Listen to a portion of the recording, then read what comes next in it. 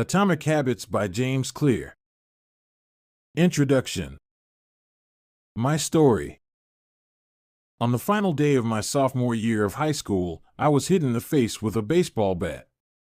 As my classmate took a full swing, the bat slipped out of his hands and came flying toward me before striking me directly between the eyes. I have no memory of the moment of impact. The bat smashed into my face with such force that it crushed my nose into a distorted U-shape. The collision sent the soft tissue of my brain slamming into the inside of my skull. Immediately, a wave of swelling surged throughout my head. In a fraction of a second, I had a broken nose, multiple skull fractures, and 2 shattered eye sockets. When I opened my eyes, I saw people staring at me and running over to help. I looked down and noticed spots of red on my clothes. One of my classmates took the shirt off his back and handed it to me.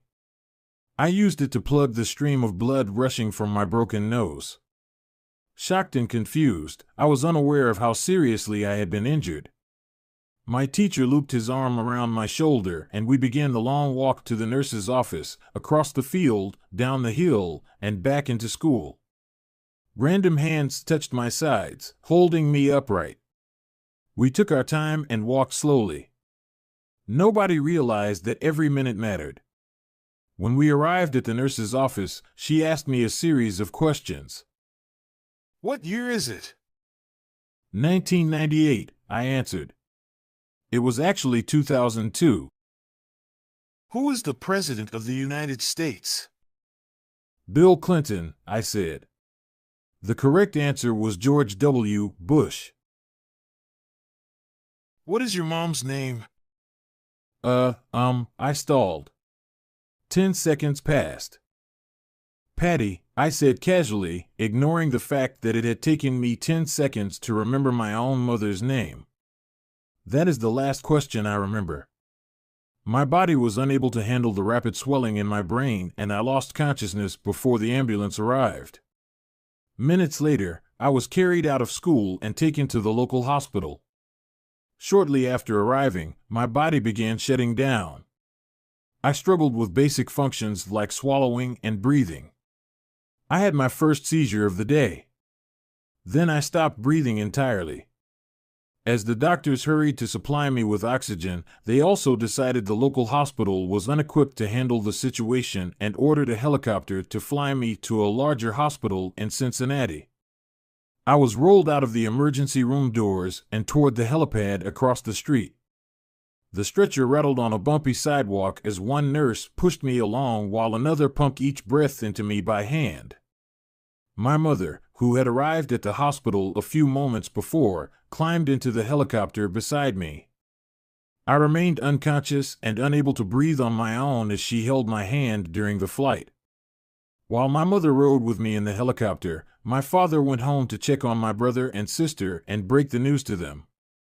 He choked back tears as he explained to my sister that he would miss her 8th grade graduation ceremony that night. After passing my siblings off to family and friends, he drove to Cincinnati to meet my mother. When my mom and I landed on the roof of the hospital, a team of nearly 20 doctors and nurses sprinted onto the helipad and wheeled me into the trauma unit.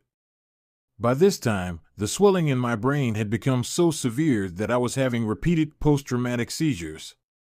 My broken bones needed to be fixed, but I was in no condition to undergo surgery.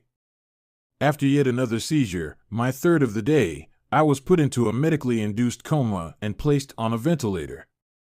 My parents were no strangers to this hospital. 10 years earlier, they had entered the same building on the ground floor after my sister was diagnosed with leukemia at age 3. I was 5 at the time. My brother was just 6 months old. After 2.5 years of chemotherapy treatments, spinal taps, and bone marrow biopsies, my little sister finally walked out of the hospital happy, healthy, and cancer-free. And now, after 10 years of normal life, my parents found themselves back in the same place with a different child. While I slipped into a coma, the hospital sent a priest and a social worker to comfort my parents. It was the same priest who had met with them a decade earlier on the evening they found out my sister had cancer. As day faded into night, a series of machines kept me alive.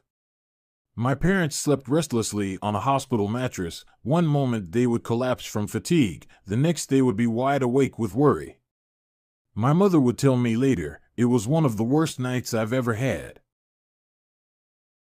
My recovery. Mercifully, by the next morning my breathing had rebounded to the point where the doctors felt comfortable releasing me from the coma. When I finally regained consciousness, I discovered that I had lost my ability to smell. As a test, a nurse asked me to blow my nose and sniff an apple juice box. My sense of smell returned, but, to everyone's surprise, the act of blowing my nose forced air through the fractures in my eye socket and pushed my left eye outward. My eyeball bulged out of the socket, held precariously in place by my eyelid and the optic nerve attaching my eye to my brain. The ophthalmologist said my eye would gradually slide back into place as the air seeped out, but it was hard to tell how long this would take. I was scheduled for surgery 1 week later, which would allow me some additional time to heal. I looked like I had been on the wrong end of a boxing match, but I was cleared to leave the hospital. I returned home with a broken nose, half a dozen facial fractures, and a bulging left eye. The following months were hard. It felt like everything in my life was on pause. I had double vision for weeks. I literally couldn't see straight. It took more than a month, but my eyeball did eventually return to its normal location. Between the seizures and my vision problems, it was 8 months before I could drive a car again. At physical therapy, I practiced basic motor patterns like walking in a straight line. I was determined not to let my injury get me down, but there were more than a few moments when I felt depressed and overwhelmed. I became painfully aware of how far I had to go when I returned to the baseball field 1 year later. Baseball had always been a major part of my life. My dad had played minor league baseball for the St. Louis Cardinals, and I had a dream of playing professionally, too. After months of rehabilitation, what I wanted more than anything was to get back on the field. But my return to baseball was not smooth. When the season rolled around, I was the only junior to be cut from the varsity baseball team. I was sent down to play with the sophomores on junior varsity. I had been playing since age 4, and for someone who had spent so much time and effort on the sport, getting cut was humiliating. I vividly remember the day it happened. I sat in my car and cried as I flipped through the radio, desperately searching for a song that would make me feel better. After a year of self-doubt, I managed to make the varsity team as a senior, but I rarely made it on the field. In total, I played 11 innings of high school varsity baseball, barely more than a single game. Despite my lackluster high school career, I still believed I could become a great player. And I knew that if things were going to improve, I was the one responsible for making it happen. The turning point came 2 years after my injury, when I began college at Denison University. It was a new beginning, and it was the place where I would discover the surprising power of small habits for the first time. How I learned about habits. Attending Denison was one of the best decisions of my life. I earned a spot on the baseball team and, although I was at the bottom of the roster as a freshman, I was thrilled. Despite the chaos of my high school years, I had managed to become a college athlete. I wasn't going to be starting on the baseball team anytime soon, so I focused on getting my life in order. While my peers stayed up late and played video games, I built good sleep habits and went to bed early each night. In the messy world of a college dorm, I made a point to keep my room neat and tidy. These improvements were minor, but they gave me a sense of control over my life. I started to feel confident again. And this growing belief in myself rippled into the classroom as I improved my study habits and managed to earn straight A's during my first year. A habit is a routine or behavior that is performed regularly and, in many cases, automatically. As each semester passed, I accumulated small but consistent habits that ultimately led to results that were unimaginable to me when I started. For example, for the first time in my life, I made it a habit to lift weights multiple times per week, and in the years that followed, my 6'4" frame bulked up from a featherweight 170 to a lean 200 pounds. When my sophomore season arrived, I earned a starting role on the pitching staff. By my junior year, I was voted team captain, and at the end of the season, I was selected for the all-conference team. But it was not until my senior season that my sleep habits, study habits, and strength training habits really began to pay off. 6 years after I had been hit in the face with a baseball bat, flown to the hospital, and placed into a coma, I was selected as the top male athlete at Denison University and named to the ESPN Academic All-America team, an honor given to just 33 players across the country. By the time I graduated, I was listed in the school record books in 8 different categories. That same year, I was awarded the university's highest academic honor, the President's Medal. I hope you'll forgive me if this sounds boastful.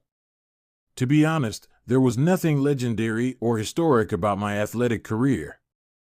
I never ended up playing professionally. However, looking back on those years, I believe I accomplished something just as rare. I fulfilled my potential. And I believe the concepts in this book can help you fulfill your potential as well. We all face challenges in life. This injury was one of mine, and the experience taught me a critical lesson. Changes that seem small and unimportant at first will compound into remarkable results if you're willing to stick with them for years. We all deal with setbacks, but in the long run, the quality of our lives often depends on the quality of our habits. With the same habits, you'll end up with the same results. But with better habits, anything is possible. Maybe there are people who can achieve incredible success overnight. I don't know any of them, and I'm certainly not one of them. There wasn't one defining moment on my journey from a medically induced coma to academic All-American. There were many. It was a gradual evolution, a long series of small wins and tiny breakthroughs. The only way I made progress, the only choice I had, was to start small. And I employed this same strategy a few years later when I started my own business and began working on this book. How and why I wrote this book. In November 2012, I began publishing articles at jamesclear.com. For years, I had been keeping notes about my personal experiments with habits, and I was finally ready to share some of them publicly. I began by publishing a new article every Monday and Thursday. Within a few months, this simple writing habit led to my first 1,000 email subscribers, and by the end of 2013, that number had grown to more than 30,000 people. In 2014, my email list expanded to over 100,000 subscribers, which made it one of the fastest-growing newsletters on the internet. I had felt like an imposter when I began writing 2 years earlier, but now I was becoming known as an expert on habits, a new label that excited me but also felt uncomfortable.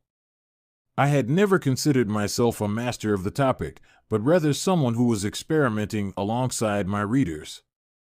In 2015, I reached 200,000 email subscribers and signed a book deal with Penguin Random House to begin writing the book you are reading now.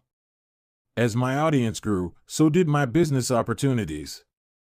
I was increasingly asked to speak at top companies about the science of habit formation, behavior change, and continuous improvement. I found myself delivering keynote speeches at conferences in the United States and Europe. In 2016, my articles began to appear regularly in major publications like Time, Entrepreneur, and Forbes. Incredibly, my writing was read by over 8 million people that year. Coaches in the NFL, NBA, and MLB began reading my work and sharing it with their teams. At the start of 2017, I launched the Habits Academy, which became the premier training platform for organizations and individuals interested in building better habits in life and work.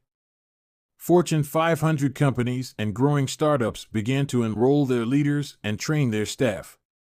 In total, over 10,000 leaders, managers, coaches, and teachers have graduated from the Habits Academy, and my work with them has taught me an incredible amount about what it takes to make habits work in the real world.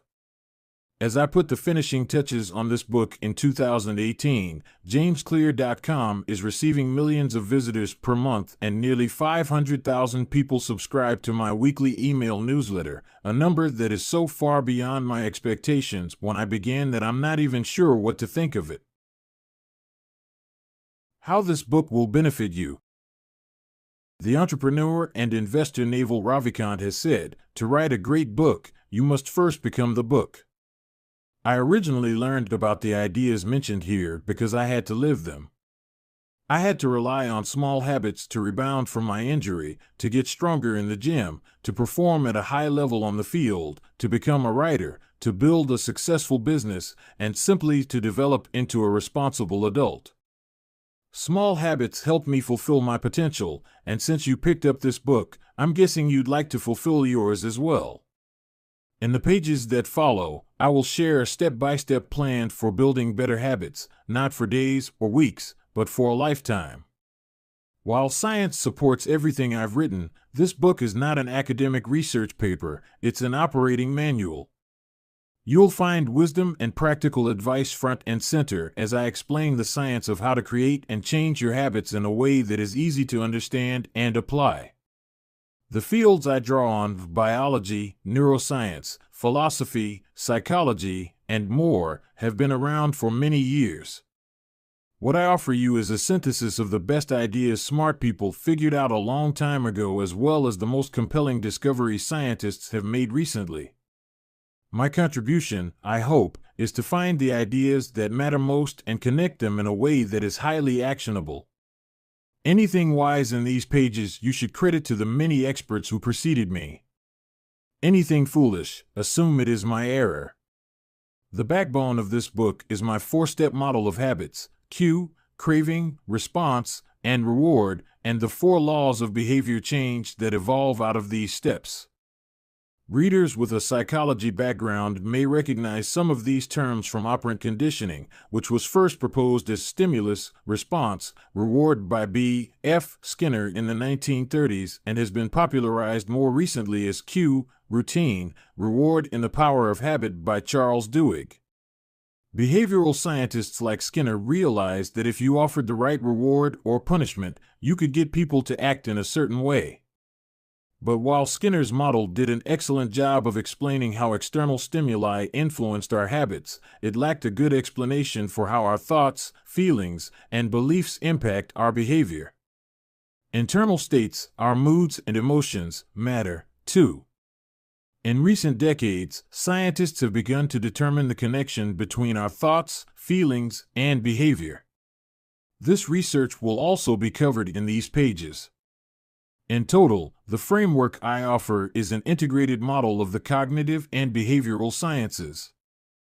I believe it is one of the first models of human behavior to accurately account for both the influence of external stimuli and internal emotions on our habits.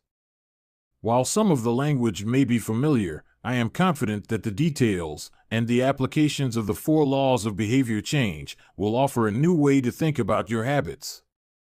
Human behavior is always changing, situation to situation, moment to moment, second to second. But this book is about what doesn't change. It's about the fundamentals of human behavior. The lasting principles you can rely on year after year.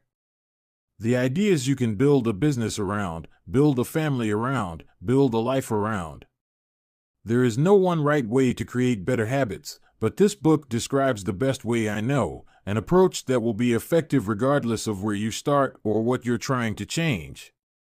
The strategies I cover will be relevant to anyone looking for a step-by-step system for improvement, whether your goals center on health, money, productivity, relationships, or all of the above. As long as human behavior is involved, this book will be your guide. The fundamentals. Why tiny changes make a big difference. Chapter 1. The surprising power of atomic habits. The fate of British cycling changed one day in 2003. The organization, which was the governing body for professional cycling in Great Britain, had recently hired Dave Brailsford as its new performance director. At the time, professional cyclists in Great Britain had endured nearly 100 years of mediocrity. Since 1908, British riders had won just a single gold medal at the Olympic Games, and they had fared even worse in cycling's biggest race, the Tour de France. In 110 years, no British cyclist had ever won the event.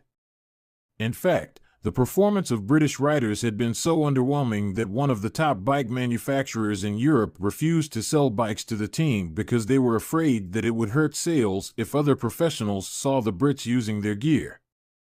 Brailsford had been hired to put British cycling on a new trajectory. What made him different from previous coaches was his relentless commitment to a strategy that he referred to as the aggregation of marginal gains, which was the philosophy of searching for a tiny margin of improvement in everything you do. Brailsford said, "The whole principle came from the idea that if you broke down everything you could think of that goes into riding a bike, and then improve it by 1%, you will get a significant increase when you put them all together." Brailsford and his coaches began by making small adjustments you might expect from a professional cycling team. They redesigned the bike seats to make them more comfortable and rubbed alcohol on the tires for a better grip. They asked riders to wear electrically heated overshorts to maintain ideal muscle temperature while riding and used biofeedback sensors to monitor how each athlete responded to a particular workout. The team tested various fabrics in a wind tunnel and had their outdoor riders switch to indoor racing suits, which proved to be lighter and more aerodynamic. But they didn't stop there. Brailsford and his team continued to find 1% improvements in overlooked and unexpected areas. They tested different types of massage gels to see which one led to the fastest muscle recovery. They hired a surgeon to teach each rider the best way to wash their hands to reduce the chances of catching a cold. They determined the type of pillow and mattress that led to the best night's sleep for each rider. They even painted the inside of the team truck white, which helped them spot little bits of dust that would normally slip by unnoticed but could degrade the performance of the finely tuned bikes. As these and hundreds of other small improvements accumulated, the results came faster than anyone could have imagined. Just 5 years after Brailsford took over, the British cycling team dominated the road and track cycling events at the 2008 Olympic Games in Beijing, where they won an astounding 60% of the gold medals available. For years later, when the Olympic Games came to London, the Brits raised the bar as they set 9 Olympic records and 7 world records. That same year, Bradley Wiggins became the first British cyclist to win the Tour de France. The next year, his teammate Chris Froome won the race, and he would go on to win again in 2015, 2016, and 2017, giving the British team 5 Tour de France victories in 6 years.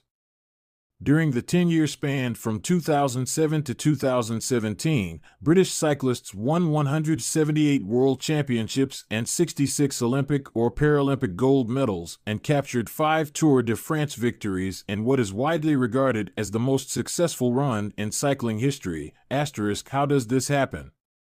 How does a team of previously ordinary athletes transform into world champions with tiny changes that, at first glance, would seem to make a modest difference at best?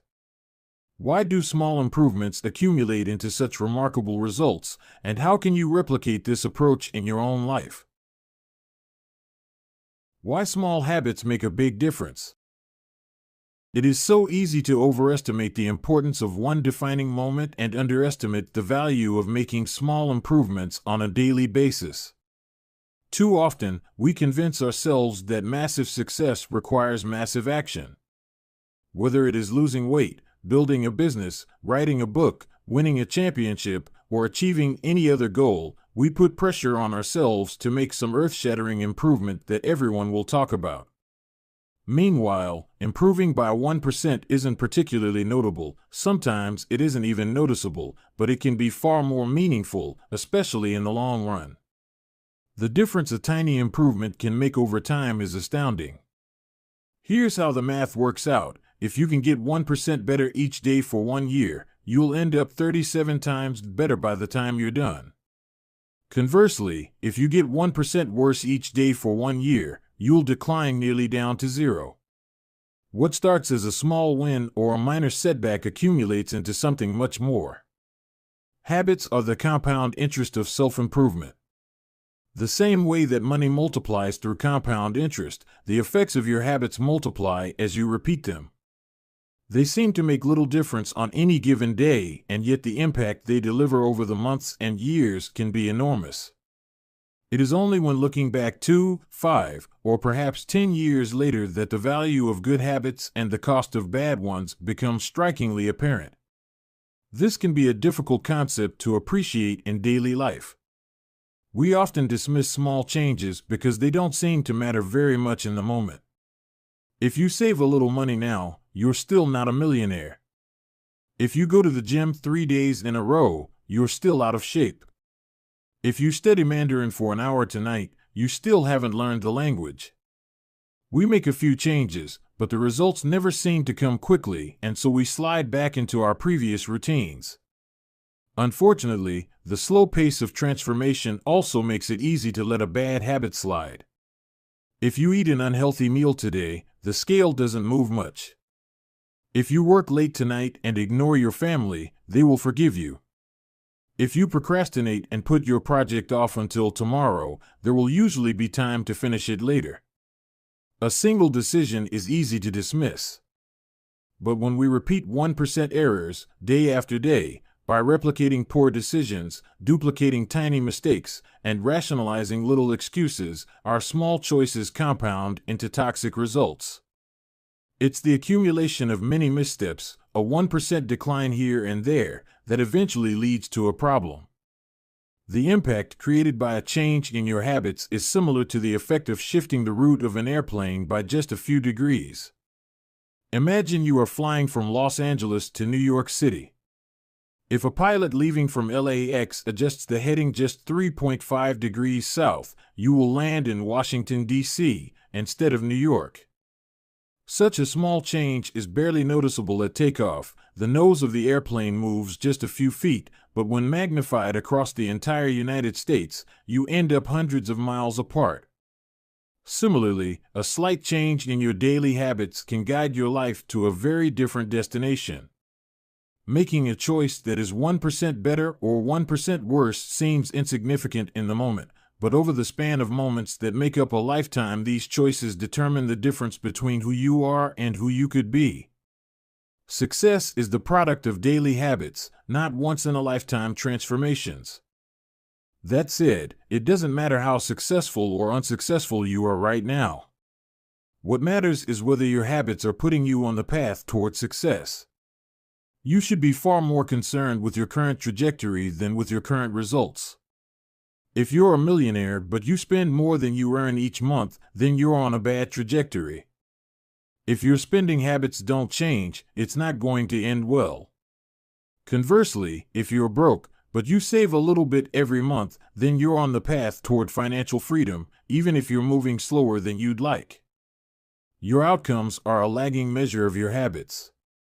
Your net worth is a lagging measure of your financial habits. Your weight is a lagging measure of your eating habits.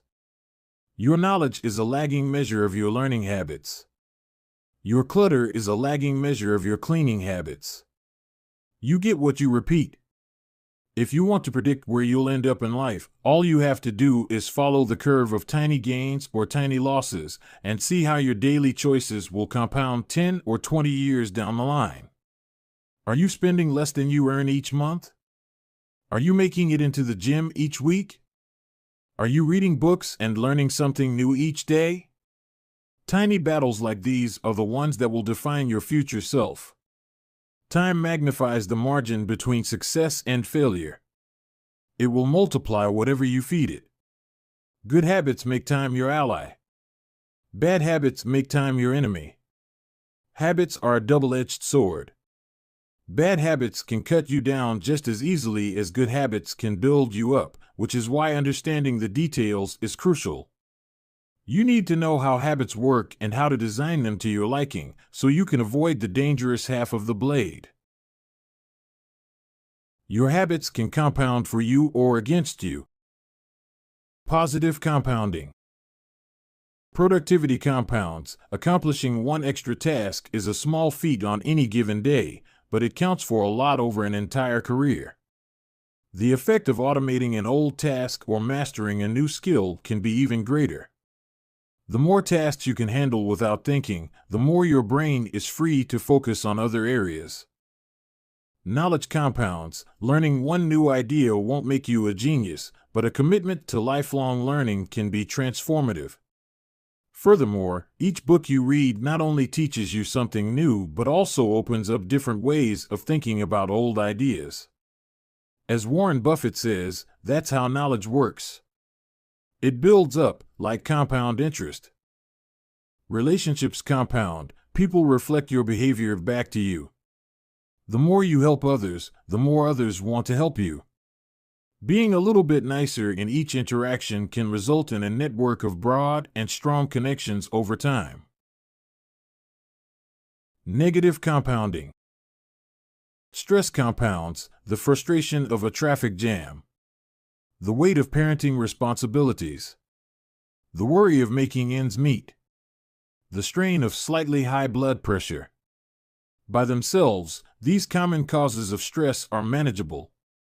But when they persist for years, little stresses compound into serious health issues. Negative thoughts compound. The more you think of yourself as worthless, stupid, or ugly, the more you condition yourself to interpret life that way. You get trapped in a thought loop. The same is true for how you think about others. Once you fall into the habit of seeing people as angry, unjust, or selfish, you see those kind of people everywhere. Outrage compounds. Riots, protests, and mass movements are rarely the result of a single event. Instead, a long series of microaggressions and daily aggravations slowly multiply until one event tips the scales and outrage spreads like wildfire. What progress is really like. Imagine that you have an ice cube sitting on the table in front of you. The room is cold and you can see your breath. It is currently 25 degrees. Ever so slowly, the room begins to heat up. 26 degrees. 27. 28. The ice cube is still sitting on the table in front of you. 29 degrees. 30. 31. Still, nothing has happened. Then, 32 degrees. The ice begins to melt. A 1-degree shift, seemingly no different from the temperature increases before it, has unlocked a huge change. Breakthrough moments are often the result of many previous actions, which build up the potential required to unleash a major change. This pattern shows up everywhere. Cancer spends 80% of its life undetectable, then takes over the body in months. Bamboo can barely be seen for the first 5 years as it builds extensive root systems underground before exploding 90 feet into the air within 6 weeks. Similarly, habits often appear to make no difference until you cross a critical threshold and unlock a new level of performance. In the early and middle stages of any quest, there is often a valley of disappointment. You expect to make progress in a linear fashion, and it's frustrating how ineffective changes can seem during the first days, weeks, and even months. It doesn't feel like you are going anywhere. It's a hallmark of any compounding process. The most powerful outcomes are delayed. This is one of the core reasons why it is so hard to build habits that last. People make a few small changes, fail to see a tangible result, and decide to stop. You think, I've been running every day for a month, so why can't I see any change in my body? Once this kind of thinking takes over, it's easy to let good habits fall by the wayside. But in order to make a meaningful difference, habits need to persist long enough to break through this plateau, what I call the plateau of latent potential. If you find yourself struggling to build a good habit or break a bad one, it is not because you have lost your ability to improve. It is often because you have not yet crossed the plateau of latent potential. Complaining about not achieving success despite working hard is like complaining about an ice cube not melting when you heated it from 25 to 31 degrees. Your work was not wasted, it is just being stored. All the action happens at 32 degrees. When you finally break through the plateau of latent potential, people will call it an overnight success. The outside world only sees the most dramatic event rather than all that preceded it. But you know that it's the work you did long ago, when it seemed that you weren't making any progress, that makes the jump today possible. It is the human equivalent of geological pressure. Two tectonic plates can grind against one another for millions of years, the tension slowly building all the while. Then, one day, they rub each other once again, in the same fashion they have for ages, but this time the tension is too great. An earthquake erupts. Change can take years before it happens all at once. Mastery requires patience. The San Antonio Spurs, one of the most successful teams in NBA history, have a quote from social reformer Jacob Riis hanging in their locker room: "When nothing seems to help, I go and look at a stonecutter hammering away at his rock, perhaps 100 times without as much as a crack showing in it. Yet at the 101st blow it will split in two, and I know it was not that last blow that did it, but all that had gone before." The plateau of latent potential. We often expect progress to be linear. At the very least, we hope it will come quickly. In reality, the results of our efforts are often delayed. It is not until months or years later that we realize the true value of the previous work we have done. This can result in a valley of disappointment where people feel discouraged after putting in weeks or months of hard work without experiencing any results. However, this work was not wasted. It was simply being stored. It is not until much later that the full value of previous efforts is revealed. All big things come from small beginnings. The seed of every habit is a single, tiny decision. But as that decision is repeated, a habit sprouts and grows stronger. Roots entrench themselves and branches grow. The task of breaking a bad habit is like uprooting a powerful oak within us. And the task of building a good habit is like cultivating a delicate flower one day at a time. But what determines whether we stick with a habit long enough to survive the plateau of latent potential and break through to the other side? What is it that causes some people to slide into unwanted habits and enables others to enjoy the compounding effects of good ones? Forget about goals, focus on systems instead. Prevailing wisdom claims that the best way to achieve what we want in life, getting into better shape, building a successful business, relaxing more and worrying less, spending more time with friends and family, is to set specific, actionable goals. For many years, this was how I approached my habits, too. Each one was a goal to be reached. I set goals for the grades I wanted to get in school, for the weights I wanted to lift in the gym, for the profits I wanted to earn in business. I succeeded at a few, but I failed at a lot of them. Eventually, I began to realize that my results had very little to do with the goals I set and nearly everything to do with the systems I followed. What's the difference between systems and goals? It's a distinction I first learned from Scott Adams, the cartoonist behind the Dilbert comic. Goals are about the results you want to achieve. Systems are about the processes that lead to those results. If you're a coach, your goal might be to win a championship. Your system is the way you recruit players, manage your assistant coaches, and conduct practice. If you're an entrepreneur, your goal might be to build $1 million business. Your system is how you test product ideas, hire employees, and run marketing campaigns. If you're a musician, your goal might be to play a new piece. Your system is how often you practice, how you break down and tackle difficult measures, and your method for receiving feedback from your instructor. Now for the interesting question: if you completely ignored your goals and focused only on your system, would you still succeed? For example, if you were a basketball coach and you ignored your goal to win a championship and focused only on what your team does at practice each day, would you still get results? I think you would.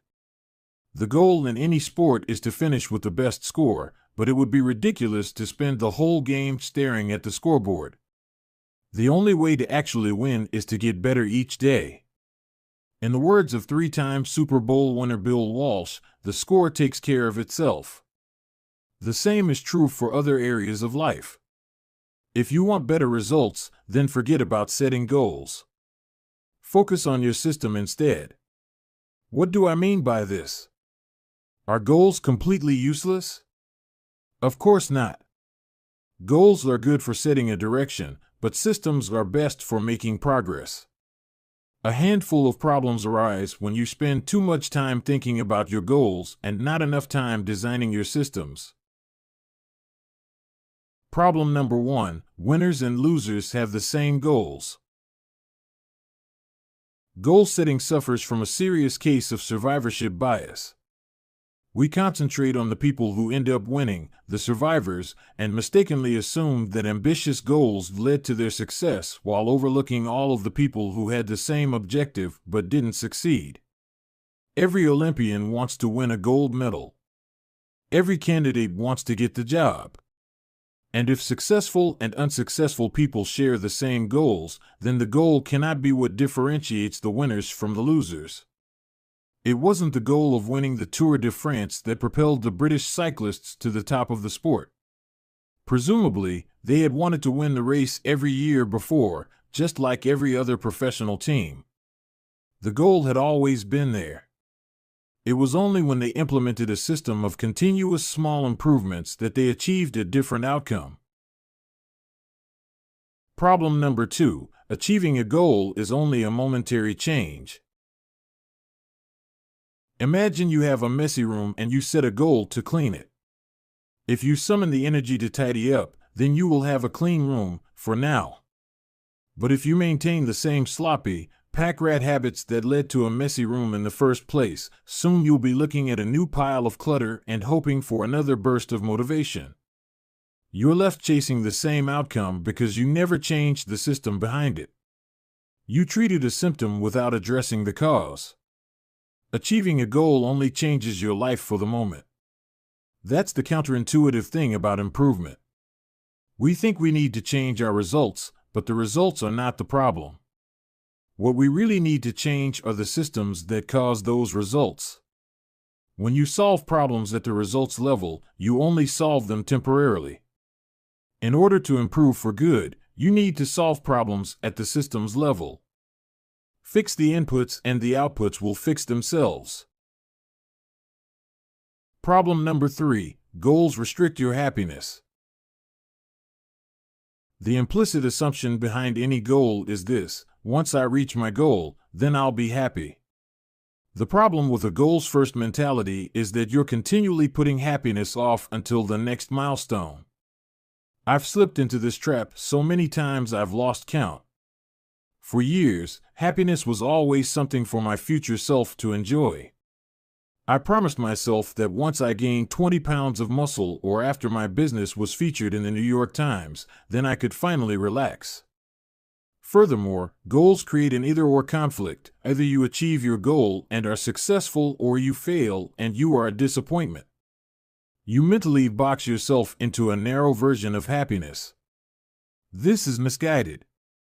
It is unlikely that your actual path through life will match the exact journey you had in mind when you set out. It makes no sense to restrict your satisfaction to one scenario when there are many paths to success. A systems-first mentality provides the antidote. When you fall in love with the process rather than the product, you don't have to wait to give yourself permission to be happy. You can be satisfied anytime your system is running. And a system can be successful in many different forms, not just the one you first envision. Problem number 4: goals are at odds with long-term progress. Finally, a goal-oriented mindset can create a yo-yo effect. Many runners work hard for months, but as soon as they cross the finish line, they stop training. The race is no longer there to motivate them. When all of your hard work is focused on a particular goal, What is left to push you forward after you achieve it? This is why many people find themselves reverting to their old habits after accomplishing a goal. The purpose of setting goals is to win the game. The purpose of building systems is to continue playing the game. True long-term thinking is goal-less thinking. It's not about any single accomplishment. It is about the cycle of endless refinement and continuous improvement. Ultimately, it is your commitment to the process that will determine your progress. A system of atomic habits. If you're having trouble changing your habits, the problem isn't you. The problem is your system. Bad habits repeat themselves again and again, not because you don't want to change, but because you have the wrong system for change. You do not rise to the level of your goals. You fall to the level of your systems. Focusing on the overall system, rather than a single goal, is one of the core themes of this book. It is also one of the deeper meanings behind the word atomic. By now, you've probably realized that an atomic habit refers to a tiny change, a marginal gain, a 1% improvement. But atomic habits are not just any old habits, however small. They are little habits that are part of a larger system. Just as atoms are the building blocks of molecules, atomic habits are the building blocks of remarkable results. Habits are like the atoms of our lives. Each one is a fundamental unit that contributes to your overall improvement. At first, these tiny routines seem insignificant, but soon they build on each other and fuel bigger wins that multiply to a degree that far outweighs the cost of their initial investment. They are both small and mighty. This is the meaning of the phrase atomic habits, a regular practice or routine that is not only small and easy to do, but also the source of incredible power, a component of the system of compound growth. Chapter Summary. Habits are the compound interest of self-improvement. Getting 1% better every day counts for a lot in the long run. Habits are a double-edged sword. They can work for you or against you, which is why understanding the details is essential. Small changes often appear to make no difference until you cross a critical threshold. The most powerful outcomes of any compounding process are delayed. You need to be patient. An atomic habit is a little habit that is part of a larger system. Just as atoms are the building blocks of molecules, atomic habits are the building blocks of remarkable results. If you want better results, then forget about setting goals. Focus on your system instead. You do not rise to the level of your goals. You fall to the level of your systems. Chapter 2. How your habits shape your identity, and vice versa. Why is it so easy to repeat bad habits and so hard to form good ones? Few things can have a more powerful impact on your life than improving your daily habits. And yet it is likely that this time next year you'll be doing the same thing rather than something better. It often feels difficult to keep good habits going for more than a few days, even with sincere effort and the occasional burst of motivation. Habits like exercise, meditation, journaling, and cooking are reasonable for a day or two and then become a hassle. However, once your habits are established, they seem to stick around forever, especially the unwanted ones. Despite our best intentions, unhealthy habits like eating junk food, watching too much television, procrastinating, and smoking can feel impossible to break. Changing our habits is challenging for two reasons. 1, we try to change the wrong thing, and 2, we try to change our habits in the wrong way. In this chapter, I'll address the first point. In the chapters that follow, I'll answer the second. Our first mistake is that we try to change the wrong thing. To understand what I mean, consider that there are 3 levels at which change can occur. You can imagine them like the layers of an onion. 3 layers of behavior change. There are 3 layers of behavior change: a change in your outcomes, a change in your processes, or a change in your identity. The first layer is changing your outcomes. This level is concerned with changing your results, losing weight, publishing a book, winning a championship. Most of the goals you set are associated with this level of change. The second layer is changing your process. This level is concerned with changing your habits and systems, implementing a new routine at the gym, decluttering your desk for better workflow, developing a meditation practice. Most of the habits you build are associated with this level. The third and deepest layer is changing your identity. This level is concerned with changing your beliefs, your worldview, your self-image, your judgments about yourself and others. Most of the beliefs, assumptions, and biases you hold are associated with this level. Outcomes are about what you get. Processes are about what you do. Identity is about what you believe. When it comes to building habits that last, when it comes to building a system of 1% improvements, the problem is not that one level is better or worse than another.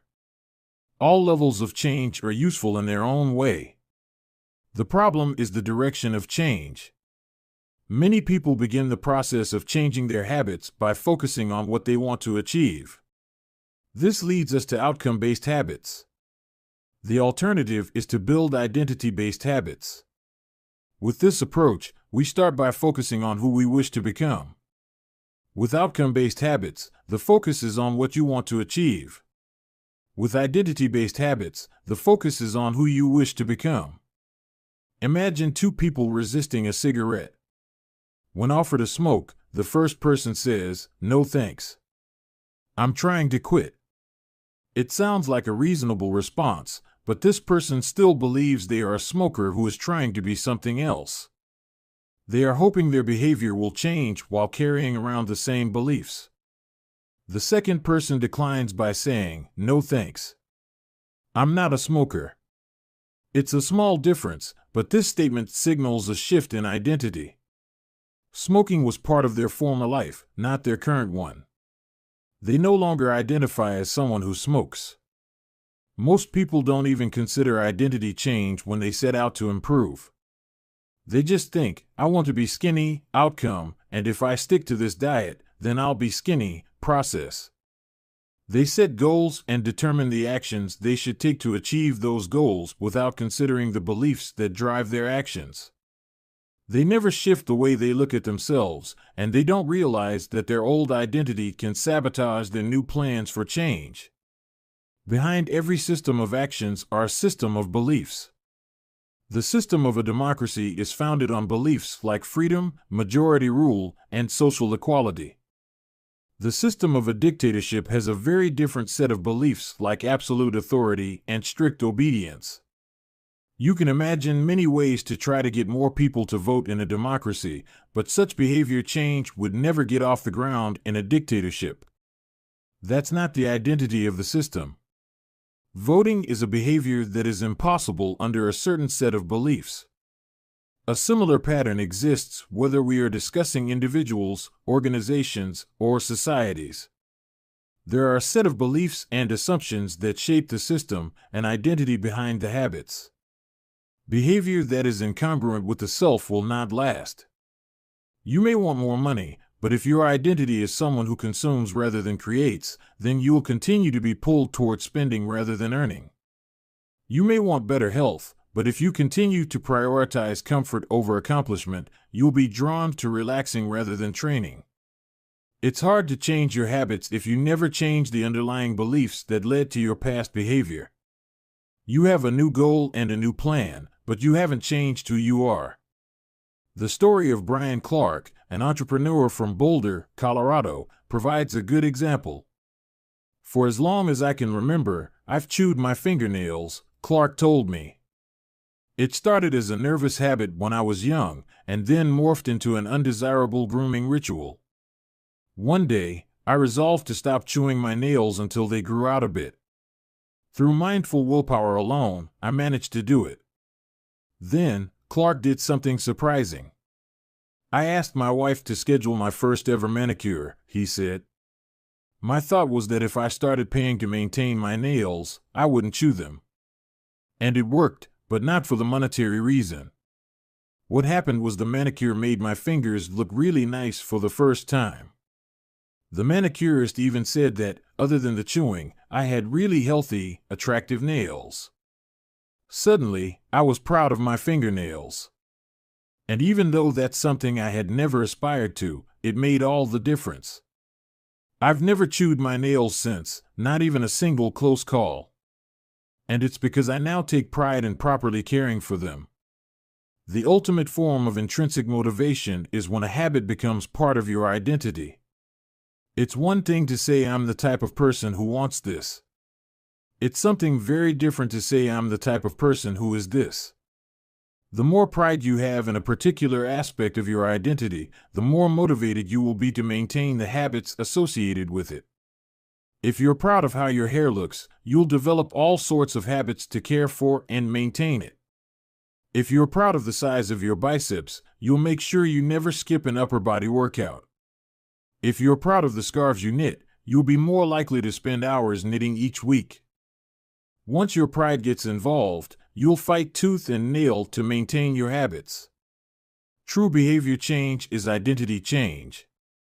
You might start a habit because of motivation, but the only reason you'll stick with one is that it becomes part of your identity. Anyone can convince themselves to visit the gym or eat healthy once or twice, but if you don't shift the belief behind the behavior, then it is hard to stick with long-term changes. Improvements are only temporary until they become part of who you are. The goal is not to read a book, the goal is to become a reader. The goal is not to run a marathon, the goal is to become a runner. The goal is not to learn an instrument, the goal is to become a musician. Your behaviors are usually a reflection of your identity. What you do is an indication of the type of person you believe that you are, either consciously or non-consciously. Research has shown that once a person believes in a particular aspect of their identity, they are more likely to act in alignment with that belief. For example, people who identified as being a voter were more likely to vote than those who simply claimed voting was an action they wanted to perform. Similarly, the person who incorporates exercise into their identity doesn't have to convince themselves to train. Doing the right thing is easy. After all, when your behavior and your identity are fully aligned, you are no longer pursuing behavior change. You are simply acting like the type of person you already believe yourself to be. Like all aspects of habit formation, this, too, is a double-edged sword. When working for you, identity change can be a powerful force for self-improvement. When working against you, though, identity change can be a curse. Once you have adopted an identity, it can be easy to let your allegiance to it impact your ability to change. Many people walk through life in a cognitive slumber, blindly following the norms attached to their identity. I'm terrible with directions. I'm not a morning person. I'm bad at remembering people's names. I'm always late. I'm not good with technology. I'm horrible at math, and 1,000 other variations. When you have repeated a story to yourself for years, it is easy to slide into these mental grooves and accept them as a fact. In time, you begin to resist certain actions because that's not who I am. There is internal pressure to maintain your self-image and behave in a way that is consistent with your beliefs. You find whatever way you can to avoid contradicting yourself. The more deeply a thought or action is tied to your identity, the more difficult it is to change it. It can feel comfortable to believe what your culture believes, group identity, or to do what upholds your self-image, personal identity, even if it's wrong. The biggest barrier to positive change at any level, individual, team, society, is identity conflict. Good habits can make rational sense, but if they conflict with your identity, you will fail to put them into action. On any given day, you may struggle with your habits because you're too busy or too tired or too overwhelmed or hundreds of other reasons. Over the long run, however, the real reason you fail to stick with habits is that your self-image gets in the way. This is why you can't get too attached to one version of your identity. Progress requires unlearning. Becoming the best version of yourself requires you to continuously edit your beliefs and to upgrade and expand your identity. This brings us to an important question. If your beliefs and worldview play such an important role in your behavior, where do they come from in the first place? How, exactly, is your identity formed? And how can you emphasize new aspects of your identity that serve you and gradually erase the pieces that hinder you? The two-step process to changing your identity. Your identity emerges out of your habits. You are not born with preset beliefs.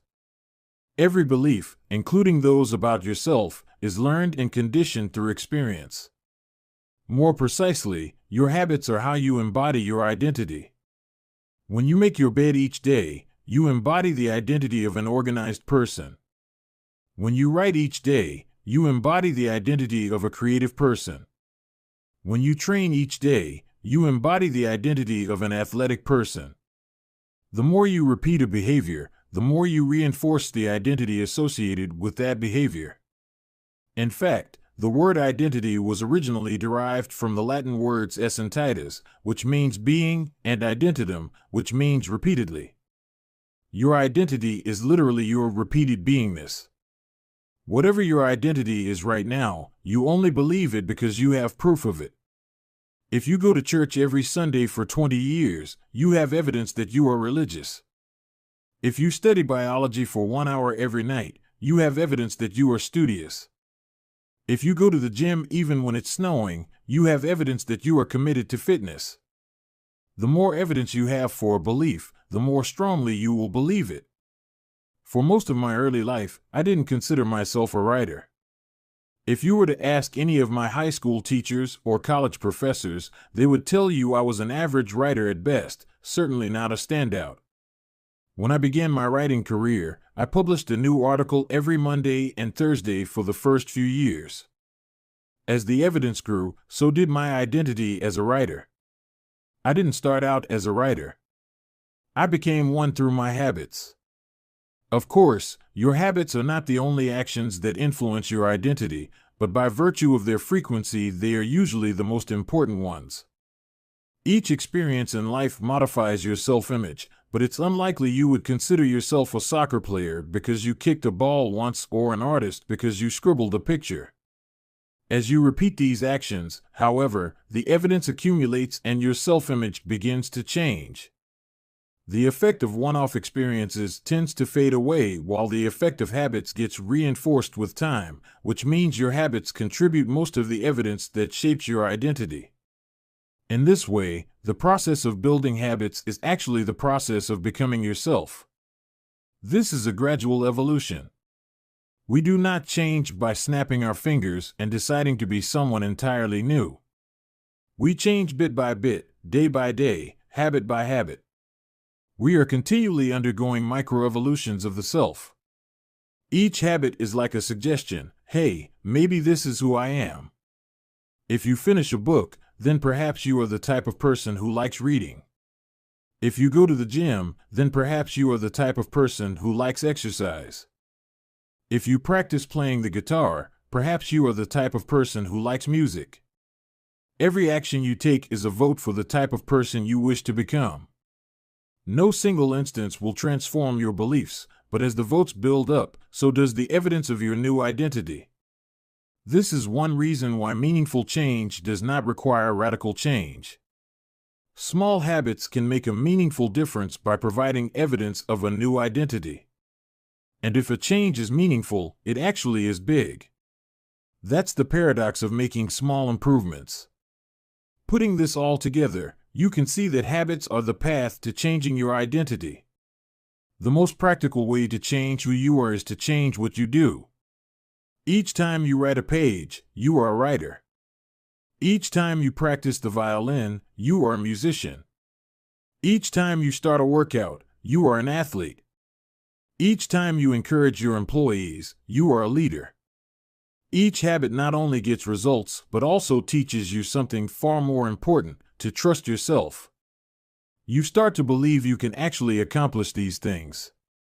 When the votes mount up and the evidence begins to change, the story you tell yourself begins to change as well. Of course, it works the opposite way, too. Every time you choose to perform a bad habit, it's a vote for that identity.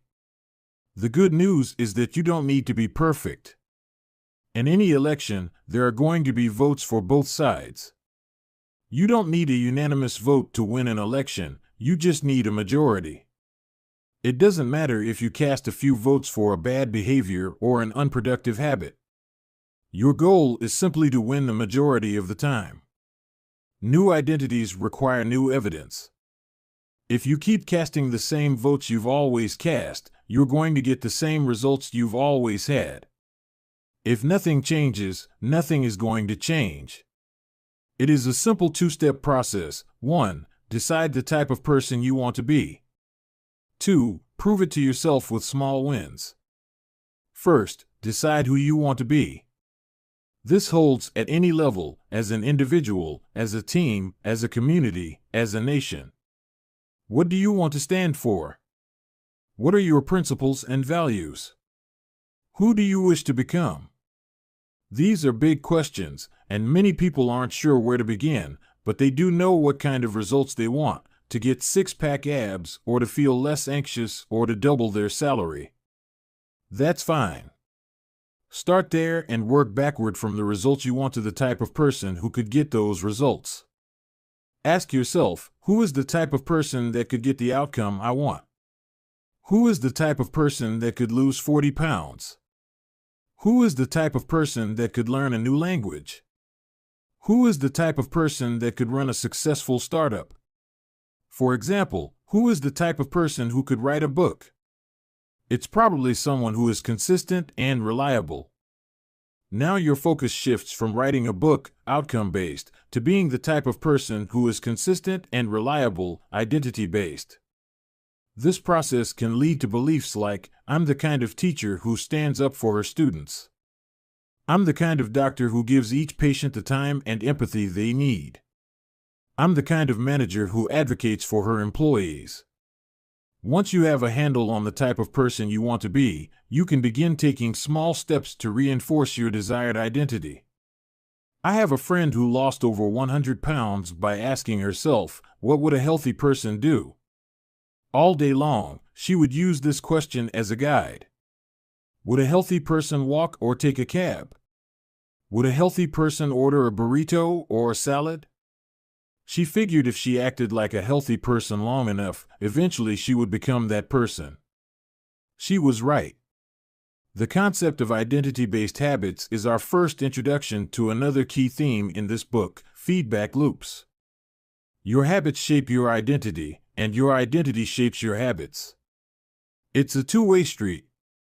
The formation of all habits is a feedback loop, a concept we will explore in depth in the next chapter, but it's important to let your values, principles, and identity drive the loop rather than your results.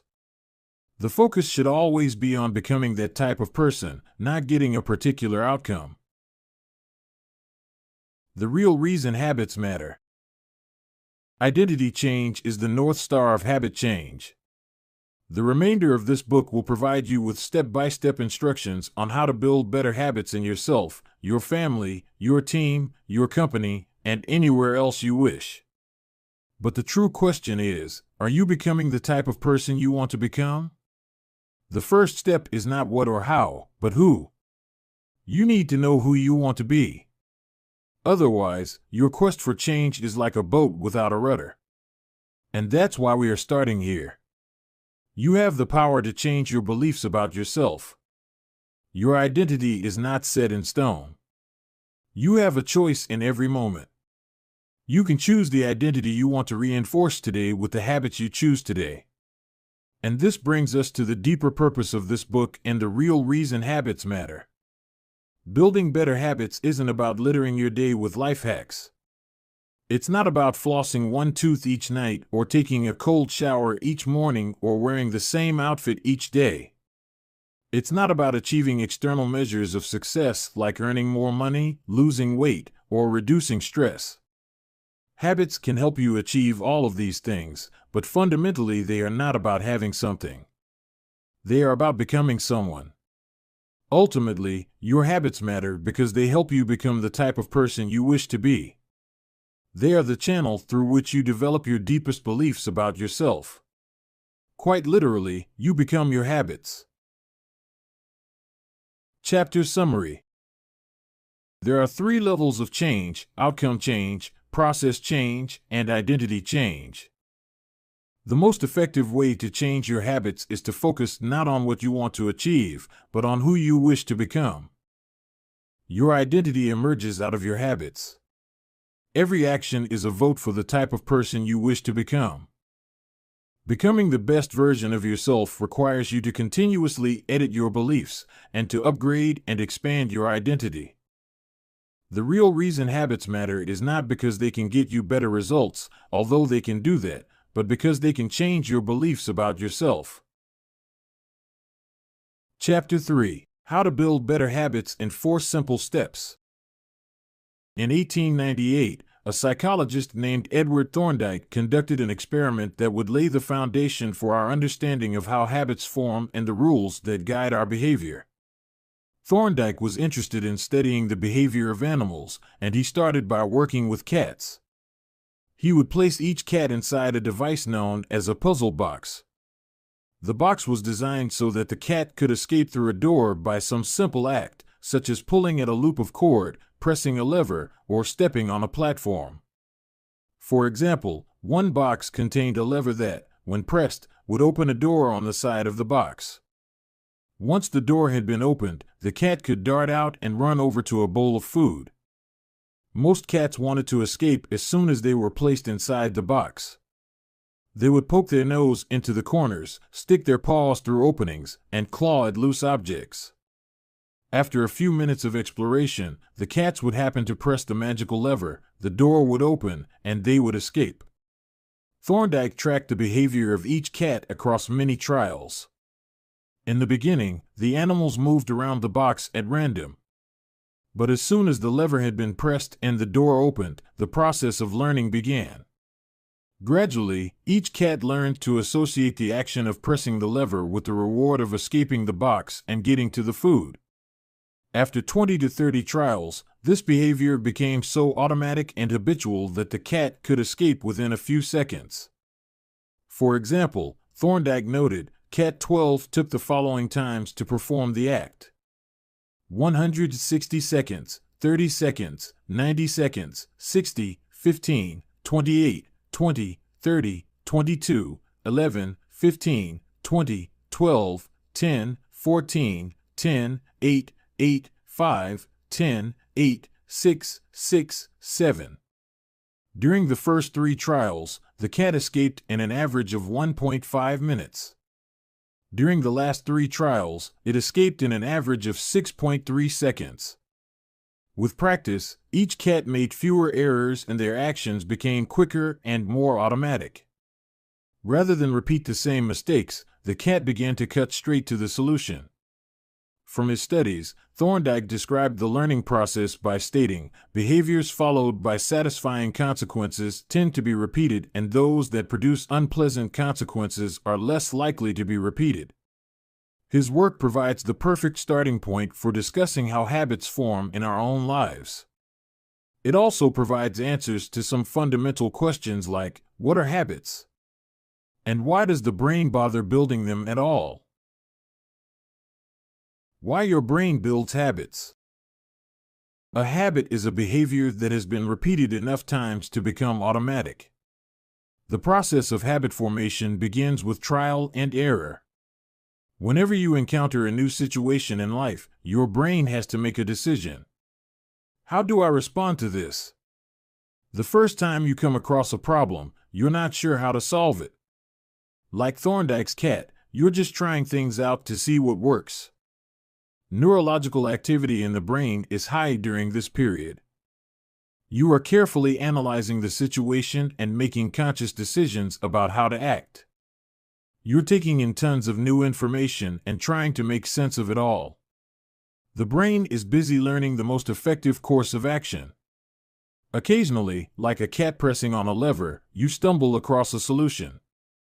You're feeling anxious, and you discover that going for a run calms you down. You're mentally exhausted from a long day of work, and you learn that playing video games relaxes you. You're exploring, and then, bam, a reward. After you stumble upon an unexpected reward, you alter your strategy for next time. Your brain immediately begins to catalog the events that preceded the reward. Wait a minute, that felt good. What did I do right before that? This is the feedback loop behind all human behavior. Try, fail, learn, try differently. With practice, the useless movements fade away and the useful actions get reinforced. That's a habit forming. Whenever you face a problem repeatedly, your brain begins to automate the process of solving it. Your habits are just a series of automatic solutions that solve the problems and stresses you face regularly. As behavioral scientist Jason Rea writes, habits are, simply, reliable solutions to recurring problems in our environment. As habits are created, the level of activity in the brain decreases. You learn to lock in on the cues that predict success and tune out everything else.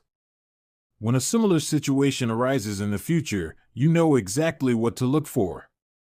There is no longer a need to analyze every angle of a situation. Your brain skips the process of trial and error and creates a mental rule: if this, then that. These cognitive scripts can be followed automatically whenever the situation is appropriate. Now, whenever you feel stressed, you get the itch to run. As soon as you walk in the door from work, you grab the video game controller. A choice that once required effort is now automatic. A habit has been created. Habits are mental shortcuts learned from experience. In a sense, a habit is just a memory of the steps you previously followed to solve a problem in the past. Whenever the conditions are right, you can draw on this memory and automatically apply the same solution. The primary reason the brain remembers the past is to better predict what will work in the future.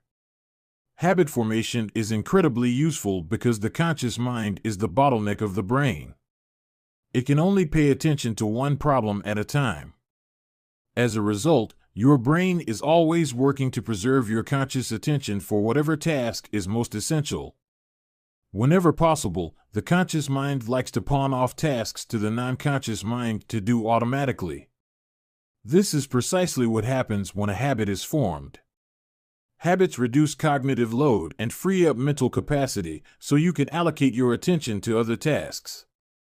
Despite their efficiency, some people still wonder about the benefits of habits.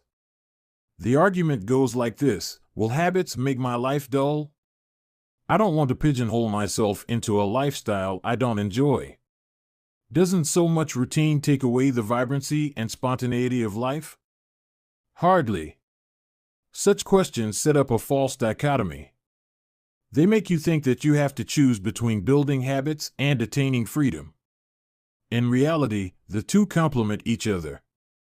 Habits do not restrict freedom. They create it. In fact, the people who don't have their habits handled are often the ones with the least amount of freedom. Without good financial habits, you will always be struggling for the next dollar. Without good health habits, you will always seem to be short on energy. Without good learning habits, you will always feel like you're behind the curve. If you're always being forced to make decisions about simple tasks, when should I work out, where do I go to write, when do I pay the bills, then you have less time for freedom. It's only by making the fundamentals of life easier that you can create the mental space needed for free thinking and creativity. Conversely, when you have your habits dialed in and the basics of life are handled and done, your mind is free to focus on new challenges and master the next set of problems. Building habits in the present allows you to do more of what you want in the future. The science of how habits work. The process of building a habit can be divided into 4 simple steps: cue, craving, response, and reward. Breaking it down into these fundamental parts can help us understand what a habit is, how it works, and how to improve it. All habits proceed through 4 stages in the same order: cue, craving, response, and reward.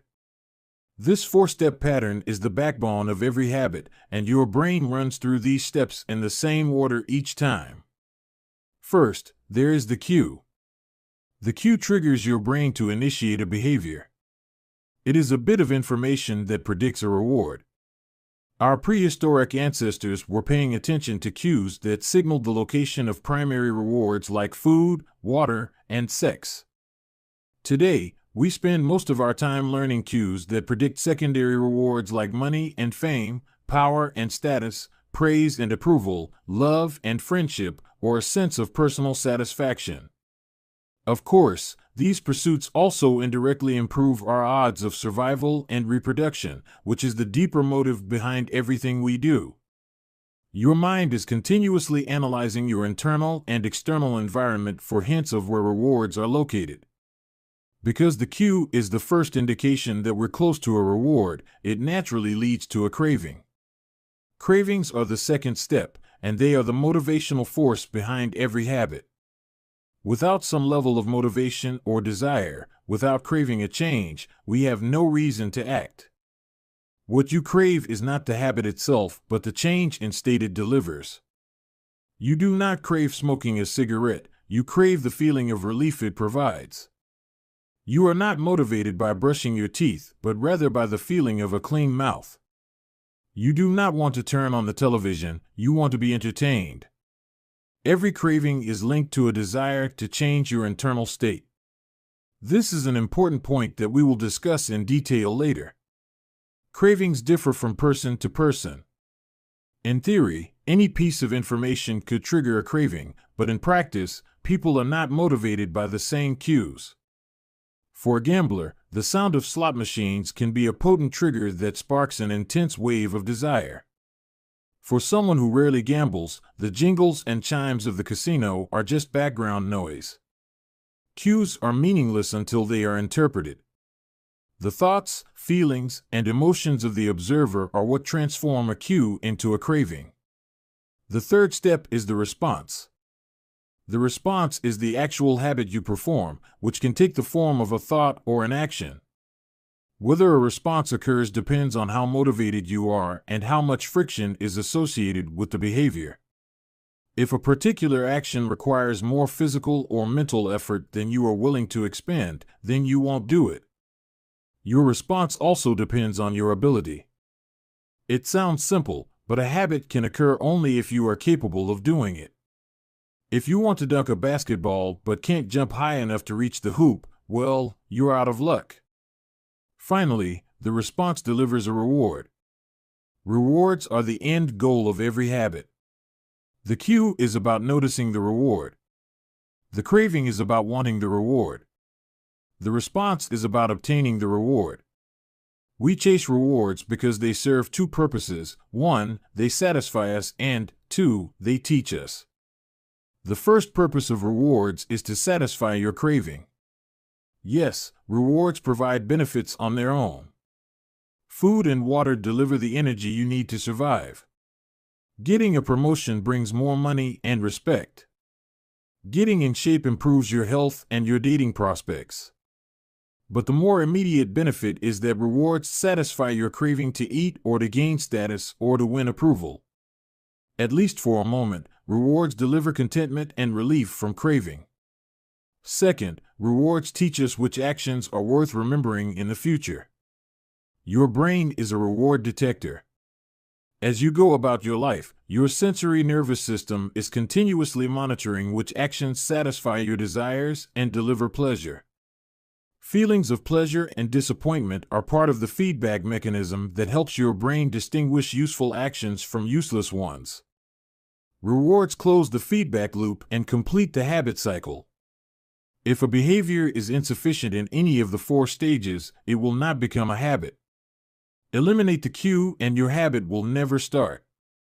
Reduce the craving and you won't experience enough motivation to act. Make the behavior difficult and you won't be able to do it. And if the reward fails to satisfy your desire, then you'll have no reason to do it again in the future. Without the first 3 steps, a behavior will not occur. Without all four, a behavior will not be repeated. The habit loop. The four stages of habit are best described as a feedback loop. They form an endless cycle that is running every moment you are alive. This habit loop is continually scanning the environment, predicting what will happen next, trying out different responses, and learning from the results. In summary, the cue triggers a craving, which motivates a response, which provides a reward, which satisfies the craving and, ultimately, becomes associated with the cue. Together, these four steps form a neurological feedback loop: cue, craving, response, reward, cue, craving, response, reward, that ultimately allows you to create automatic habits. This cycle is known as the habit loop. This four-step process is not something that happens occasionally, but rather it is an endless feedback loop that is running and active during every moment you are alive, even now. The brain is continually scanning the environment, predicting what will happen next, trying out different responses, and learning from the results. The entire process is completed in a split second, and we use it again and again without realizing everything that has been packed into the previous moment. We can split these four steps into two phases: the problem phase and the solution phase. The problem phase includes the cue and the craving, and it is when you realize that something needs to change. The solution phase includes the response and the reward, and it is when you take action and achieve the change you desire. All behavior is driven by the desire to solve a problem. Sometimes the problem is that you notice something good and you want to obtain it. Sometimes the problem is that you are experiencing pain and you want to relieve it. Either way, the purpose of every habit is to solve the problems you face. In the table on the following page, you can see a few examples of what this looks like in real life. Imagine walking into a dark room and flipping on the light switch. You have performed this simple habit so many times that it occurs without thinking. You proceed through all four stages in the fraction of a second. The urge to act strikes you without thinking. Problem phase 1. Cue, your phone buzzes with a new text message. 2. Craving, you want to learn the contents of the message. Solution phase 3. Response, you grab your phone and read the text. 4. Reward, you satisfy your craving to read the message. Grabbing your phone becomes associated with your phone buzzing. Problem phase 1. Cue, you are answering emails. 2. Craving, you begin to feel stressed and overwhelmed by work. You want to feel in control. Solution phase 3. Response, you bite your nails. 4. Reward, you satisfy your craving to reduce stress. Biting your nails becomes associated with answering email. Problem phase 1. Cue, you wake up. 2. Craving, you want to feel alert. Solution phase 3. Response, you drink a cup of coffee. 4. Reward, you satisfy your craving to feel alert. Drinking coffee becomes associated with waking up. Problem phase 1. Cue, you smell a donut shop as you walk down the street near your office. 2. Craving, you begin to crave a donut. Solution phase 3. Response, you buy a donut and eat it. 4. Reward, you satisfy your craving to eat a donut. Buying a donut becomes associated with walking down the street near your office. Problem phase 1. Cue, you hit a stumbling block on a project at work. 2. Craving, you feel stuck and want to relieve your frustration. Solution phase 3. Response, you pull out your phone and check social media. 4. Reward, you satisfy your craving to feel relieved. Checking social media becomes associated with feeling stalled at work. Problem phase 1. Cue, you walk into a dark room. 2. Craving, you want to be able to see. Solution phase 3. Response, you flip the light switch. 4. Reward, you satisfy your craving to see. Turning on the light switch becomes associated with being in a dark room. By the time we become adults, we rarely notice the habits that are running our lives. Most of us never give a second thought to the fact that we tie the same shoe first each morning, or unplug the toaster after each use, or always change into comfortable clothes after getting home from work. After decades of mental programming, we automatically slip into these patterns of thinking and acting. The 4 laws of behavior change. In the following chapters, we will see time and again how the 4 stages of cue, craving, response, and reward influence nearly everything we do each day. But before we do that, we need to transform these 4 steps into a practical framework that we can use to design good habits and eliminate bad ones. I refer to this framework as the 4 laws of behavior change, and it provides a simple set of rules for creating good habits and breaking bad ones. You can think of each law as a lever that influences human behavior. When the levers are in the right positions, creating good habits is effortless.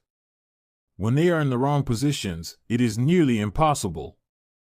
How to create a good habit. The first law, cue, make it obvious.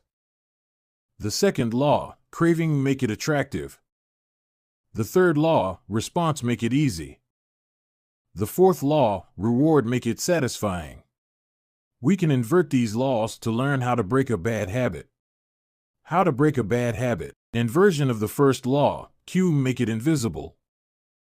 Inversion of the second law, craving, make it unattractive. Inversion of the third law, response, make it difficult. Inversion of the fourth law, reward, make it unsatisfying. It would be irresponsible for me to claim that these 4 laws are an exhaustive framework for changing any human behavior, but I think they're close.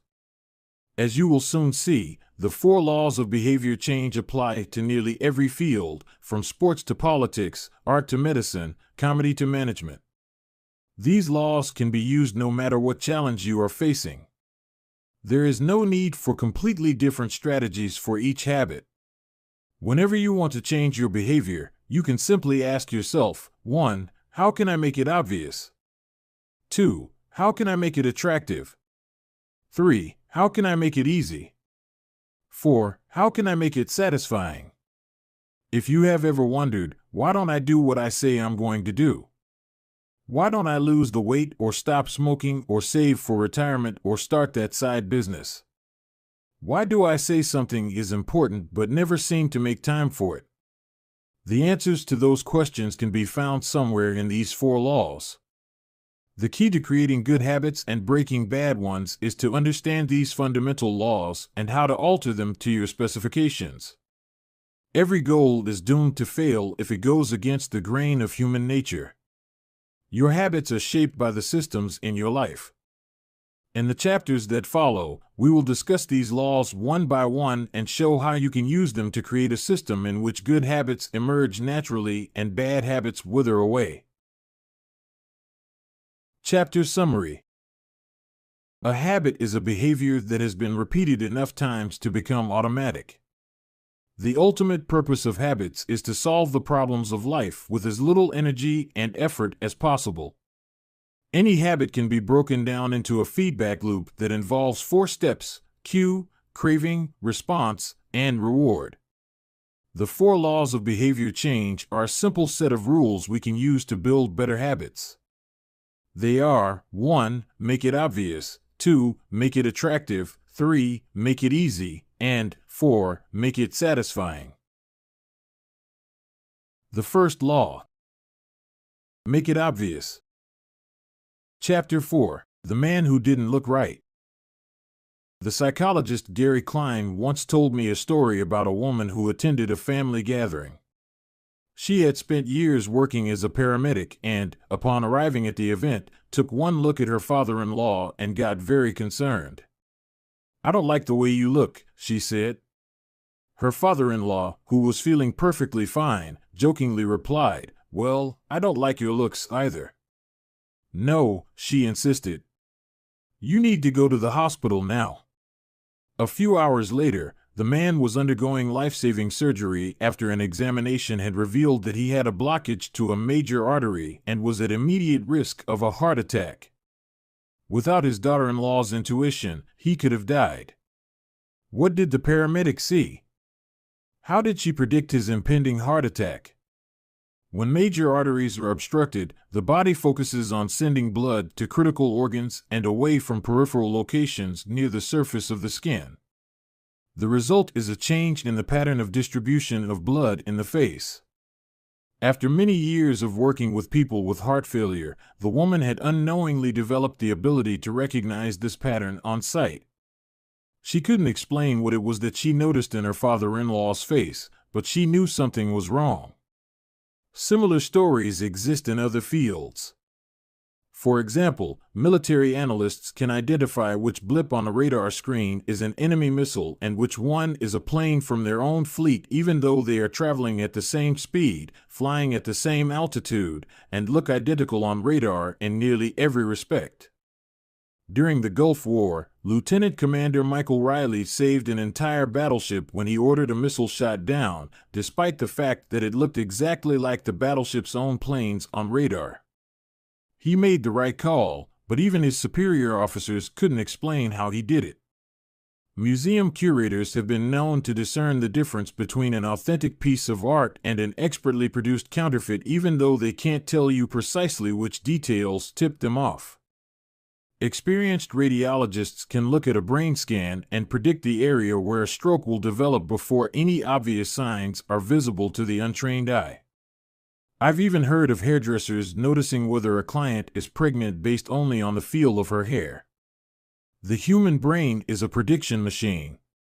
It is continuously taking in your surroundings and analyzing the information it comes across. Whenever you experience something repeatedly, like a paramedic seeing the face of a heart attack patient or a military analyst seeing a missile on a radar screen, your brain begins noticing what is important, sorting through the details and highlighting the relevant cues, and cataloging that information for future use. With enough practice, you can pick up on the cues that predict certain outcomes without consciously thinking about it. Automatically, your brain encodes the lessons learned through experience. We can't always explain what it is we are learning, but learning is happening all along the way, and your ability to notice the relevant cues in a given situation is the foundation for every habit you have. We underestimate how much our brains and bodies can do without thinking. You do not tell your hair to grow, your heart to pump, your lungs to breathe, or your stomach to digest. And yet your body handles all this and more on autopilot. You are much more than your conscious self. Consider hunger. How do you know when you're hungry? You don't necessarily have to see a cookie on the counter to realize that it is time to eat. Appetite and hunger are governed non-consciously. Your body has a variety of feedback loops that gradually alert you when it is time to eat again and that track what is going on around you and within you. Cravings can arise thanks to hormones and chemicals circulating through your body. Suddenly, you're hungry even though you're not quite sure what tipped you off. This is one of the most surprising insights about our habits. You don't need to be aware of the cue for a habit to begin. You can notice an opportunity and take action without dedicating conscious attention to it. This is what makes habits useful. It's also what makes them dangerous. As habits form, your actions come under the direction of your automatic and non-conscious mind. You fall into old patterns before you realize what's happening. Unless someone points it out, you may not notice that you cover your mouth with your hand whenever you laugh, that you apologize before asking a question, or that you have a habit of finishing other people's sentences. And the more you repeat these patterns, the less likely you become to question what you're doing and why you're doing it. I once heard of a retail clerk who was instructed to cut up empty gift cards after customers had used up the balance on the card. One day, the clerk cashed out a few customers in a row who purchased with gift cards. When the next person walked up, the clerk swiped the customer's actual credit card, picked up the scissors, and then cut it in half, entirely on autopilot, before looking up at the stunned customer and realizing what had just happened. Another woman I came across in my research was a former preschool teacher who had switched to a corporate job.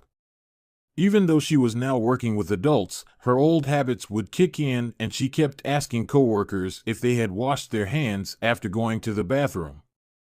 I also found the story of a man who had spent years working as a lifeguard and would occasionally yell "walk" whenever he saw a child running.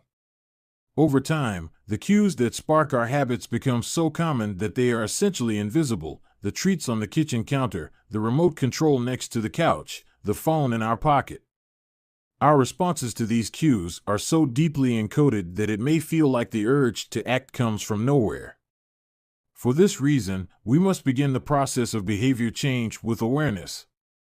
Before we can effectively build new habits, we need to get a handle on our current ones. This can be more challenging than it sounds because once a habit is firmly rooted in your life, it is mostly non-conscious and automatic. If a habit remains mindless, you can't expect to improve it. As the psychologist Carl Jung said, until you make the unconscious conscious, it will direct your life and you will call it fate. The Habit Scorecard. The Japanese railway system is regarded as one of the best in the world. If you ever find yourself riding a train in Tokyo, you'll notice that the conductors have a peculiar habit. As each operator runs the train, they proceed through a ritual of pointing at different objects and calling out commands. When the train approaches a signal, the operator will point at it and say, "Signal is green." As the train pulls into and out of each station, the operator will point at the speedometer and call out the exact speed. When it's time to leave, the operator will point at the timetable and state the time. Out on the platform, other employees are performing similar actions. Before each train departs, staff members will point along the edge of the platform and declare, "All clear." Every detail is identified, pointed at, and named aloud.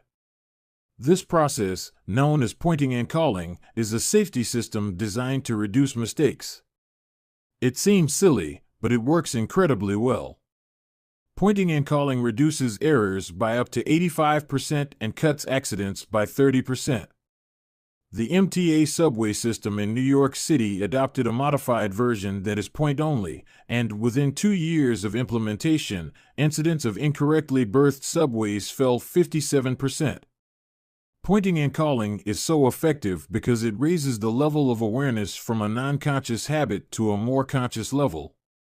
Because the train operators must use their eyes, hands, mouth, and ears, they are more likely to notice problems before something goes wrong. My wife does something similar. Whenever we are preparing to walk out the door for a trip, she verbally calls out the most essential items in her packing list. "I've got my keys. I've got my wallet. I've got my glasses. I've got my husband." The more automatic a behavior becomes, the less likely we are to consciously think about it. And when we've done something 1,000 times before, we begin to overlook things. We assume that the next time will be just like the last. We're so used to doing what we've always done that we don't stop to question whether it's the right thing to do at all. Many of our failures in performance are largely attributable to a lack of self-awareness. One of our greatest challenges in changing habits is maintaining awareness of what we are actually doing. This helps explain why the consequences of bad habits can sneak up on us. We need a point-and-call system for our personal lives. That's the origin of the Habit Scorecard, which is a simple exercise you can use to become more aware of your behavior. To create your own, make a list of your daily habits. Here's a sample of where your list might start. Wake up. Turn off alarm. Check my phone. Go to the bathroom. Weigh myself. Take a shower. Brush my teeth. Floss my teeth. Put on deodorant. Hang up towel to dry. Get dressed. Make a cup of tea. And so on. Once you have a full list, look at each behavior and ask yourself, is this a good habit, a bad habit, or a neutral habit? If it is a good habit, write plus next to it. If it is a bad habit, right. If it is a neutral habit, write equals sign. For example, the list above might look like this: wake up equals turn off alarm equals check my phone, go to the bathroom equals weigh myself plus take a shower plus brush my teeth plus floss my teeth plus put on deodorant plus hang up towel to dry equals get dressed equals make a cup of tea plus the marks you give to a particular habit will depend on your situation and your goals. For someone who is trying to lose weight, eating a bagel with peanut butter every morning might be a bad habit. For someone who is trying to bulk up and add muscle, the same behavior might be a good habit. It all depends on what you're working toward. Scoring your habits can be a bit more complex for another reason as well. The labels good habit and bad habit are slightly inaccurate. There are no good habits or bad habits. There are only effective habits. That is, effective at solving problems. All habits serve you in some way, even the bad ones, which is why you repeat them. For this exercise, categorize your habits by how they will benefit you in the long run. Generally speaking, good habits will have net positive outcomes. Bad habits have net negative outcomes. Smoking a cigarette may reduce stress right now, that's how it's serving you, but it's not a healthy long-term behavior. If you're still having trouble determining how to rate a particular habit, here is a question I like to use: does this behavior help me become the type of person I wish to be? Does this habit cast a vote for or against my desired identity? Habits that reinforce your desired identity are usually good. Habits that conflict with your desired identity are usually bad. As you create your habit scorecard, there is no need to change anything at first. The goal is to simply notice what is actually going on. Observe your thoughts and actions without judgment or internal criticism. Don't blame yourself for your faults. Don't praise yourself for your successes. If you eat a chocolate bar every morning, acknowledge it, almost as if you were watching someone else. Oh, how interesting that they would do such a thing.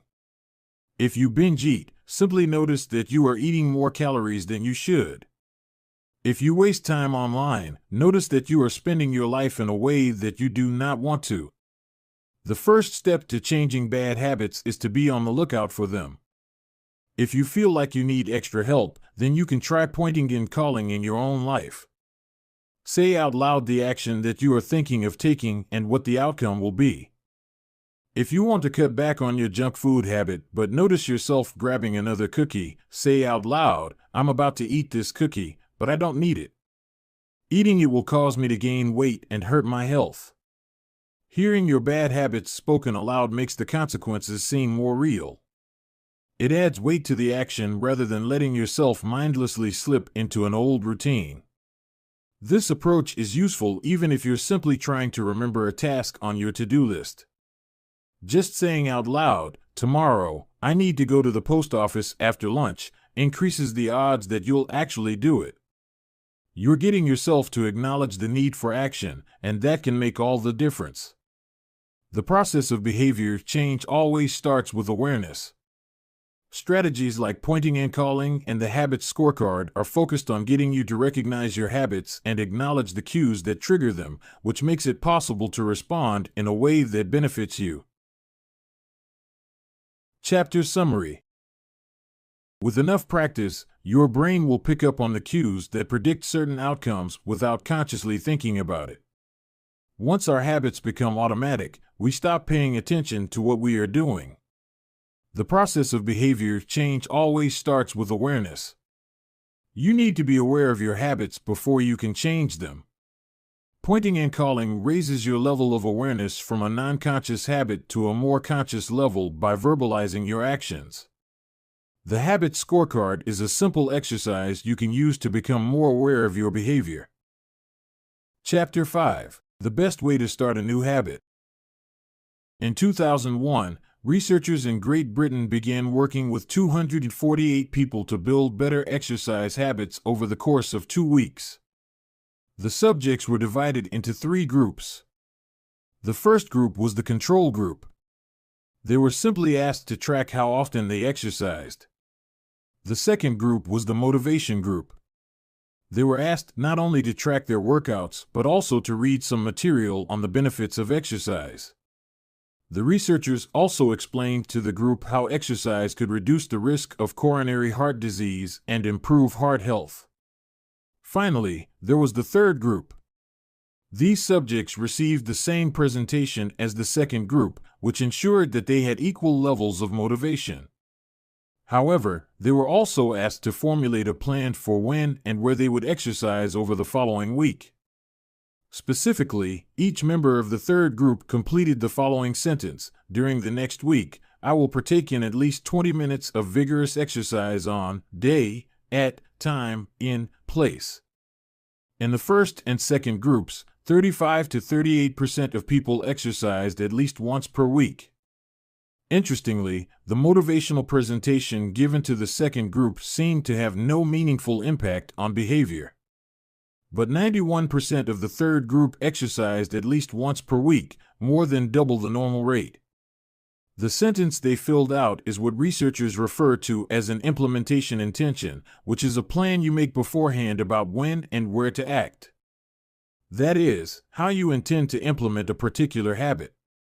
The cues that can trigger a habit come in a wide range of forms: the feel of your phone buzzing in your pocket, the smell of chocolate chip cookies, the sound of ambulance sirens, but the two most common cues are time and location. Implementation intentions leverage both of these cues. Broadly speaking, the format for creating an implementation intention is: when situation X arises, I will perform response Y. Hundreds of studies have shown that implementation intentions are effective for sticking to our goals, whether it's writing down the exact time and date of when you will get a flu shot or recording the time of your colonoscopy appointment. They increase the odds that people will stick with habits like recycling, studying, going to sleep early, and stopping smoking. Researchers have even found that voter turnout increases when people are forced to create implementation intentions by answering questions like, "What route are you taking to the polling station? At what time are you planning to go? What bus will get you there?" Other successful government programs have prompted citizens to make a clear plan to send taxes in on time or provided directions on when and where to pay late traffic bills. The punchline is clear: people who make a specific plan for when and where they will perform a new habit are more likely to follow through. Too many people try to change their habits without these basic details figured out. We tell ourselves, "I'm going to eat healthier" or "I'm going to write more," but we never say when and where these habits are going to happen. We leave it up to chance and hope that we will just remember to do it or feel motivated at the right time. An implementation intention sweeps away foggy notions like "I want to work out more" or "I want to be more productive" or "I should vote," and transforms them into a concrete plan of action. Many people think they lack motivation when what they really lack is clarity. It is not always obvious when and where to take action. Some people spend their entire lives waiting for the time to be right to make an improvement. Once an implementation intention has been set, you don't have to wait for inspiration to strike. Do I write a chapter today or not? Do I meditate this morning or at lunch? When the moment of action occurs, there is no need to make a decision. Simply follow your predetermined plan. The simple way to apply this strategy to your habits is to fill out this sentence: I will, behavior, at, time, in, location. Meditation. I will meditate for 1 minute at 7 a.m. in my kitchen. Studying. I will study Spanish for 20 minutes at 6 p.m. in my bedroom. Exercise. I will exercise for 1 hour at 5 p.m. in my local gym. Marriage. I will make my partner a cup of tea at 8 a.m. in the kitchen. If you aren't sure when to start your habit, try the first day of the week, month, or year. People are more likely to take action at those times because hope is usually higher. If we have hope, we have a reason to take action. A fresh start feels motivating. There is another benefit to implementation intentions. Being specific about what you want and how you will achieve it helps you say no to things that derail progress, distract your attention, and pull you off course. We often say yes to little requests because we are not clear enough about what we need to be doing instead. When your dreams are vague, it's easy to rationalize little exceptions all day long and never get around to the specific things you need to do to succeed. Give your habits a time and a space to live in the world. The goal is to make the time and location so obvious that, with enough repetition, you get an urge to do the right thing at the right time, even if you can't say why. As the writer Jason Zweig noted, obviously you're never going to just work out without conscious thought. But like a dog salivating at a bell, maybe you start to get antsy around the time of day you normally work out. There are many ways to use implementation intentions in your life and work. My favorite approach is one I learned from Stanford professor B.J. Fogg, and it is a strategy one referred to as habit stacking.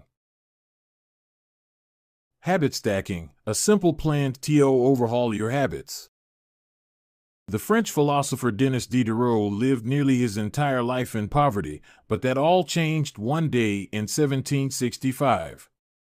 Diderot's daughter was about to be married and he could not afford to pay for the wedding. Despite his lack of wealth, Diderot was well known for his role as the co-founder and writer of Encyclopédie, one of the most comprehensive encyclopedias of the time.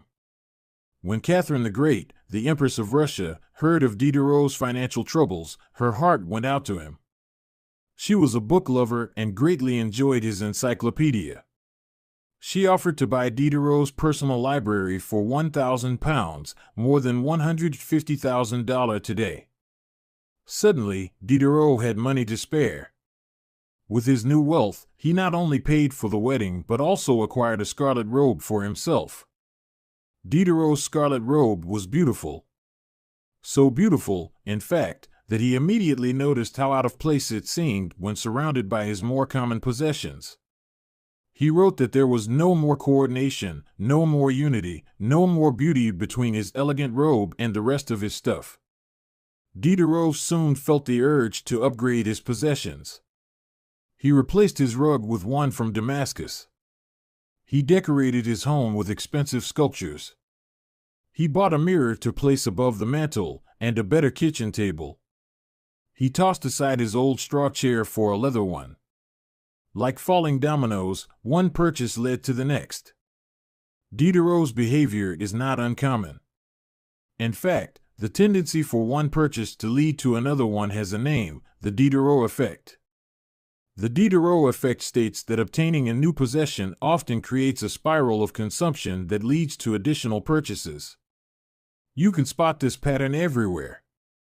You buy a dress and have to get new shoes and earrings to match. You buy a couch and suddenly question the layout of your entire living room.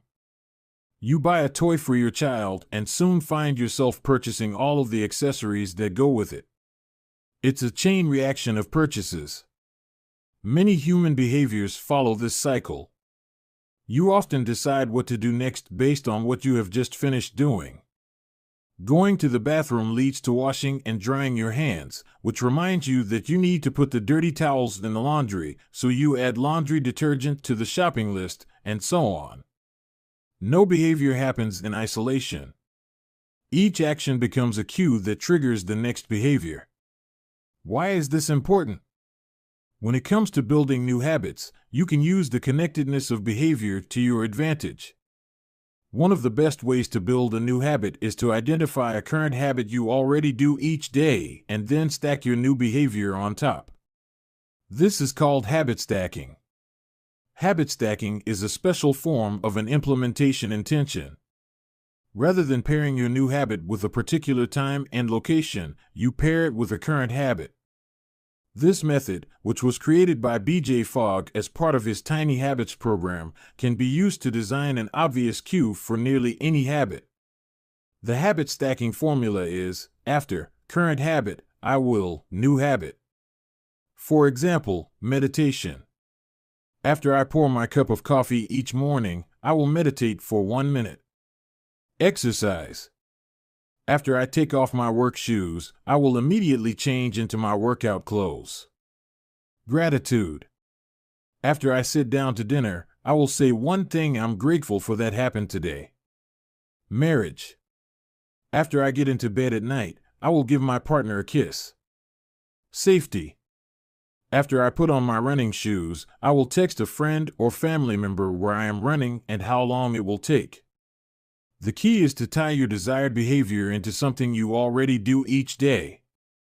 Once you have mastered this basic structure, you can begin to create larger stacks by chaining small habits together. This allows you to take advantage of the natural momentum that comes from one behavior leading into the next, a positive version of the Diderot effect. Habit stacking increases the likelihood that you'll stick with a habit by stacking your new behavior on top of an old one. This process can be repeated to chain numerous habits together, each one acting as the cue for the next. Your morning routine habit stack might look like this. 1. After I pour my morning cup of coffee, I will meditate for 60 seconds. 2. After I meditate for 60 seconds, I will write my to-do list for the day.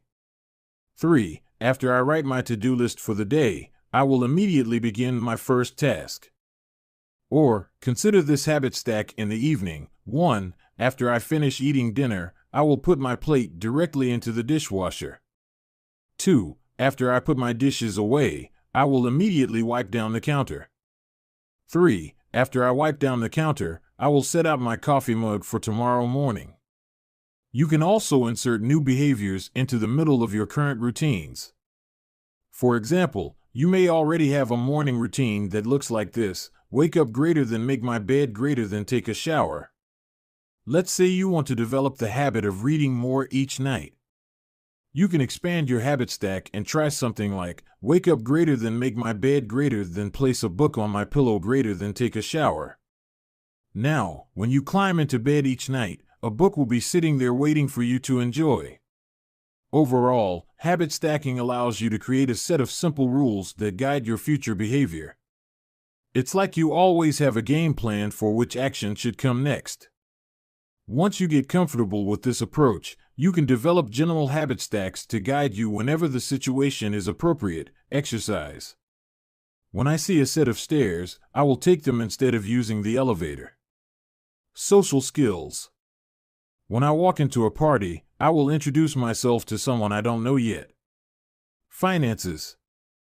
When I want to buy something over $100, I will wait 24 hours before purchasing. Healthy eating. When I serve myself a meal, I will always put veggies on my plate first. Minimalism. When I buy a new item, I will give something away. One in, one out. Mood. When the phone rings, I will take one deep breath and smile before answering. Forgetfulness. When I leave a public place, I will check the table and chairs to make sure I don't leave anything behind. No matter how you use this strategy, the secret to creating a successful habit stack is selecting the right cue to kick things off. Unlike an implementation intention, which specifically states the time and location for a given behavior, habit stacking implicitly has the time and location built into it. When and where you choose to insert a habit into your daily routine can make a big difference. If you're trying to add meditation into your morning routine, but mornings are chaotic and your kids keep running into the room, then that may be the wrong place and time. Consider when you are most likely to be successful. Don't ask yourself to do a habit when you're likely to be occupied with something else. Your cue should also have the same frequency as your desired habit. If you want to do a habit every day, but you stack it on top of a habit that only happens on Mondays, that's not a good choice. One way to find the right trigger for your habit stack is by brainstorming a list of your current habits. You can use your habit scorecard from the last chapter as a starting point. Alternatively, you can create a list with 2 columns. In the first column, write down the habits you do each day without fail. For example, get out of bed. Take a shower. Brush your teeth. Get dressed. Brew a cup of coffee. Eat breakfast. Take the kids to school. Start the workday. Eat lunch. End the workday. Change out of work clothes. Sit down for dinner. Turn off the lights. Get into bed. Your list can be much longer, but you get the idea. In the second column, write down all of the things that happen to you each day without fail. For example, the sun rises. You get a text message. The psalm you are listening to ends. The sun sets. Armed with these two lists, you can begin searching for the best place to layer your new habit into your lifestyle. Habit stacking works best when a cue is highly specific and immediately actionable. Many people select cues that are too vague. I made this mistake myself. When I wanted to start a push-up habit, my habit stack was when I take a break for lunch, I will do 10 push-ups. At first glance, this sounded reasonable. But soon, I realized the trigger was unclear. Would I do my push-ups before I ate lunch? After I ate lunch? Where would I do them? After a few inconsistent days, I changed my habit stack to, when I close my laptop for lunch, I will do 10 push-ups next to my desk. Ambiguity gone. Habits like read more or eat better are worthy causes, but these goals do not provide instruction on how and when to act. Be specific and clear. After I close the door. After I brush my teeth. After I sit down at the table. The specificity is important. The more tightly bound your new habit is to a specific cue, the better the odds are that you will notice when the time comes to act. The first law of behavior change is to make it obvious. Strategies like implementation intentions and habit stacking are among the most practical ways to create obvious cues for your habits and design a clear plan for when and where to take action. Chapter Summary. The first law of behavior change is make it obvious. The two most common cues are time and location. Creating an implementation intention is a strategy you can use to pair a new habit with a specific time and location. The implementation intention formula is I will, behavior, at, time, in, location. Habit stacking is a strategy you can use to pair a new habit with a current habit. The habit stacking formula is after, current habit, I will, new habit. Chapter 6. Motivation is overrated. Environment often matters more.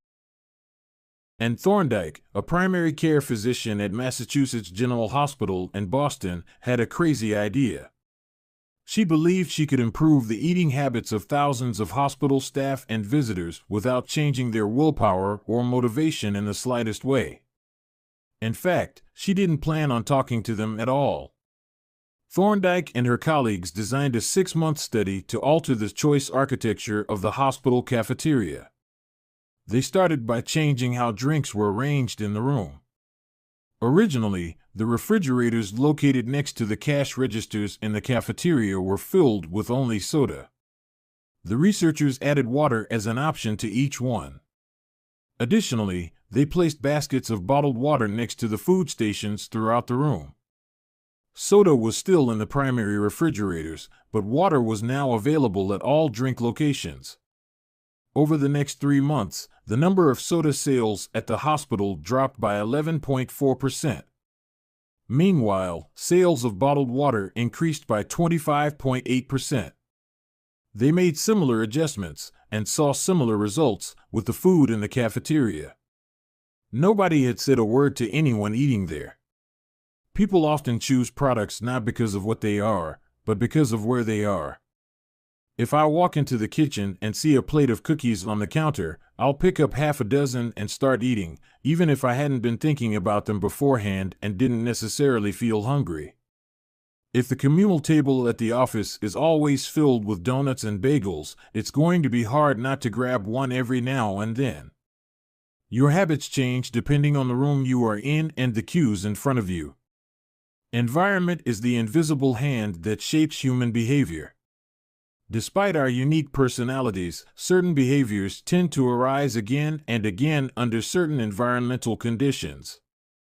In church, people tend to talk in whispers.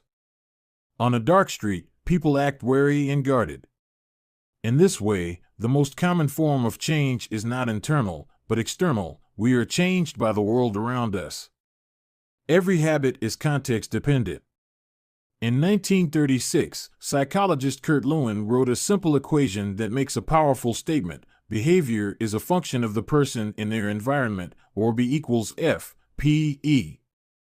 It didn't take long for Lewin's equation to be tested in business. In 1952, the economist Hawkins Stern described a phenomenon he called suggestion impulse buying, which is triggered when a shopper sees a product for the first time and visualizes a need for it. In other words, customers will occasionally buy products not because they want them, but because of how they are presented to them. For example, items at eye level tend to be purchased more than those down near the floor. For this reason, you'll find expensive brand names featured in easy-to-reach locations on store shelves because they drive the most profit, while cheaper alternatives are tucked away in harder-to-reach spots. The same goes for end caps, which are the units at the end of aisles. End caps are money-making machines for retailers because they are obvious locations that encounter a lot of foot traffic. For example, 45% of Coca-Cola sales come specifically from end-of-the-aisle racks. The more obviously available a product or service is, the more likely you are to try it. People drink Bud Light because it is in every bar and visit Starbucks because it is on every corner. We like to think that we are in control. If we choose water over soda, we assume it is because we wanted to do so. The truth, however, is that many of the actions we take each day are shaped not by purposeful drive and choice, but by the most obvious option.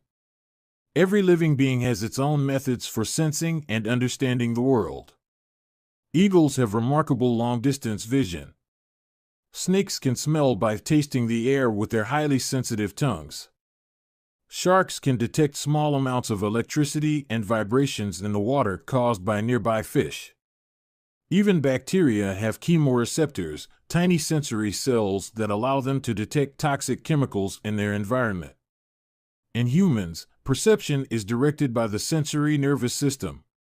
We perceive the world through sight, sound, smell, touch, and taste. But we also have other ways of sensing stimuli. Some are conscious, but many are non-conscious. For instance, you can notice when the temperature drops before a storm, or when the pain in your gut rises during a stomachache, or when you fall off balance while walking on rocky ground. Receptors in your body pick up on a wide range of internal stimuli, such as the amount of salt in your blood or the need to drink when thirsty. The most powerful of all human sensory abilities, however, is vision. The human body has about 11 million sensory receptors. Approximately 10 million of those are dedicated to sight. Some experts estimate that half of the brain's resources are used on vision.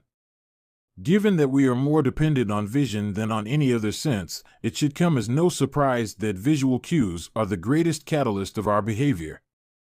For this reason, a small change in what you see can lead to a big shift in what you do. As a result, you can imagine how important it is to live and work in environments that are filled with productive cues and devoid of unproductive ones. Thankfully, there is good news in this respect. You don't have to be the victim of your environment.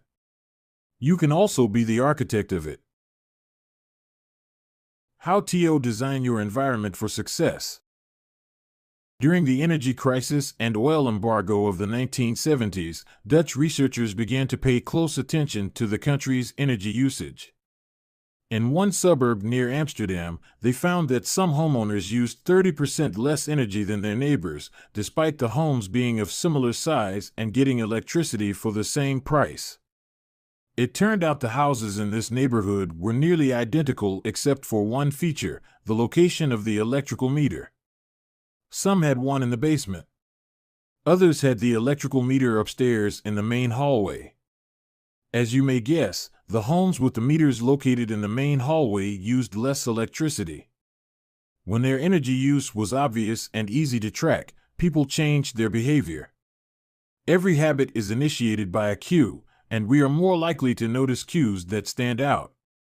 Unfortunately, the environments where we live and work often make it easy not to do certain actions because there is no obvious cue to trigger the behavior. It's easy not to practice the guitar when it's tucked away in the closet. It's easy not to read a book when the bookshelf is in the corner of the guest room. It's easy not to take your vitamins when they are out of sight in the pantry. When the cues that spark a habit are subtle or hidden, they are easy to ignore. By comparison, creating obvious visual cues can draw your attention toward a desired habit. In the early 1990s, the cleaning staff at Schiphol Airport in Amsterdam installed a small sticker that looked like a fly near the center of each urinal. Apparently, when men stepped up to the urinals, they aimed for what they thought was a bug. The stickers improved their aim and significantly reduced spillage around the urinals. Further analysis determined that the stickers cut bathroom cleaning costs by 8% per year. I've experienced the power of obvious cues in my own life.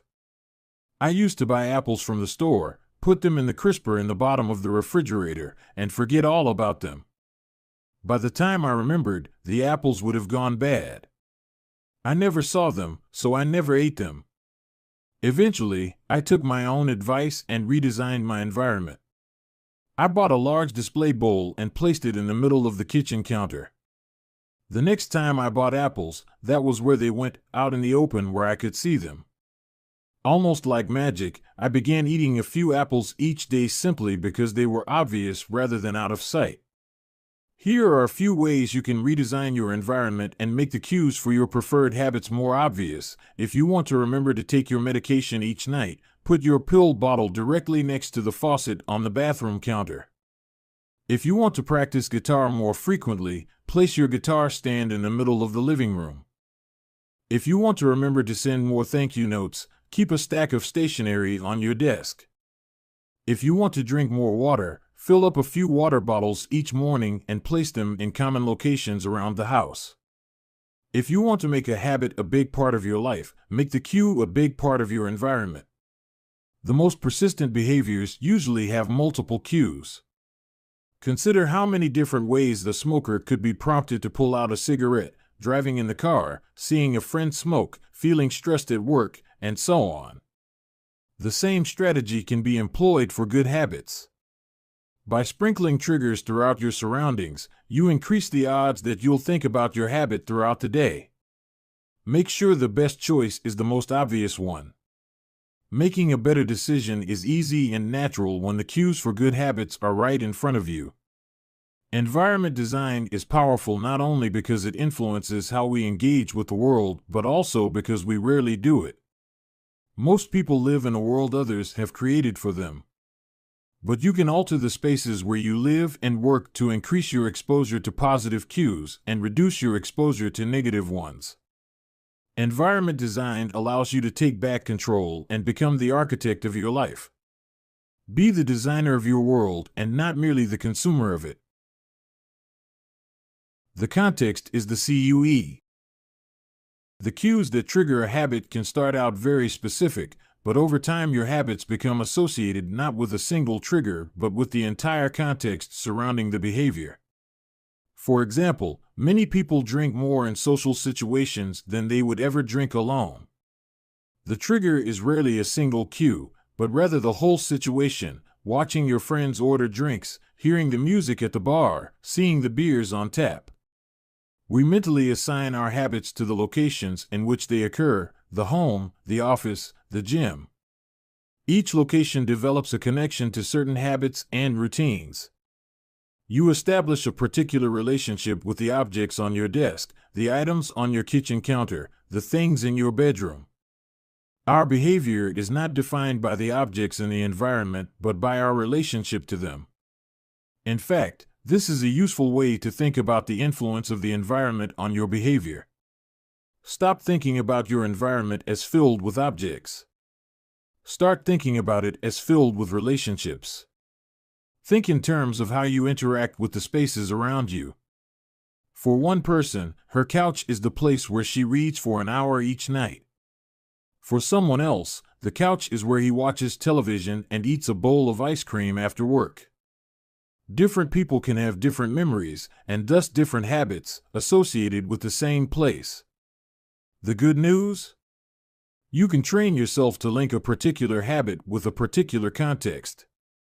In one study, scientists instructed insomniacs to get into bed only when they were tired.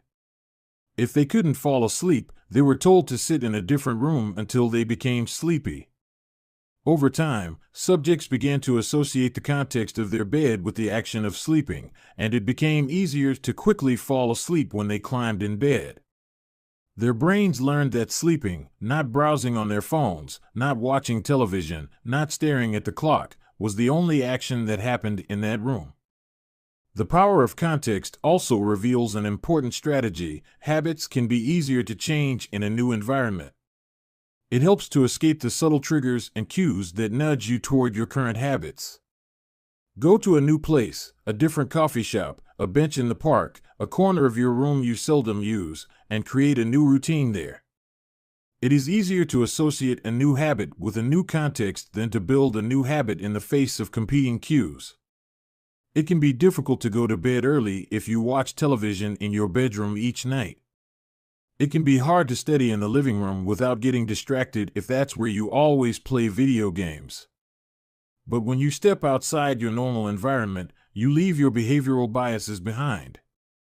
You aren't battling old environmental cues, which allows new habits to form without interruption. Want to think more creatively? Move to a bigger room, a rooftop patio, or a building with expansive architecture. Take a break from the space where you do your daily work, which is also linked to your current thought patterns.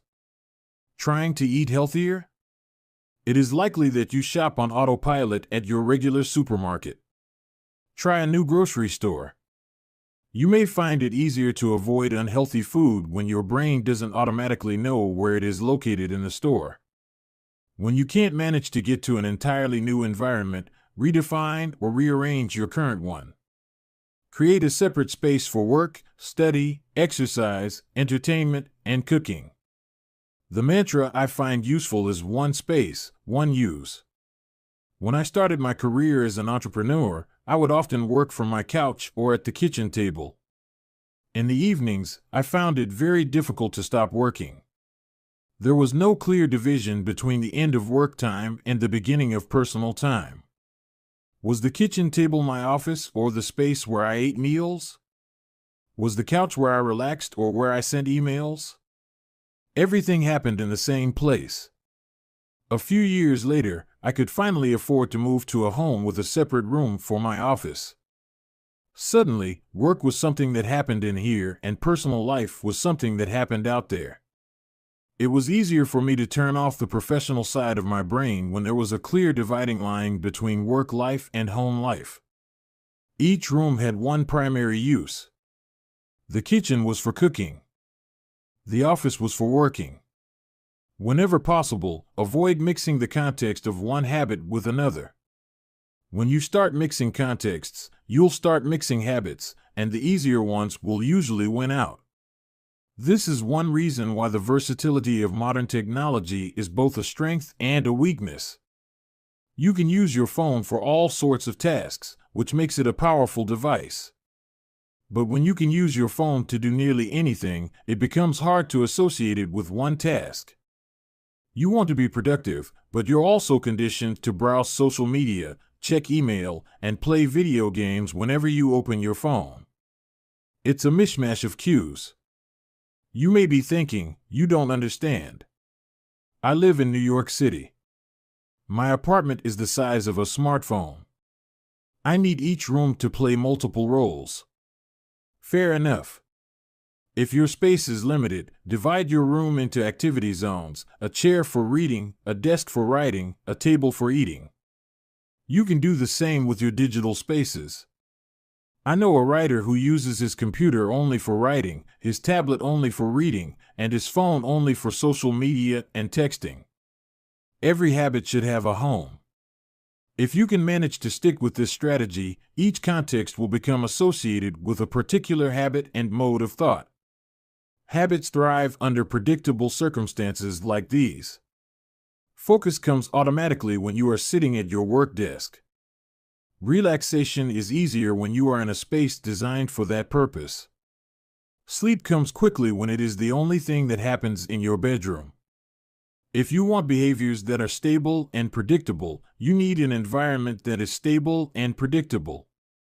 A stable environment where everything has a place and a purpose is an environment where habits can easily form.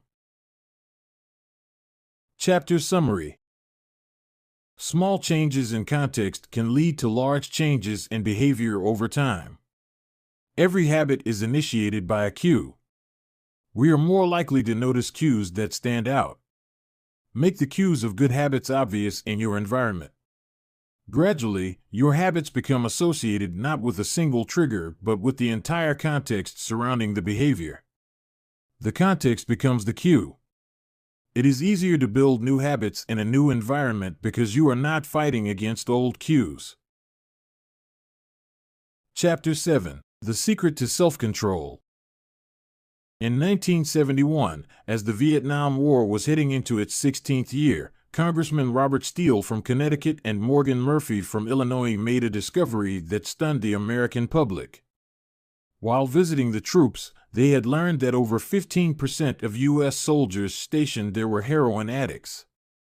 Follow-up research revealed that 35% of service members in Vietnam had tried heroin and as many as 20% were addicted. The problem was even worse than they had initially thought. The discovery led to a flurry of activity in Washington, including the creation of the Special Action Office of Drug Abuse Prevention under President Nixon to promote prevention and rehabilitation and to track addicted service members when they returned home. Lee Robbins was one of the researchers in charge. In a finding that completely upended the accepted beliefs about addiction, Robbins found that when soldiers who had been heroin users returned home, only 5% of them became re-addicted within a year, and just 12% relapsed within 3 years. In other words, approximately 9 out of 10 soldiers who used heroin in Vietnam eliminated their addiction nearly overnight. This finding contradicted the prevailing view at the time, which considered heroin addiction to be a permanent and irreversible condition. Instead, Robbins revealed that addictions could spontaneously dissolve if there was a radical change in the environment. In Vietnam, soldiers spent all day surrounded by cues triggering heroin use. It was easy to access, they were engulfed by the constant stress of war, they built friendships with fellow soldiers who were also heroin users, and they were thousands of miles from home. Once a soldier returned to the United States, though, he found himself in an environment devoid of those triggers. When the context changed, so did the habit. Compare this situation to that of a typical drug user. Someone becomes addicted at home or with friends, goes to a clinic to get clean, which is devoid of all the environmental stimuli that prompt their habit, then returns to their old neighborhood with all of their previous cues that caused them to get addicted in the first place. It's no wonder that usually you see numbers that are the exact opposite of those in the Vietnam study. Typically, 90% of heroin users become re-addicted once they return home from rehab. The Vietnam studies ran counter to many of our cultural beliefs about bad habits because it challenged the conventional association of unhealthy behavior as a moral weakness. If you're overweight, a smoker, or an addict, you've been told your entire life that it is because you lack self-control, maybe even that you're a bad person. The idea that a little bit of discipline would solve all our problems is deeply embedded in our culture. Recent research, however, shows something different. When scientists analyze people who appear to have tremendous self-control, it turns out those individuals aren't all that different from those who are struggling. Instead, disciplined people are better at structuring their lives in a way that does not require heroic willpower and self-control. In other words, they spend less time in tempting situations. The people with the best self-control are typically the ones who need to use it the least. It's easier to practice self-restraint when you don't have to use it very often. So, yes, perseverance, grit, and willpower are essential to success, but the way to improve these qualities is not by wishing you were a more disciplined person, but by creating a more disciplined environment. This counterintuitive idea makes even more sense once you understand what happens when a habit is formed in the brain. A habit that has been encoded in the mind is ready to be used whenever the relevant situation arises. When Patty Olwell, a therapist from Austin, Texas, started smoking, she would often light up while riding horses with a friend. Eventually, she quit smoking and avoided it for years. She had also stopped riding. Decades later, she hopped on a horse again and found herself craving a cigarette for the first time in forever. The cues were still internalized, she just hadn't been exposed to them in a long time. Once a habit has been encoded, the urge to act follows whenever the environmental cues reappear. This is one reason behavior change techniques can backfire. Shaming obese people with weight loss presentations can make them feel stressed, and as a result many people return to their favorite coping strategy, overeating. Showing pictures of blackened lungs to smokers leads to higher levels of anxiety, which drives many people to reach for a cigarette. If you're not careful about cues, you can cause the very behavior you want to stop. Bad habits are autocatalytic, the process feeds itself. They foster the feelings they try to numb. You feel bad, so you eat junk food. Because you eat junk food, you feel bad. Watching television makes you feel sluggish, so you watch more television because you don't have the energy to do anything else. Worrying about your health makes you feel anxious, which causes you to smoke to ease your anxiety, which makes your health even worse and soon you're feeling more anxious. It's a downward spiral, a runaway train of bad habits. Researchers refer to this phenomenon as cue-induced wanting. An external trigger causes a compulsive craving to repeat a bad habit. Once you notice something, you begin to want it. This process is happening all the time, often without us realizing it. Scientists have found that showing addicts a picture of cocaine for just 33 milliseconds stimulates the reward pathway in the brain and sparks desire. This speed is too fast for the brain to consciously register. The addicts couldn't even tell you what they had seen, but they craved the drug all the same. Here's the punchline: you can break a habit, but you're unlikely to forget it. Once the mental grooves of habit have been carved into your brain, they are nearly impossible to remove entirely, even if they go unused for quite a while. And that means that simply resisting temptation is an ineffective strategy. It is hard to maintain a Zen attitude in a life filled with interruptions. It takes too much energy. In the short run, you can choose to overpower temptation. In the long run, we become a product of the environment that we live in. To put it bluntly, I have never seen someone consistently stick to positive habits in a negative environment. A more reliable approach is to cut bad habits off at the source. One of the most practical ways to eliminate a bad habit is to reduce exposure to the cue that causes it. If you can't seem to get any work done, leave your phone in another room for a few hours. If you're continually feeling like you're not enough, stop following social media accounts that trigger jealousy and envy. If you're wasting too much time watching television, move the TV out of the bedroom. If you're spending too much money on electronics, quit reading reviews of the latest tech gear. If you're playing too many video games, unplug the console and put it in a closet after each use.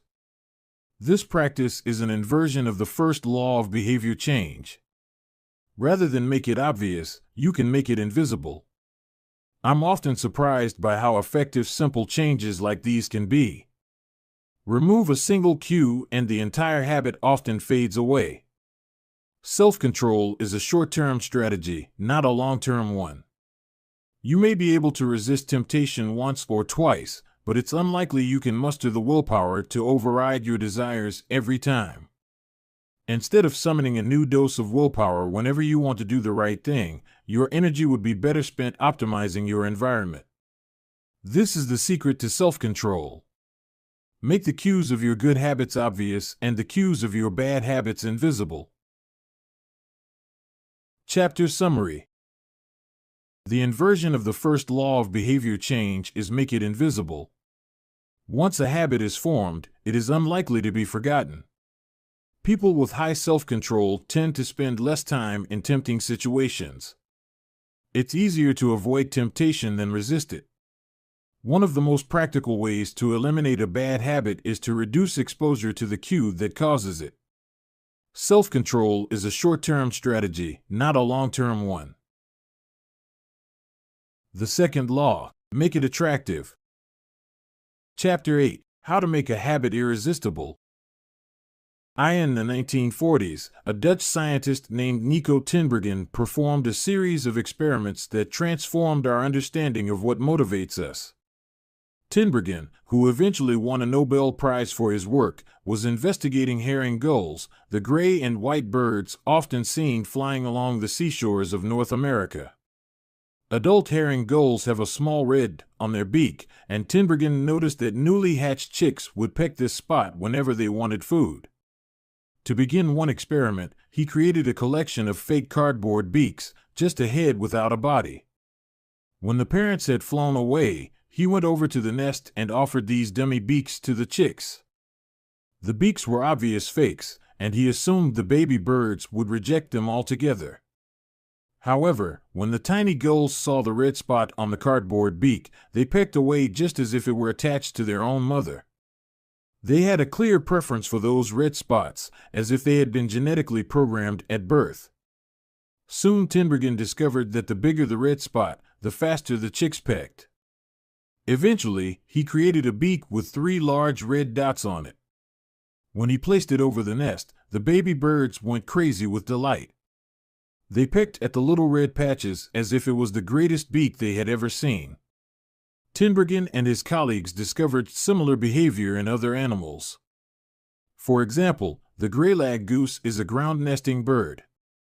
Occasionally, as the mother moves around on the nest, one of the eggs will roll out and settle on the grass nearby. Whenever this happens, the goose will waddle over to the egg and use its beak and neck to pull it back into the nest. Tinbergen discovered that the goose will pull any nearby round object, such as a billiard ball or a light bulb, back into the nest. The bigger the object, the greater their response. One goose even made a tremendous effort to roll a volleyball back and sit on top. Like the baby gulls automatically pecking at red dots, the greylag goose was following an instinctive rule: when I see a round object nearby, I must roll it back into the nest. The bigger the round object, the harder I should try to get it. It's like the brain of each animal is preloaded with certain rules for behavior, and when it comes across an exaggerated version of that rule, it lights up like a Christmas tree. Scientists refer to these exaggerated cues as supernormal stimuli. A supernormal stimulus is a heightened version of reality, like a beak with 3 red dots or an egg the size of a volleyball, and it elicits a stronger response than usual. Humans are also prone to fall for exaggerated versions of reality. Junk food, for example, drives our reward systems into a frenzy. After spending hundreds of thousands of years hunting and foraging for food in the wild, the human brain has evolved to place a high value on salt, sugar, and fat. Such foods are often calorie-dense, and they were quite rare when our ancient ancestors were roaming the savannah. When you don't know where your next meal is coming from, eating as much as possible is an excellent strategy for survival. Today, however, we live in a calorie-rich environment. Food is abundant, but your brain continues to crave it like it is scarce. Placing a high value on salt, sugar, and fat is no longer advantageous to our health, but the craving persists because the brain's reward centers have not changed for approximately 50,000 years. The modern food industry relies on stretching our Paleolithic instincts beyond their evolutionary purpose. A primary goal of food science is to create products that are more attractive to consumers. Nearly every food in a bag, box, or jar has been enhanced in some way, if only with additional flavoring. Companies spend millions of dollars to discover the most satisfying level of crunch in a potato chip or the perfect amount of fizz in a soda. Entire departments are dedicated to optimizing how a product feels in your mouth, a quality known as oral sensation. French fries, for example, are a potent combination, golden brown and crunchy on the outside, light and smooth on the inside. Other processed foods enhance dynamic contrast, which refers to items with a combination of sensations, like crunchy and creamy. Imagine the gooiness of melted cheese on top of a crispy pizza crust, or the crunch of an Oreo cookie combined with its smooth center.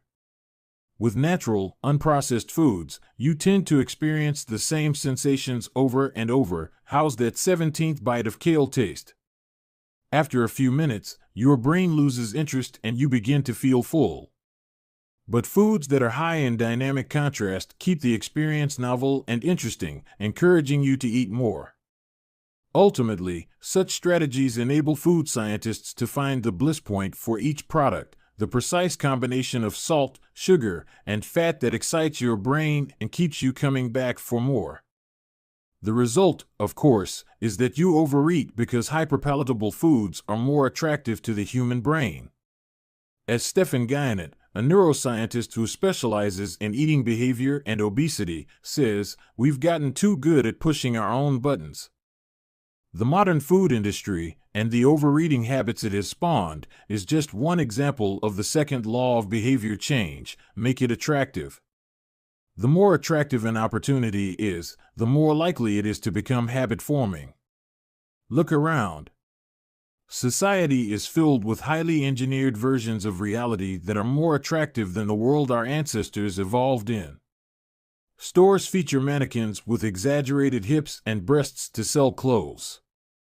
Social media delivers more likes and praise in a few minutes than we could ever get in the office or at home.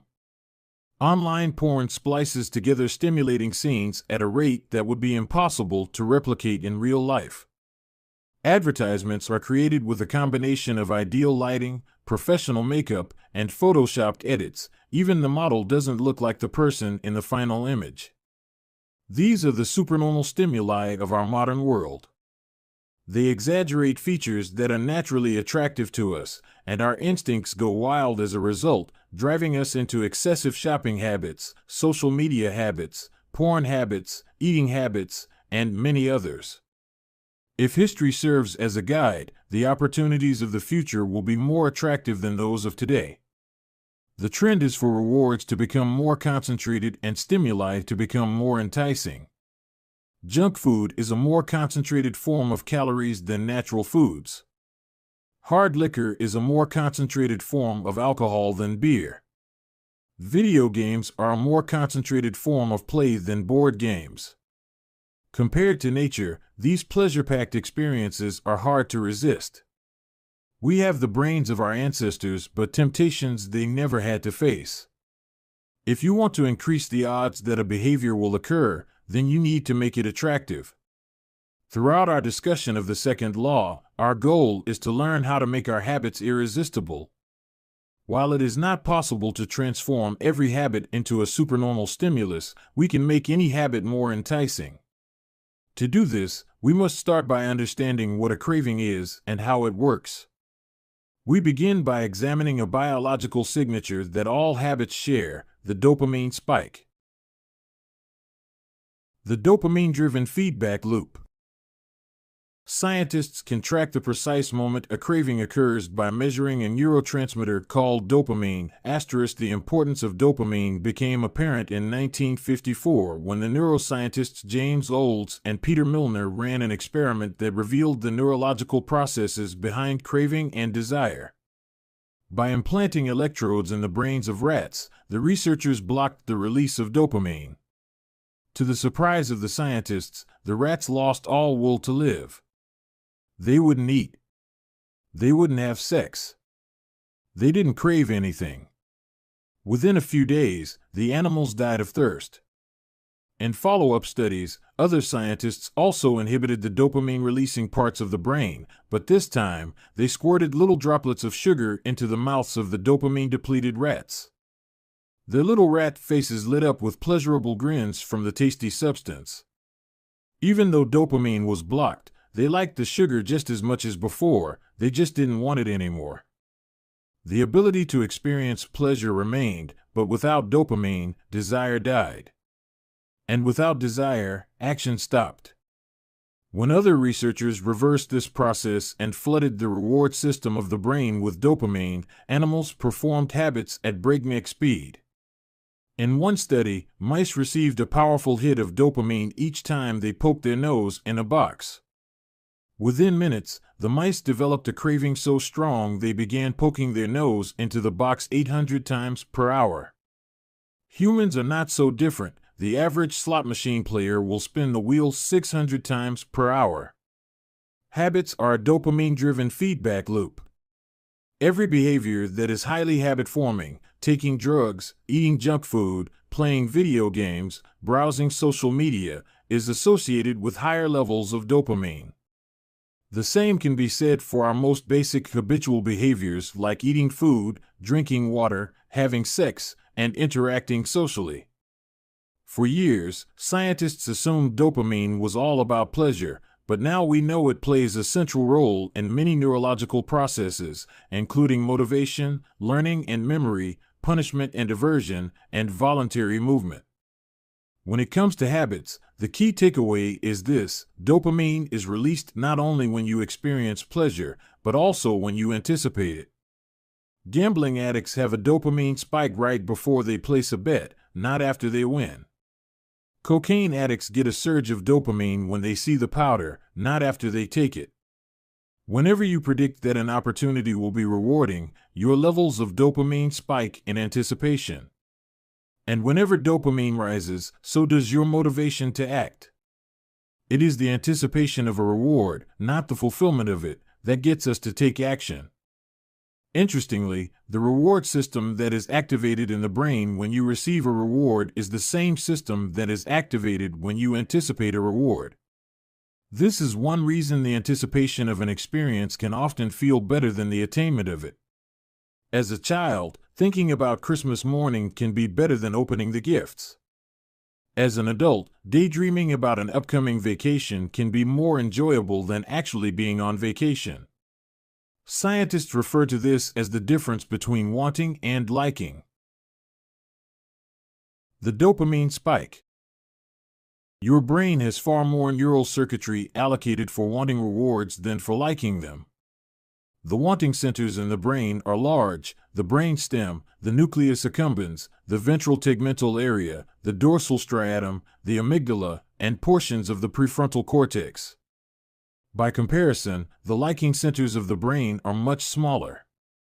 They are often referred to as hedonic hotspots and are distributed like tiny islands throughout the brain. For instance, researchers have found that 100% of the nucleus accumbens is activated during wanting. Meanwhile, only 10% of the structure is activated during liking. The fact that the brain allocates so much precious space to the regions responsible for craving and desire provides further evidence of the crucial role these processes play. Desire is the engine that drives behavior. Every action is taken because of the anticipation that precedes it. It is the craving that leads to the response. These insights reveal the importance of the second law of behavior change. We need to make our habits attractive because it is the expectation of a rewarding experience that motivates us to act in the first place. This is where a strategy known as temptation bundling comes into play.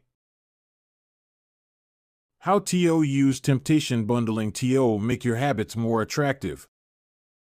Ronan Byrne, an electrical engineering student in Dublin, Ireland, enjoyed watching Netflix, but he also knew that he should exercise more often than he did.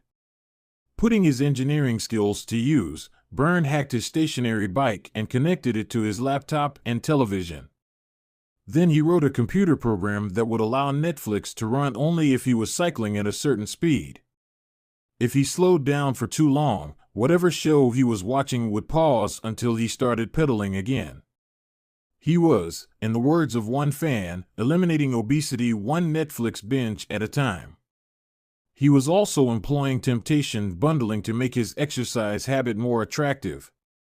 Temptation bundling works by linking an action you want to do with an action you need to do. In Byrne's case, he bundled watching Netflix, the thing he wanted to do, with riding his stationary bike, the thing he needed to do. Businesses are masters at temptation bundling. For instance, when the American Broadcasting Company, more commonly known as ABC, launched its Thursday night television lineup for the 2014 to 2015 season, they promoted temptation bundling on a massive scale. Every Thursday, the company would air 3 shows created by screenwriter Shonda Rhimes: Grey's Anatomy, Scandal, and How to Get Away with Murder. They branded it as TGIT on ABC. TGIT stands for Thank God It's Thursday. In addition to promoting the shows, ABC encouraged viewers to make popcorn, drink red wine, and enjoy the evening. Andrew Kubitz, head of scheduling for ABC, described the idea behind the campaign. We see Thursday night as a viewership opportunity, with either couples or women by themselves who want to sit down and escape and have fun and drink their red wine and have some popcorn. The brilliance of this strategy is that ABC was associating the thing they needed viewers to do, watch their shows, with activities their viewers already wanted to do: relax, drink wine, and eat popcorn. Over time, people began to connect watching ABC with feeling relaxed and entertained. If you drink red wine and eat popcorn at 8 p.m. every Thursday, then eventually 8 p.m. on Thursday means relaxation and entertainment. The reward gets associated with the cue, and the habit of turning on the television becomes more attractive. You're more likely to find a behavior attractive if you get to do one of your favorite things at the same time. Perhaps you want to hear about the latest celebrity gossip, but you need to get in shape. Using temptation bundling, you could only read the tabloids and watch reality shows at the gym. Maybe you want to get a pedicure, but you need to clean out your email inbox. Solution: only get a pedicure while processing overdue work emails. Temptation bundling is one way to apply a psychology theory known as Premack's principle. Named after the work of Professor David Premack, the principle states that more probable behaviors will reinforce less probable behaviors. In other words, even if you don't really want to process overdue work emails, you'll become conditioned to do it if it means you get to do something you really want to do along the way. You can even combine temptation bundling with the habit stacking strategy we discussed in Chapter 5 to create a set of rules to guide your behavior. The habit stacking plus temptation bundling formula is: 1. After current habit, I will, habit I need. 2. After habit I need, I will, habit I want. If you want to read the news, but you need to express more gratitude: 1. After I get my morning coffee, I will say one thing I'm grateful for that happened yesterday, need. 2. After I say one thing I'm grateful for, I will read the news, want. If you want to watch sports, but you need to make sales calls: 1. After I get back from my lunch break, I will call 3 potential clients, need. 2. After I call 3 potential clients, I will check ESPN, want. If you want to check Facebook, but you need to exercise more: 1. After I pull out my phone, I will do 10 burpees, need. 2. After I do 10 burpees, I will check Facebook, want. The hope is that eventually you'll look forward to calling 3 clients or doing 10 burpees because it means you get to read the latest sports news or check Facebook. Doing the thing you need to do means you get to do the thing you want to do. We began this chapter by discussing supernormal stimuli, which are heightened versions of reality that increase our desire to take action. Temptation bundling is one way to create a heightened version of any habit by connecting it with something you already want. Engineering a truly irresistible habit is a hard task, but this simple strategy can be employed to make nearly any habit more attractive than it would be otherwise. Chapter Summary. The second law of behavior change is make it attractive. The more attractive an opportunity is, the more likely it is to become habit-forming. Habits are a dopamine-driven feedback loop. When dopamine rises, so does our motivation to act. It is the anticipation of a reward, not the fulfillment of it, that gets us to take action. The greater the anticipation, the greater the dopamine spike. Temptation bundling is one way to make your habits more attractive. The strategy is to pair an action you want to do with an action you need to do. Chapter 9. The role of family and friends in shaping your habits. In 1965, a Hungarian man named Laszlo Polgar wrote a series of strange letters to a woman named Clara. Laszlo was a firm believer in hard work. In fact, it was all he believed in. He completely rejected the idea of innate talent. He claimed that with deliberate practice and the development of good habits, a child could become a genius in any field. His mantra was, the genius is not born, but is educated and trained. Laszlo believed in this idea so strongly that he wanted to test it with his own children, and he was writing to Clara because he needed a wife willing to jump on board. Clara was a teacher and, although she may not have been as adamant as Laszlo, she also believed that with proper instruction, anyone could advance their skills. Laszlo decided chess would be a suitable field for the experiment, and he laid out a plan to raise his children to become chess prodigies. The kids would be homeschooled, a rarity in Hungary at the time. The house would be filled with chess books and pictures of famous chess players. The children would play against each other constantly and compete in the best tournaments they could find. The family would keep a meticulous file system of the tournament history of every competitor the children faced. Their lives would be dedicated to chess. Laszlo successfully courted Clara, and within a few years, the Polgars were parents to 3 young girls, Susan, Sophia, and Judith. Susan, the oldest, began playing chess when she was 4 years old. Within 6 months, she was defeating adults. Sophia, the middle child, did even better.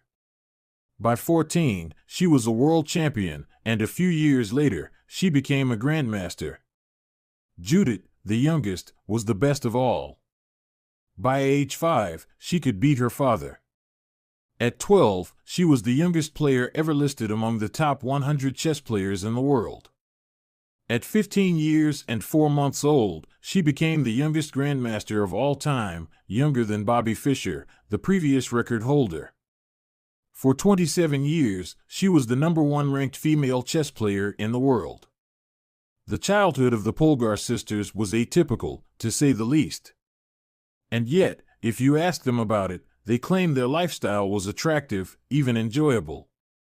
In interviews, the sisters talk about their childhood as entertaining rather than grueling. They loved playing chess. They couldn't get enough of it. Once, Laszlo reportedly found Sophia playing chess in the bathroom in the middle of the night. Encouraging her to go back to sleep, he said, "Sophia, leave the pieces alone." To which she replied, "Daddy, they won't leave me alone." The Polgar sisters grew up in a culture that prioritized chess above all else, praised them for it, rewarded them for it. In their world, an obsession with chess was normal. And as we are about to see, whatever habits are normal in your culture are among the most attractive behaviors you'll find. The seductive pull of social norms. Humans are herd animals. We want to fit in, to bond with others, and to earn the respect and approval of our peers. Such inclinations are essential to our survival. For most of our evolutionary history, our ancestors lived in tribes. Becoming separated from the tribe, or worse, being cast out, was a death sentence. The lone wolf dies, but the pack survives. Meanwhile, those who collaborated and bonded with others enjoyed increased safety, mating opportunities, and access to resources. As Charles Darwin noted, in the long history of humankind, those who learn to collaborate and improvise most effectively have prevailed. As a result, one of the deepest human desires is to belong. And this ancient preference exerts a powerful influence on our modern behavior. We don't choose our earliest habits, we imitate them. We follow the script handed down by our friends and family, our church or school, our local community and society at large. Each of these cultures and groups comes with its own set of expectations and standards, when and whether to get married, how many children to have, which holidays to celebrate, how much money to spend on your child's birthday party. In many ways, these social norms are the invisible rules that guide your behavior each day. You're always keeping them in mind, even if they are at the not top of your mind. Often, you follow the habits of your culture without thinking, without questioning, and sometimes without remembering. As the French philosopher Michel de Montaigne wrote, the customs and practices of life and society sweep us along. Most of the time, going along with the group does not feel like a burden. Everyone wants to belong. If you grow up in a family that rewards you for your chess skills, playing chess will seem like a very attractive thing to do. If you work in a job where everyone wears expensive suits, then you'll be inclined to splurge on one as well. If all of your friends are sharing an inside joke or using a new phrase, you'll want to do it, too, so they know that you get it. Behaviors are attractive when they help us fit in. We imitate the habits of three groups in particular. 1. The close. 2. The many. 3. The powerful. Each group offers an opportunity to leverage the second law of behavior change and make our habits more attractive. 1. Imitating the close. Proximity has a powerful effect on our behavior. This is true of the physical environment, as we discussed in Chapter 6, but it is also true of the social environment. We pick up habits from the people around us. We copy the way our parents handle arguments, the way our peers flirt with one another, the way our coworkers get results. When your friends smoke pot, you give it a try, too. When your wife has a habit of double-checking that the door is locked before going to bed, you pick it up as well. I find that I often imitate the behavior of those around me without realizing it. In conversation, I'll automatically assume the body posture of the other person. In college, I began to talk like my roommates. When traveling to other countries, I unconsciously imitate the local accent despite reminding myself to stop. As a general rule, the closer we are to someone, the more likely we are to imitate some of their habits. One groundbreaking study tracked 12,000 people for 32 years and found that a person's chances of becoming obese increased by 57% if he or she had a friend who became obese. It works the other way, too. Another study found that if one person in a relationship lost weight, the other partner would also slim down about 1/3 of the time. Our friends and family provide a sort of invisible peer pressure that pulls us in their direction. Of course, peer pressure is bad only if you're surrounded by bad influences. When astronaut Mike Massimino was a graduate student at MIT, he took a small robotics class. Of the 10 people in the class, 4 became astronauts. If your goal was to make it into space, then that room was about the best culture you could ask for. Similarly, one study found that the higher your best friend's IQ at age 11 or 12, the higher your IQ would be at age 15, even after controlling for natural levels of intelligence. We soak up the qualities and practices of those around us. One of the most effective things you can do to build better habits is to join a culture where your desired behavior is the normal behavior. New habits seem achievable when you see others doing them every day. If you are surrounded by fit people, you are more likely to consider working out to be a common habit. If you're surrounded by jazz lovers, you are more likely to believe it's reasonable to play jazz every day. Your culture sets your expectation for what is normal. Surround yourself with people who have the habits you want to have yourself. You'll rise together. To make your habits even more attractive, you can take this strategy one step further. Join a culture where, 1. Your desired behavior is the normal behavior, and 2. You already have something in common with the group. Steve Kamb, an entrepreneur in New York City, runs a company called Nerd Fitness, which helps nerds, misfits, and mutants lose weight, get strong, and get healthy. His clients include video game lovers, movie fanatics, and average Joes who want to get in shape. Many people feel out of place the first time they go to the gym or try to change their diet, but if you are already similar to the other members of the group in some way, say, your mutual love of Star Wars, change becomes more appealing because it feels like something people like you already do. Nothing sustains motivation better than belonging to the tribe. It transforms a personal quest into a shared one. Previously, you were on your own. Your identity was singular. You are a reader. You are a musician. You are an athlete. When you join a book club or a band or a cycling group, your identity becomes linked to those around you. Growth and change is no longer an individual pursuit. We are readers. We are musicians. We are cyclists. The shared identity begins to reinforce your personal identity. This is why remaining part of a group after achieving a goal is crucial to maintaining your habits. It's friendship and community that embed a new identity and help behaviors last over the long run. 2. Imitating the many. In the 1950s, psychologist Solomon Asch conducted a series of experiments that are now taught to legions of undergrads each year. To begin each experiment, the subject entered the room with a group of strangers. Unbeknownst to them, the other participants were actors planted by the researcher and instructed to deliver scripted answers to certain questions. The group would be shown one card with a line on it and then a second card with a series of lines. Each person was asked to select the line on the second card that was similar in length to the line on the first card. It was a very simple task. Conforming to social norms. The experiment always began the same. First, there would be some easy trials where everyone agreed on the correct line. After a few rounds, the participants were shown a test that was just as obvious as the previous ones, except the actors in the room would select an intentionally incorrect answer. For example, they would respond A to the comparison shown in Figure 10. Everyone would agree that the lines were the same even though they were clearly different. The subject, who was unaware of the ruse, would immediately become bewildered. Their eyes would open wide. They would laugh nervously to themselves. They would double-check the reactions of other participants.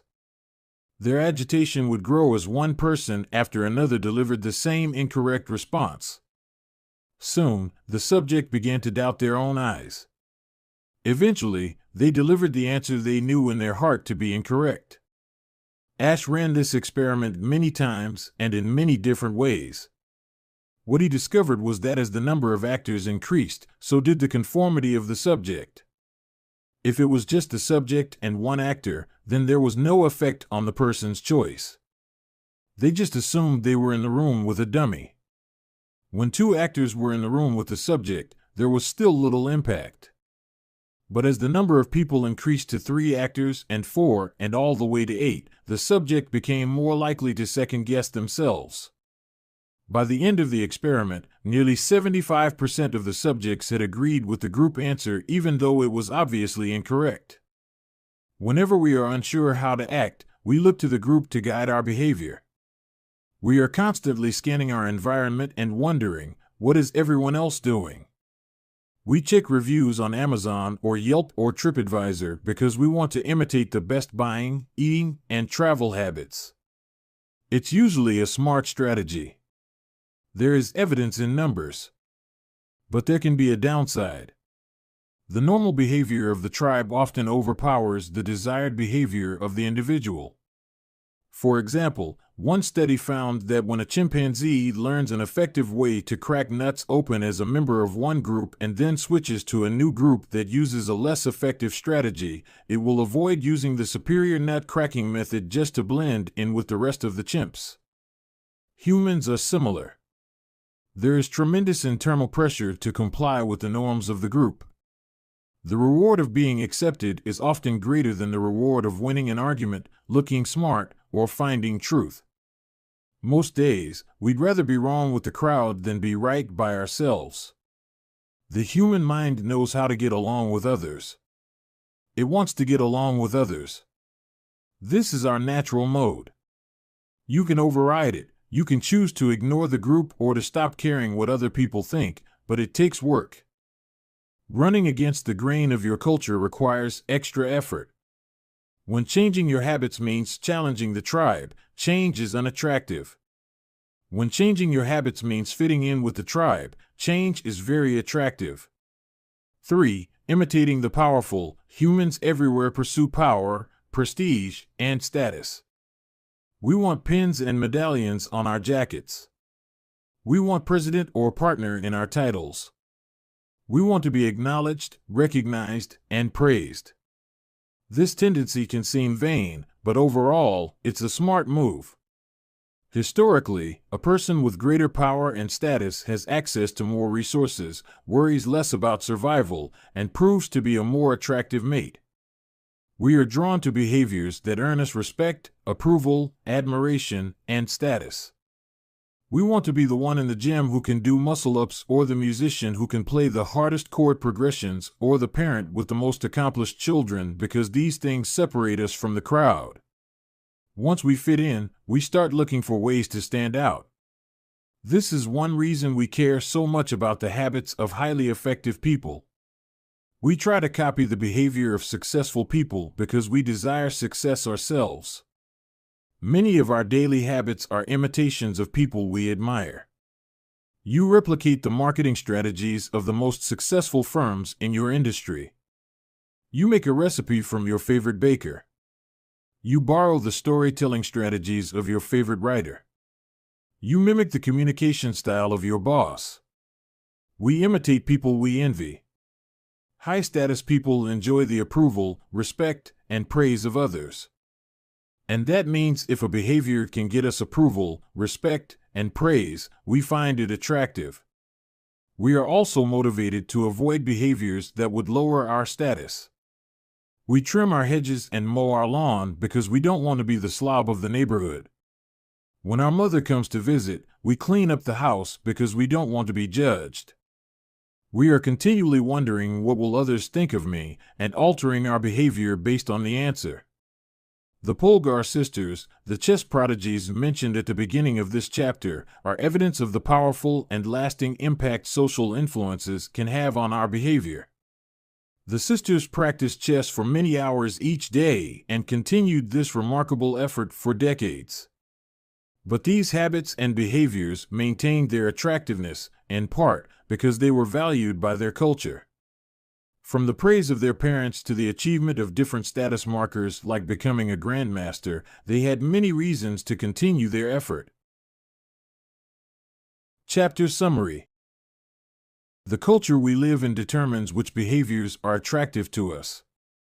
We tend to adopt habits that are praised and approved of by our culture because we have a strong desire to fit in and belong to the tribe.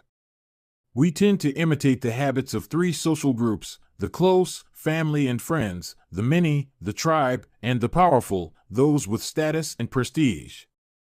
One of the most effective things you can do to build better habits is to join a culture where 1. Your desired behavior is the normal behavior, and 2. You already have something in common with the group. The normal behavior of the tribe often overpowers the desired behavior of the individual. Most days, we'd rather be wrong with the crowd than be right by ourselves. If a behavior can get us approval, respect, and praise, we find it attractive. Chapter 10. How to find and fix the causes of your bad habits. In late 2012, I was sitting in an old apartment just a few blocks from Istanbul's most famous street, Istiklal Caddesi. I was in the middle of a 4-day trip to Turkey, and my guide, Mike, was relaxing in a worn-out armchair a few feet away. Mike wasn't really a guide. He was just a guy from Maine who had been living in Turkey for 5 years, but he offered to show me around while I was visiting the country, and I took him up on it. On this particular night, I had been invited to dinner with him and a handful of his Turkish friends. There were 7 of us, and I was the only one who hadn't, at some point, smoked at least 1 pack of cigarettes per day. I asked one of the Turks how he got started. "Friends," he said. "It always starts with your friends. One friend smokes, then you try it." What was truly fascinating was that half of the people in the room had managed to quit smoking. Mike had been smoke-free for a few years at that point, and he swore up and down that he broke the habit because of a book called Alan Carr's Easy Way to Stop Smoking. It frees you from the mental burden of smoking, he said. It tells you, stop lying to yourself. You know you don't actually want to smoke. You know you don't really enjoy this. It helps you feel like you're not the victim anymore.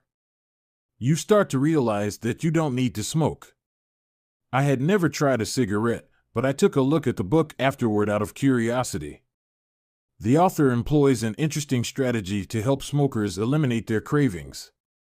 He systematically reframes each cue associated with smoking and gives it a new meaning. He says things like, you think you are quitting something, but you're not quitting anything because cigarettes do nothing for you. You think smoking is something you need to do to be social, but it's not. You can be social without smoking at all. You think smoking is about relieving stress, but it's not. Smoking does not relieve your nerves, it destroys them. Over and over, he repeats these phrases and others like them. Get it clearly into your mind, he says. You are losing nothing and you are making marvelous positive gains not only in health, energy, and money, but also in confidence, self-respect, freedom, and, most important of all, in the length and quality of your future life. By the time you get to the end of the book, smoking seems like the most ridiculous thing in the world to do. And if you no longer expect smoking to bring you any benefits, you have no reason to smoke. It is an inversion of the second law of behavior change, make it unattractive. Now, I know this idea might sound overly simplistic. Just change your mind and you can quit smoking. But stick with me for a minute. Where cravings come from. Every behavior has a surface-level craving and a deeper, underlying motive. I often have a craving that goes something like this: I want to eat tacos. If you were to ask me why I want to eat tacos, I wouldn't say, because I need food to survive. But the truth is, somewhere deep down, I am motivated to eat tacos because I have to eat to survive. The underlying motive is to obtain food and water even if my specific craving is for a taco. Some of our underlying motives include conserve energy, obtain food and water, find love and reproduce, connect and bond with others, win social acceptance and approval, reduce uncertainty, achieve status and prestige. A craving is just a specific manifestation of a deeper underlying motive. Your brain did not evolve with a desire to smoke cigarettes or to check Instagram or to play video games. At a deep level, you simply want to reduce uncertainty and relieve anxiety, to win social acceptance and approval, or to achieve status. Look at nearly any product that is habit-forming and you'll see that it does not create a new motivation, but rather latches onto the underlying motives of human nature. Find love and reproduce equals using Tinder. Connect and bond with others equals browsing Facebook. Win social acceptance and approval equals posting on Instagram. Reduce uncertainty equals searching on Google.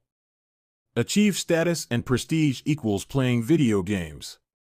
Your habits are modern-day solutions to ancient desires.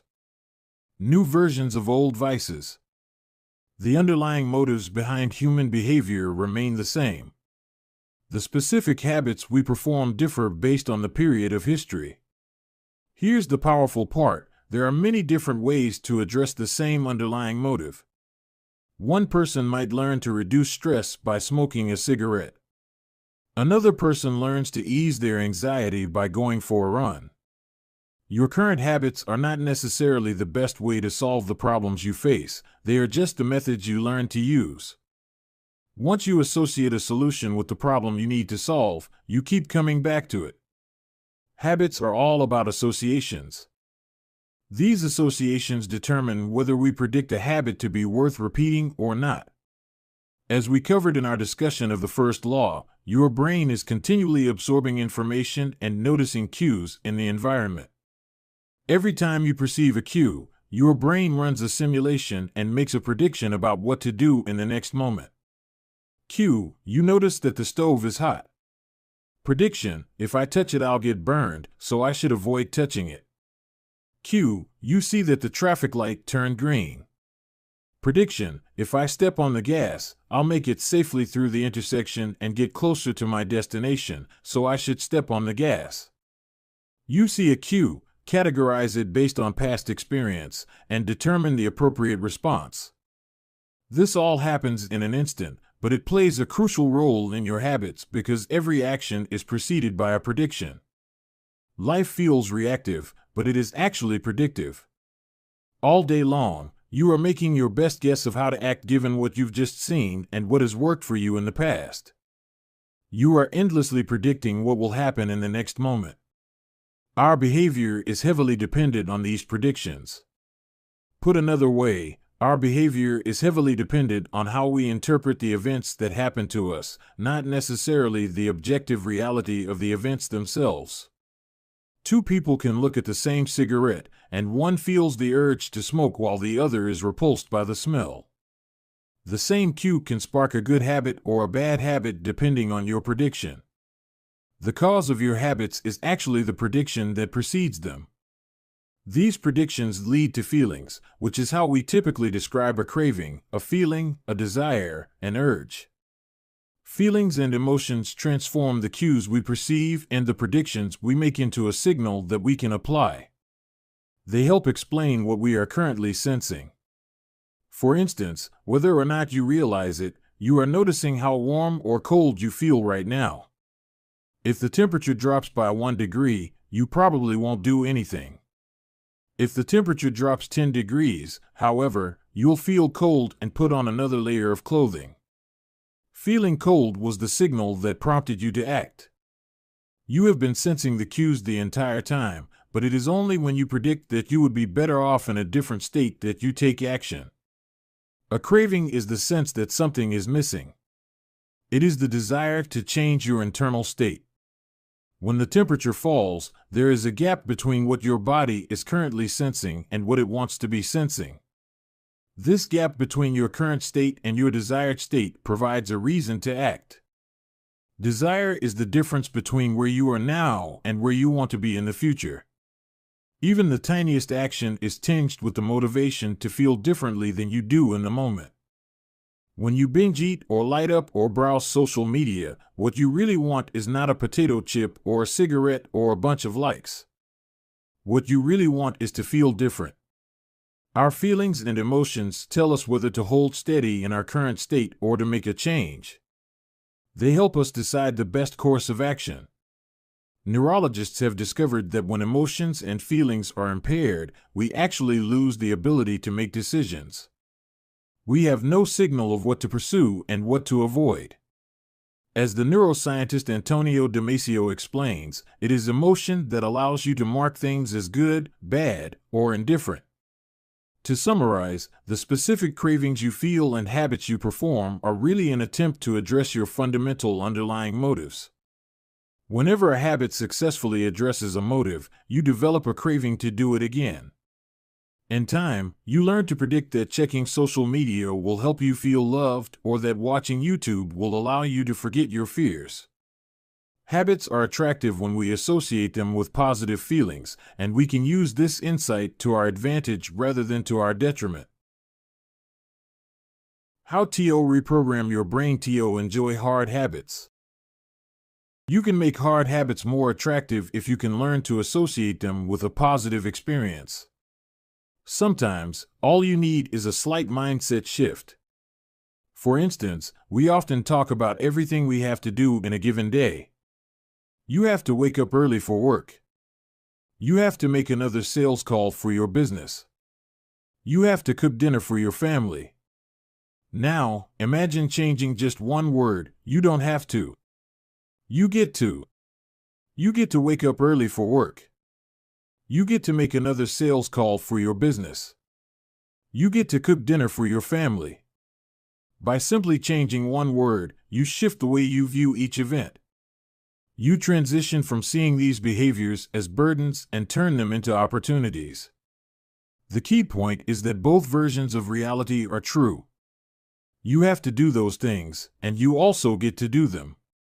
We can find evidence for whatever mindset we choose. I once heard a story about a man who uses a wheelchair. When asked if it was difficult being confined, he responded, "I'm not confined to my wheelchair, I am liberated by it. If it wasn't for my wheelchair, I would be bedbound and never able to leave my house." This shift in perspective completely transformed how he lived each day. Reframing your habits to highlight their benefits rather than their drawbacks is a fast and lightweight way to reprogram your mind and make a habit seem more attractive. Exercise.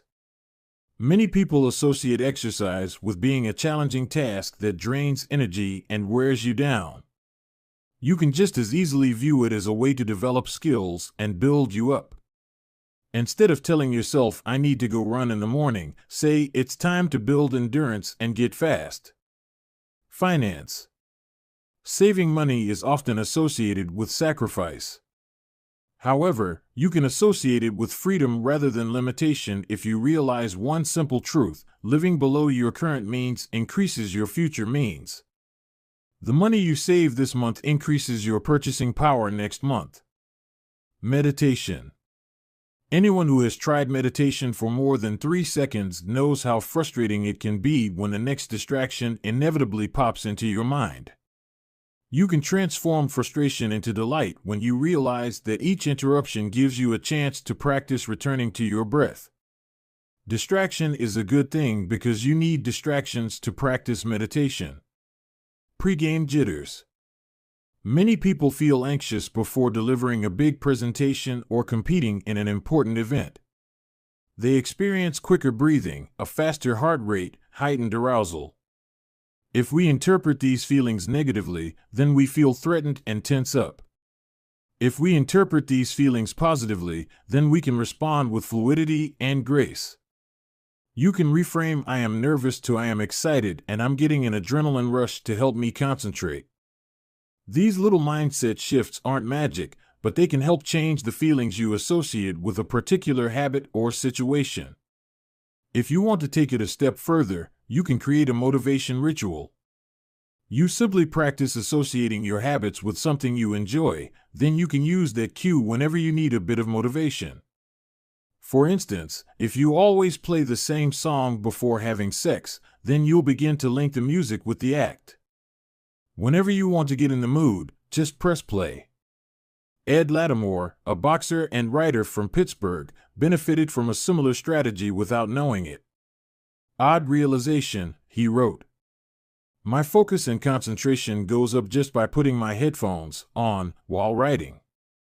I don't even have to play any music." Without realizing it, he was conditioning himself. In the beginning, he put his headphones on, played some music he enjoyed, and did focused work.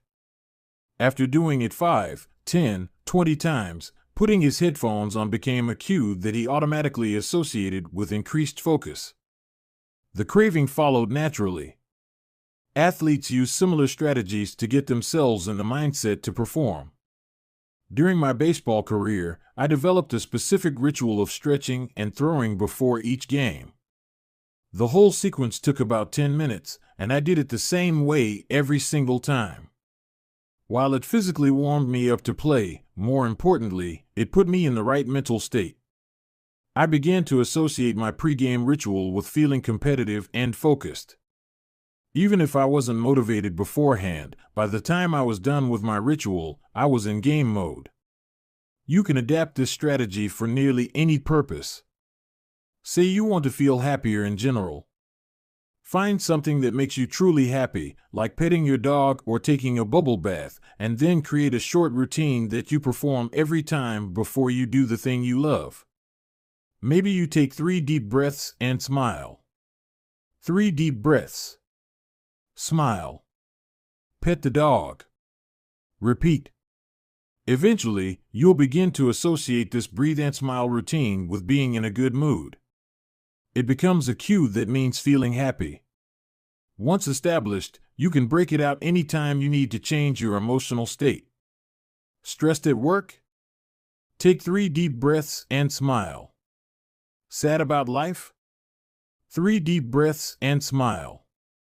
Once a habit has been built, the cue can prompt a craving, even if it has little to do with the original situation.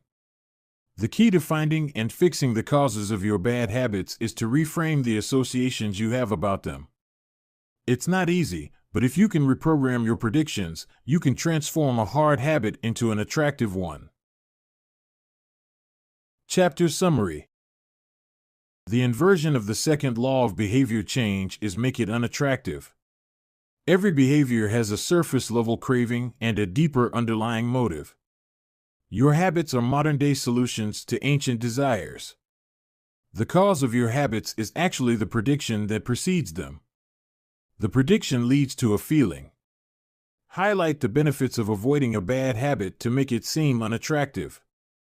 Habits are attractive when we associate them with positive feelings and unattractive when we associate them with negative feelings. Create a motivation ritual by doing something you enjoy immediately before a difficult habit. The third law, make it easy. Chapter 11, walk slowly, but never backward. On the first day of class, Jerry Yulesman, a professor at the University of Florida, divided his film photography students into two groups. Everyone on the left side of the classroom, he explained, would be in the quantity group. They would be graded solely on the amount of work they produced. On the final day of class, he would tally the number of photos submitted by each student. 100 photos would rate an A, 90 photos a B, 80 photos a C, and so on. Meanwhile, everyone on the right side of the room would be in the quality group. They would be graded only on the excellence of their work. They would only need to produce one photo during the semester, but to get an A, it had to be a nearly perfect image. At the end of the term, he was surprised to find that all the best photos were produced by the quantity group. During the semester, these students were busy taking photos, experimenting with composition and lighting, testing out various methods in the darkroom, and learning from their mistakes.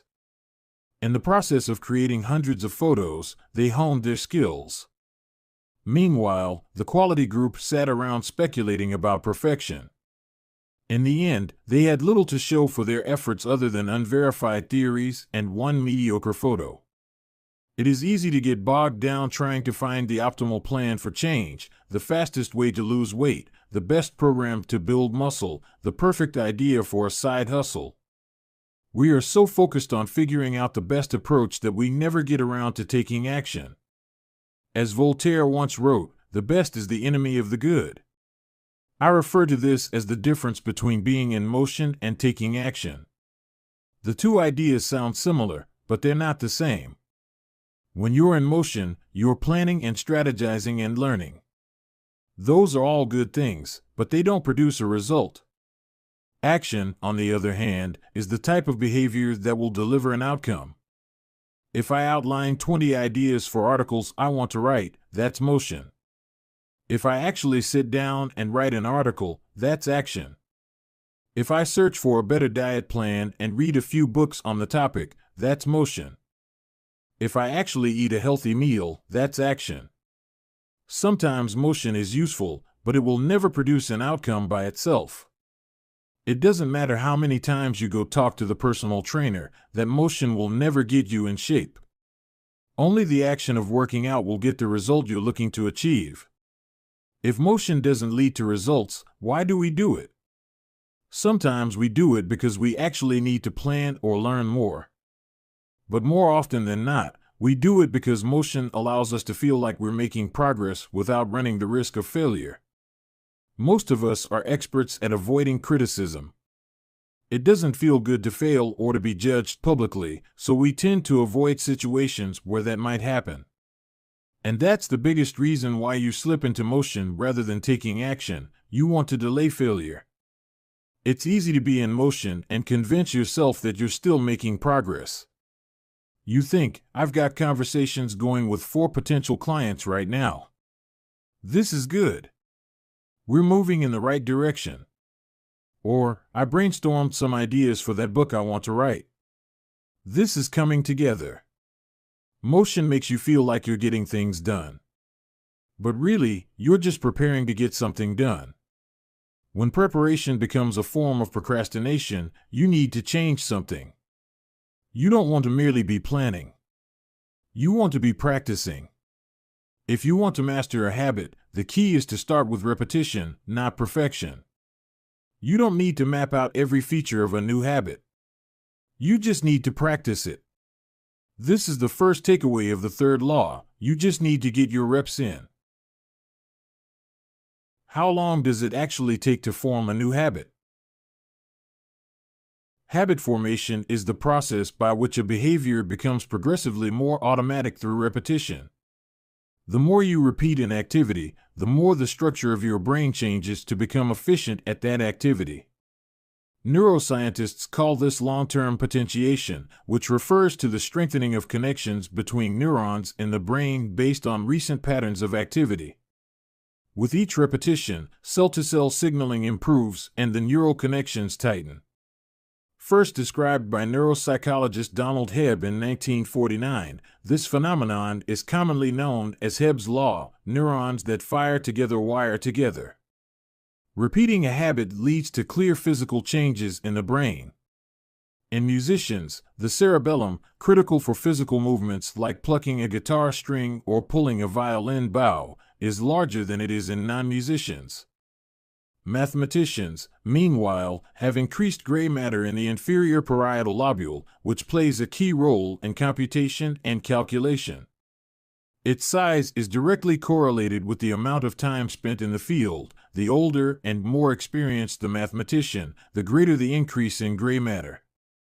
When scientists analyzed the brains of taxi drivers in London, they found that the hippocampus, a region of the brain involved in spatial memory, was significantly larger in their subjects than in non-taxi drivers.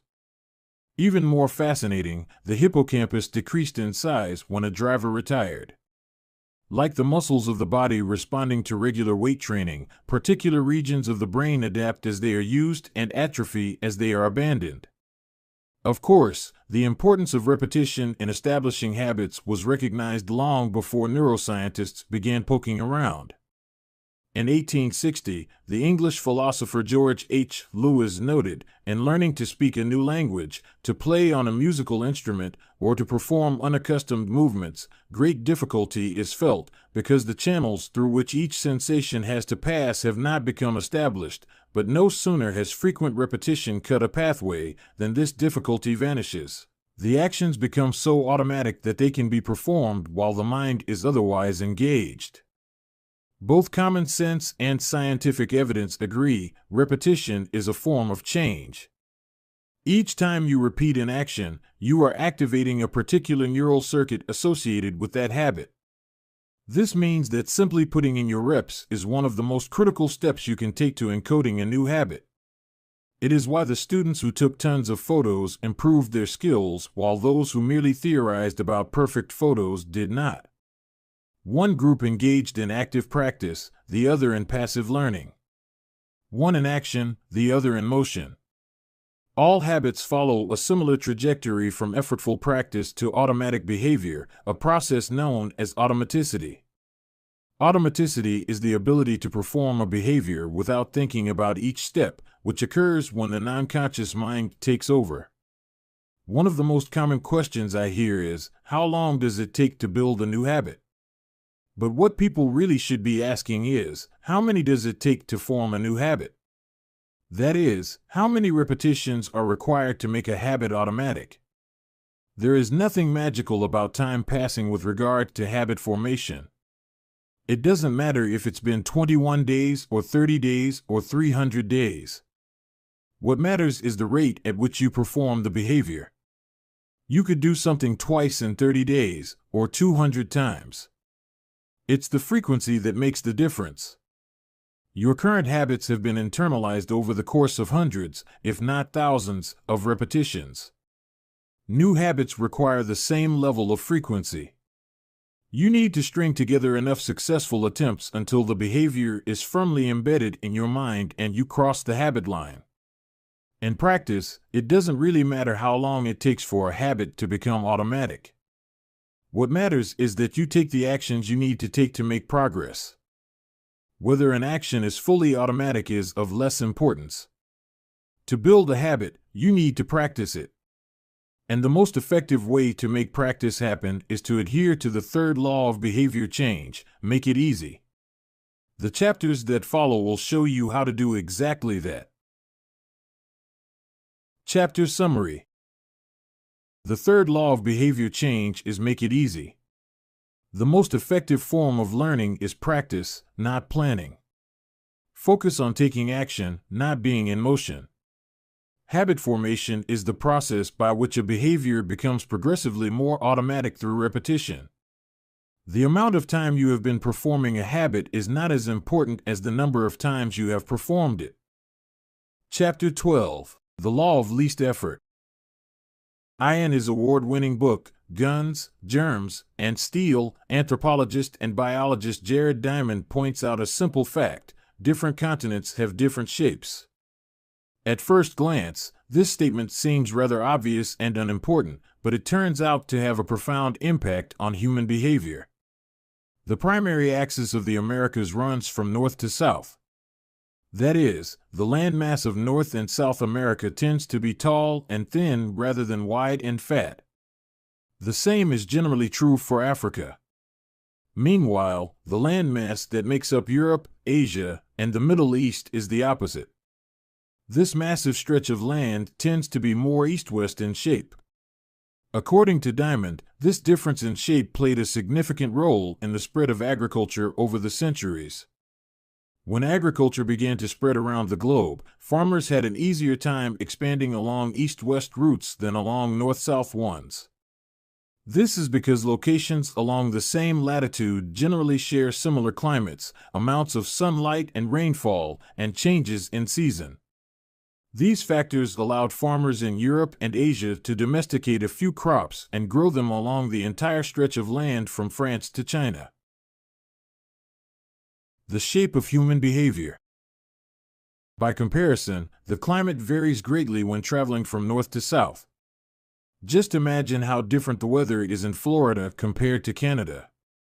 You can be the most talented farmer in the world, but it won't help you grow Florida oranges in the Canadian winter. Snow is a poor substitute for soil.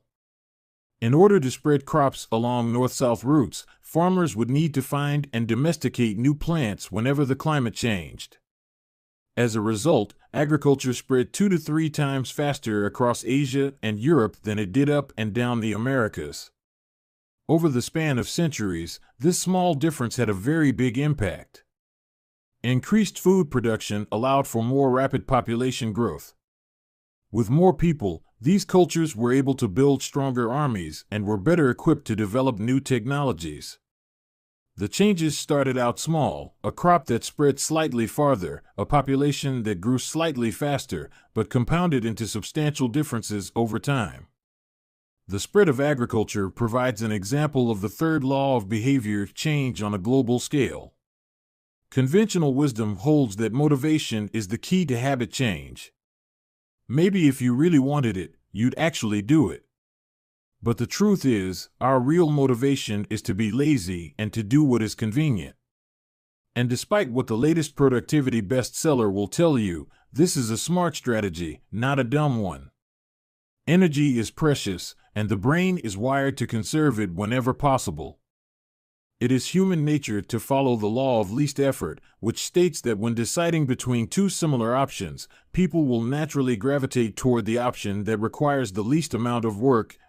For example, expanding your farm to the east where you can grow the same crops rather than heading north where the climate is different. Out of all the possible actions we could take, the one that is realized is the one that delivers the most value for the least effort. We are motivated to do what is easy. Every action requires a certain amount of energy. The more energy required, the less likely it is to occur. If your goal is to do 100 push-ups per day, that's a lot of energy. In the beginning, when you're motivated and excited, you can muster the strength to get started. But after a few days, such a massive effort feels exhausting. Meanwhile, sticking to the habit of doing 1 push-up per day requires almost no energy to get started. And the less energy a habit requires, the more likely it is to occur. Look at any behavior that fills up much of your life and you'll see that it can be performed with very low levels of motivation. Habits like scrolling on our phones, checking email, and watching television steal so much of our time because they can be performed almost without effort. They are remarkably convenient. In a sense, every habit is just an obstacle to getting what you really want. Dieting is an obstacle to getting fit. Meditation is an obstacle to feeling calm. Journaling is an obstacle to thinking clearly. You don't actually want the habit itself. What you really want is the outcome the habit delivers. The greater the obstacle, that is, the more difficult the habit, the more friction there is between you and your desired end state. This is why it is crucial to make your habits so easy that you'll do them even when you don't feel like it. If you can make your good habits more convenient, you'll be more likely to follow through on them. But what about all the moments when we seem to do the opposite? If we're all so lazy, then how do you explain people accomplishing hard things like raising a child or starting a business or climbing Mount Everest? Certainly, you are capable of doing very hard things. The problem is that some days you feel like doing the hard work and some days you feel like giving in. On the tough days, it's crucial to have as many things working in your favor as possible so that you can overcome the challenges life naturally throws your way. The less friction you face, the easier it is for your stronger self to emerge. The idea behind Make It Easy is not to only do easy things. The idea is to make it as easy as possible in the moment to do things that pay off in the long run. How to achieve more with less effort. Imagine you are holding a garden hose that is bent in the middle. Some water can flow through, but not very much. If you want to increase the rate at which water passes through the hose, you have two options. The first option is to crank up the valve and force more water out. The second option is to simply remove the bend in the hose and let water flow through naturally. Trying to pump up your motivation to stick with a hard habit is like trying to force water through a bent hose. You can do it, but it requires a lot of effort and increases the tension in your life. Meanwhile, making your habits simple and easy is like removing the bend in the hose. Rather than trying to overcome the friction in your life, you reduce it. One of the most effective ways to reduce the friction associated with your habits is to practice environment design.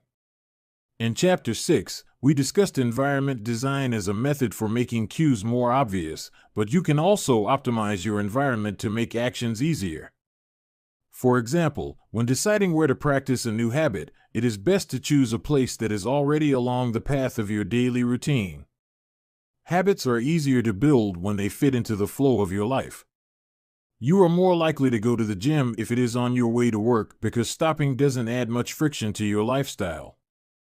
By comparison, if the gym is off the path of your normal commute, even by just a few blocks, now you're going out of your way to get there. Perhaps even more effective is reducing the friction within your home or office. Too often, we try to start habits in high-friction environments. We try to follow a strict diet while we are out to dinner with friends. We try to write a book in a chaotic household. We try to concentrate while using a smartphone filled with distractions. It doesn't have to be this way. We can remove the points of friction that hold us back. This is precisely what electronics manufacturers in Japan began to do in the 1970s. In an article published in the New Yorker titled Better All the Time, James Shiroaki writes, Japanese firms emphasized what came to be known as lean production, relentlessly looking to remove waste of all kinds from the production process, down to redesigning workspaces, so workers didn't have to waste time twisting and turning to reach their tools. The result was that Japanese factories were more efficient and Japanese products were more reliable than American ones. In 1974, service calls for American-made color televisions were 5 times as common as for Japanese televisions. By 1979, it took American workers 3 times as long to assemble their sets. I like to refer to this strategy as addition by subtraction. Asterisk, the Japanese companies looked for every point of friction in the manufacturing process and eliminated it. As they subtracted wasted effort, they added customers and revenue.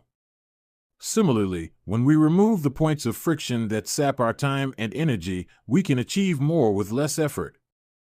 This is one reason tidying up can feel so good. We are simultaneously moving forward and lightening the cognitive load our environment places on us. If you look at the most habit-forming products, you'll notice that one of the things these goods and services do best is remove little bits of friction from your life. Meal delivery services reduce the friction of shopping for groceries. Dating apps reduce the friction of making social introductions.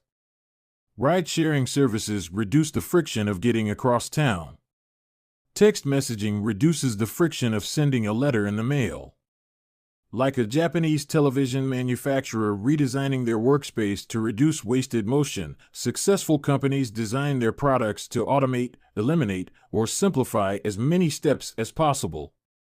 They reduce the number of fields on each form. They pare down the number of clicks required to create an account. They deliver their products with easy-to-understand directions or ask their customers to make fewer choices.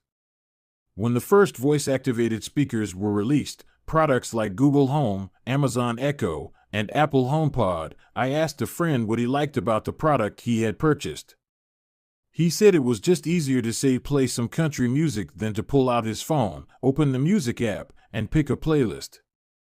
Of course, just a few years earlier, having unlimited access to music in your pocket was a remarkably frictionless behavior compared to driving to the store and buying a CD. Business is a never-ending quest to deliver the same result in an easier fashion. Similar strategies have been used effectively by governments. When the British government wanted to increase tax collection rates, they switched from sending citizens to a web page where the tax form could be downloaded to linking directly to the form. Reducing that one step in the process increased the response rate from 19.2% to 23.4%. For a country like the United Kingdom, those percentage points represent millions in tax revenue. The central idea is to create an environment where doing the right thing is as easy as possible. Much of the battle of building better habits comes down to finding ways to reduce the friction associated with our good habits and increase the friction associated with our bad ones. Prime the environment for future use. Oswald Knuckles is an IT developer from Natchez, Mississippi. He is also someone who understands the power of priming his environment. Knuckles dialed in his cleaning habits by following a strategy he refers to as resetting the room. For instance, when he finishes watching television, he places the remote back on the TV stand, arranges the pillows on the couch, and folds the blanket. When he leaves his car, he throws any trash away. Whenever he takes a shower, he wipes down the toilet while the shower is warming up. As he notes, the perfect time to clean the toilet is right before you wash yourself in the shower anyway. The purpose of resetting each room is not simply to clean up after the last action, but to prepare for the next action. When I walk into a room, everything is in its right place, Knuckles wrote. Because I do this every day in every room, stuff always stays in good shape. People think I work hard, but I'm actually really lazy. I'm just proactively lazy. It gives you so much time back.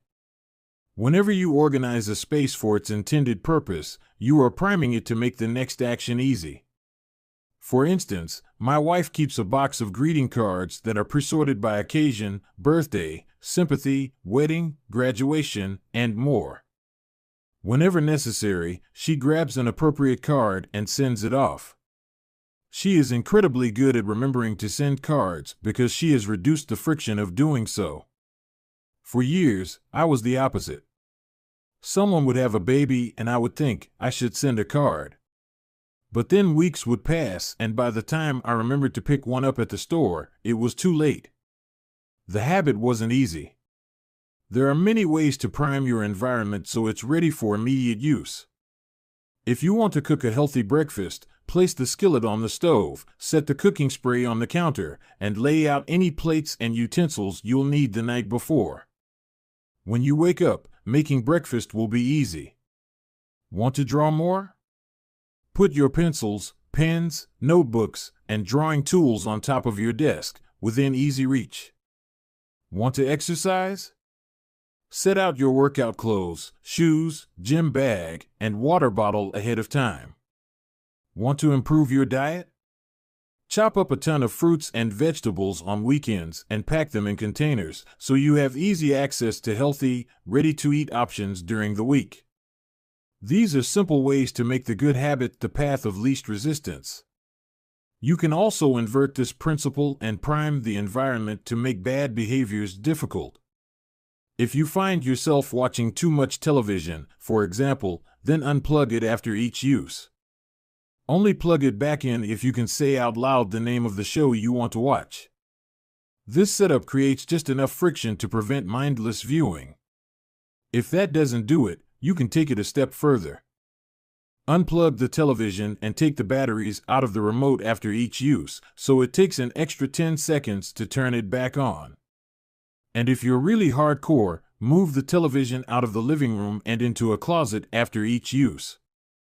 You can be sure you'll only take it out when you really want to watch something. The greater the friction, the less likely the habit. Whenever possible, I leave my phone in a different room until lunch. When it's right next to me, I'll check it all morning for no reason at all. But when it is in another room, I rarely think about it. And the friction is high enough that I won't go get it without a reason. As a result, I get 3 to 4 hours each morning when I can work without interruption. If sticking your phone in another room doesn't seem like enough, tell a friend or family member to hide it from you for a few hours. Ask a coworker to keep it at their desk in the morning and give it back to you at lunch. It is remarkable how little friction is required to prevent unwanted behavior. When I hide beer in the back of the fridge where I can't see it, I drink less. When I delete social media apps from my phone, it can be weeks before I download them again and log in. These tricks are unlikely to curb a true addiction, but for many of us, a little bit of friction can be the difference between sticking with a good habit or sliding into a bad one. Imagine the cumulative impact of making dozens of these changes and living in an environment designed to make the good behaviors easier and the bad behaviors harder. Whether we are approaching behavior change as an individual, a parent, a coach, or a leader, we should ask ourselves the same question: how can we design a world where it's easy to do what's right? Redesign your life so the actions that matter most are also the actions that are easiest to do. Chapter Summary. Human behavior follows the law of least effort. We will naturally gravitate toward the option that requires the least amount of work. Create an environment where doing the right thing is as easy as possible. Reduce the friction associated with good behaviors. When friction is low, habits are easy. Increase the friction associated with bad behaviors. When friction is high, habits are difficult. Prime your environment to make future actions easier. Chapter 13. How to stop procrastinating by using the 2-minute rule. Twyla Tharp is widely regarded as one of the greatest dancers and choreographers of the modern era. In 1992, she was awarded a MacArthur Fellowship, often referred to as the Genius Grant, and she has spent the bulk of her career touring the globe to perform her original works. She also credits much of her success to simple daily habits. I begin each day of my life with a ritual, she writes. I wake up at 5:30 a.m., put on my workout clothes, my leg warmers, my sweatshirt, and my hat. I walk outside my Manhattan home, hail a taxi, and tell the driver to take me to the Pumping Iron Gym at 91st Street and 1st Avenue, where I work out for 2 hours. The ritual is not the stretching and weight training I put my body through each morning at the gym. The ritual is the cab. The moment I tell the driver where to go, I have completed the ritual. It's a simple act, but doing it the same way each morning habitualizes it, makes it repeatable, easy to do. It reduces the chance that I would skip it or do it differently. It is one more item in my arsenal of routines, and one less thing to think about. Hailing a cab each morning may be a tiny action, but it is a splendid example of the third law of behavior change.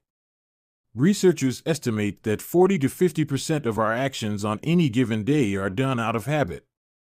This is already a substantial percentage, but the true influence of your habits is even greater than these numbers suggest. Habits are automatic choices that influence the conscious decisions that follow. Yes, a habit can be completed in just a few seconds, but it can also shape the actions that you take for minutes or hours afterward. Habits are like the entrance ramp to a highway. They lead you down a path and, before you know it, you're speeding toward the next behavior. It seems to be easier to continue what you are already doing than to start doing something different. You sit through a bad movie for 2 hours. You keep snacking even when you're already full. You check your phone for just a second and soon you have spent 20 minutes staring at the screen. In this way, the habits you follow without thinking often determine the choices you make when you are thinking. Each evening, there is a tiny moment, usually around 5:15 p.m., that shapes the rest of my night. My wife walks in the door from work and either we change into our workout clothes and head to the gym or we crash onto the couch, order Indian food, and watch the advice, similar to Twyla Tharp hailing the cab. The ritual is changing into my workout clothes. If I change clothes, I know the workout will happen. Everything that follows, driving to the gym, deciding which exercises to do, stepping under the bar, is easy once I've taken the first step. Every day, there are a handful of moments that deliver an outsized impact. I refer to these little choices as decisive moments. The moment you decide between ordering takeout or cooking dinner. The moment you choose between driving your car or riding your bike. The moment you decide between starting your homework or grabbing the video game controller. These choices are a fork in the road. Decisive moments. Decisive moments set the options available to your future self. For instance, walking into a restaurant is a decisive moment because it determines what you'll be eating for lunch. Technically, you are in control of what you order, but in a larger sense, you can only order an item if it is on the menu. If you walk into a steakhouse, you can get a sirloin or a ribeye, but not sushi. Your options are constrained by what's available. They are shaped by the first choice. We are limited by where our habits lead us. This is why mastering the decisive moments throughout your day is so important. Each day is made up of many moments, but it is really a few habitual choices that determine the path you take. These little choices stack up, each one setting the trajectory for how you spend the next chunk of time. Habits are the entry point, not the end point. They are the cab, not the gym. The 2-minute rule. Even when you know you should start small, it's easy to start too big. When you dream about making a change, excitement inevitably takes over and you end up trying to do too much too soon. The most effective way I know to counteract this tendency is to use the 2-minute rule, which states, when you start a new habit, it should take less than 2 minutes to do. You'll find that nearly any habit can be scaled down into a 2-minute version. Read before bed each night becomes read 1 page. Do 30 minutes of yoga becomes take out my yoga mat. Study for class becomes open my notes. Fold the laundry becomes fold 1 pair of socks. Run 3 miles becomes tie my running shoes. The idea is to make your habits as easy as possible to start. Anyone can meditate for 1 minute, read 1 page, or put 1 item of clothing away. And, as we have just discussed, this is a powerful strategy because once you've started doing the right thing, it is much easier to continue doing it. A new habit should not feel like a challenge. The actions that follow can be challenging, but the first 2 minutes should be easy. What you want is a gateway habit that naturally leads you down a more productive path. You can usually figure out the gateway habits that will lead to your desired outcome by mapping out your goals on a scale from very easy to very hard. For instance, running a marathon is very hard. Running a 5K is hard. Walking 10,000 steps is moderately difficult. Walking 10 minutes is easy. And putting on your running shoes is very easy. Your goal might be to run a marathon, but your gateway habit is to put on your running shoes. That's how you follow the 2-minute rule. People often think it's weird to get hyped about reading one page or meditating for 1 minute or making one sales call. But the point is not to do one thing. The point is to master the habit of showing up. The truth is, a habit must be established before it can be improved. If you can't learn the basic skill of showing up, then you have little hope of mastering the finer details. Instead of trying to engineer a perfect habit from the start, do the easy thing on a more consistent basis. You have to standardize before you can optimize. As you master the art of showing up, the first 2 minutes simply become a ritual at the beginning of a larger routine. This is not merely a hack to make habits easier, but actually the ideal way to master a difficult skill. The more you ritualize the beginning of a process, the more likely it becomes that you can slip into the state of deep focus that is required to do great things. By doing the same warm-up before every workout, you make it easier to get into a state of peak performance. By following the same creative ritual, you make it easier to get into the hard work of creating. By developing a consistent power-down habit, you make it easier to get to bed at a reasonable time each night. You may not be able to automate the whole process, but you can make the first action mindless. Make it easy to start and the rest will follow. The 2-minute rule can seem like a trick to some people. You know that the real goal is to do more than just 2 minutes, so it may feel like you're trying to fool yourself. Nobody is actually aspiring to read 1 page or do 1 push-up or open their notes. And if you know it's a mental trick, why would you fall for it? If the 2-minute rule feels forced, try this: do it for 2 minutes and then stop. Go for a run, but you must stop after 2 minutes. Start meditating, but you must stop after 2 minutes. Study Arabic, but you must stop after 2 minutes. It's not a strategy for starting, it's the whole thing. Your habit can only last 120 seconds. One of my readers used this strategy to lose over 100 pounds. In the beginning, he went to the gym each day, but he told himself he wasn't allowed to stay for more than 5 minutes. He would go to the gym, exercise for 5 minutes, and leave as soon as his time was up. After a few weeks, he looked around and thought, well, I'm always coming here anyway. I might as well start staying a little longer. A few years later, the weight was gone. Journaling provides another example. Nearly everyone can benefit from getting their thoughts out of their head and onto paper, but most people give up after a few days or avoid it entirely because journaling feels like a chore. The secret is to always stay below the point where it feels like work. Greg McEwen, a leadership consultant from the United Kingdom, built a daily journaling habit by specifically writing less than he felt like. He always stopped journaling before it seemed like a hassle. Ernest Hemingway believed in similar advice for any kind of writing. The best way is to always stop when you are going good, he said. Strategies like this work for another reason, too. They reinforce the identity you want to build. If you show up at the gym 5 days in a row, even if it's just for 2 minutes, you are casting votes for your new identity. You're not worried about getting in shape. You're focused on becoming the type of person who doesn't miss workouts. You're taking the smallest action that confirms the type of person you want to be. We rarely think about change this way because everyone is consumed by the end goal. But 1 push-up is better than not exercising. 1 minute of guitar practice is better than none at all. 1 minute of reading is better than never picking up a book. It's better to do less than you hope than to do nothing at all. At some point, once you've established the habit and you're showing up each day, you can combine the 2-minute rule with a technique we call habit shaping to scale your habit back up toward your ultimate goal. Start by mastering the first 2 minutes of the smallest version of the behavior.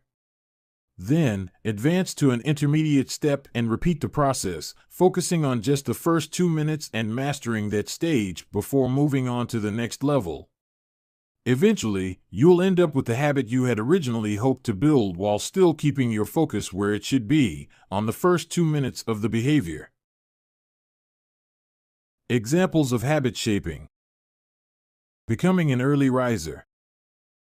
Phase 1. Be home by 10 p.m. every night. Phase 2. Have all devices, TV, phone, etc., turned off by 10 p.m. every night. Phase 3. Be in bed by 10 p.m. every night, reading a book, talking with your partner. Phase 4. Lights off by 10 p.m. every night. Phase 5. Wake up at 6 a.m. every day. Becoming vegan. Phase 1. Start eating vegetables at each meal. Phase 2. Stop eating animals with 4 legs, cow, pig, lamb, etc. Phase 3. Stop eating animals with 2 legs, chicken, turkey, etc. Phase 4. Stop eating animals with no legs, fish, clams, scallops, etc. Phase 5. Stop eating all animal products, eggs, milk, cheese. Starting to exercise. Phase 1. Change into workout clothes. Phase 2. Step out the door, try taking a walk. Phase 3. Drive to the gym, exercise for 5 minutes, and leave. Phase 4. Exercise for 15 minutes at least once per week. Phase 5. Exercise 3 times per week. Nearly any larger life goal can be transformed into a 2-minute behavior. I want to live a healthy and long life greater than I need to stay in shape, greater than I need to exercise, greater than I need to change into my workout clothes.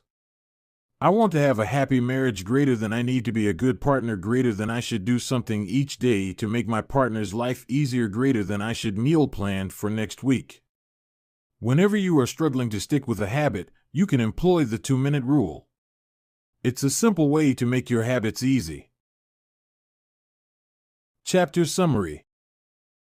Habits can be completed in a few seconds, but continue to impact your behavior for minutes or hours afterward.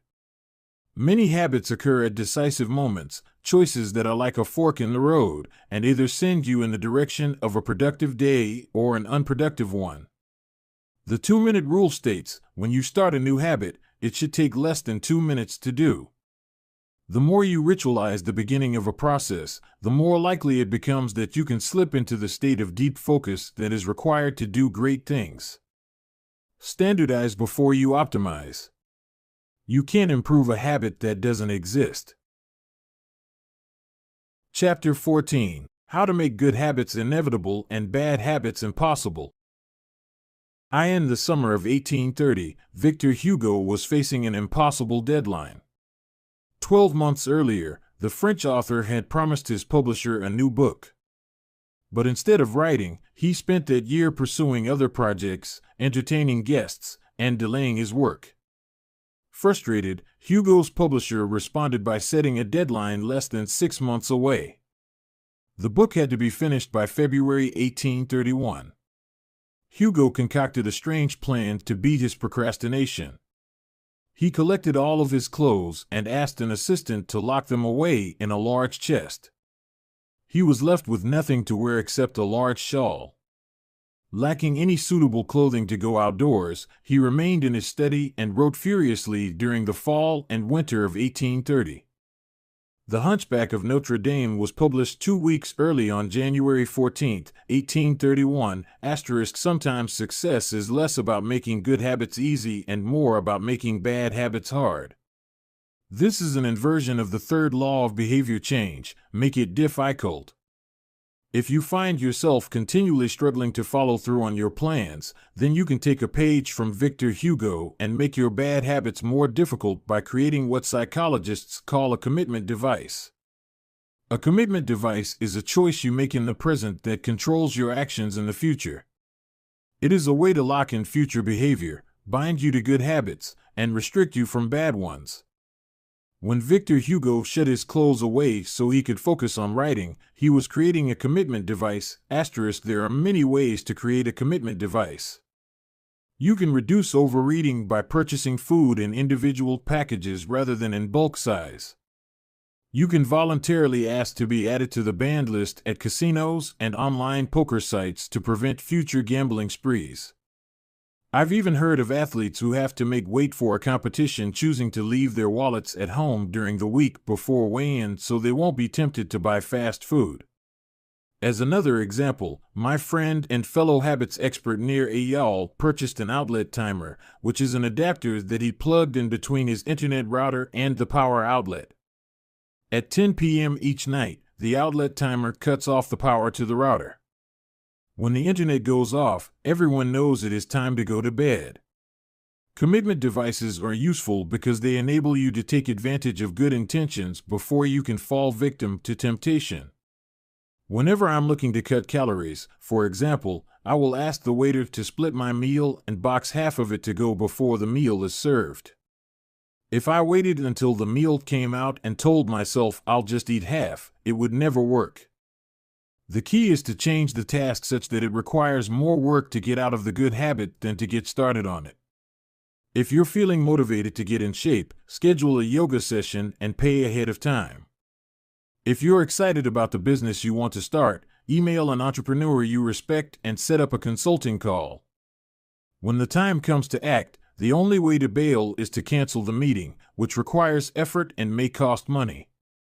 Commitment devices increase the odds that you'll do the right thing in the future by making bad habits difficult in the present. However, we can do even better. We can make good habits inevitable and bad habits impossible. How to automate a habit and never think about it again. John Henry Patterson was born in Dayton, Ohio, in 1844. He spent his childhood doing chores on the family farm and working shifts at his father's sawmill. After attending college at Dartmouth, Patterson returned to Ohio and opened a small supply store for coal miners. It seemed like a good opportunity.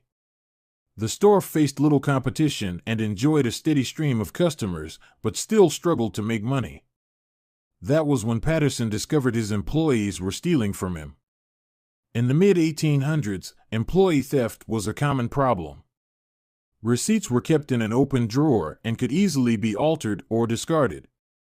There were no video cameras to review behavior and no software to track transactions.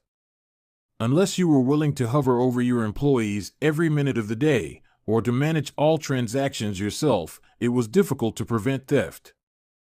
As Patterson mulled over his predicament, he came across an advertisement for a new invention called Ritty's Incorruptible Cashier.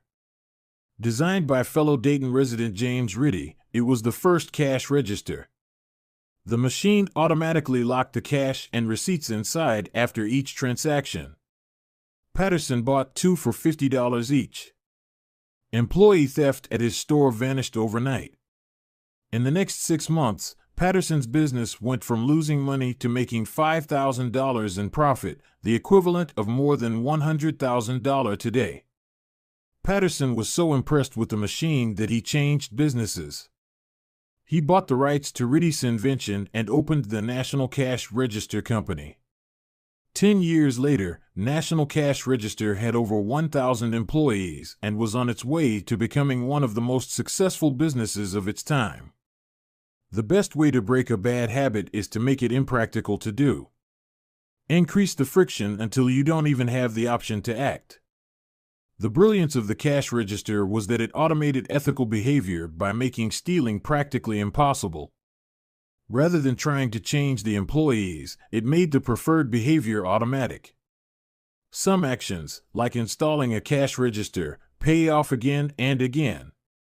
These one-time choices require a little bit of effort up front but create increasing value over time.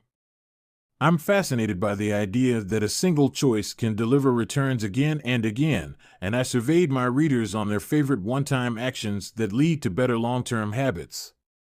The table on the following page shares some of the most popular answers. I'd wager that if the average person were to simply do half of the one-time actions on this list, even if they didn't give another thought to their habits, most would find themselves living a better life a year from now. These one-time actions are a straightforward way to employ the third law of behavior change. They make it easier to sleep well, eat healthy, be productive, save money, and generally live better. One-time actions that lock in good habits. Nutrition. Buy a water filter to clean your drinking water. Use smaller plates to reduce caloric intake.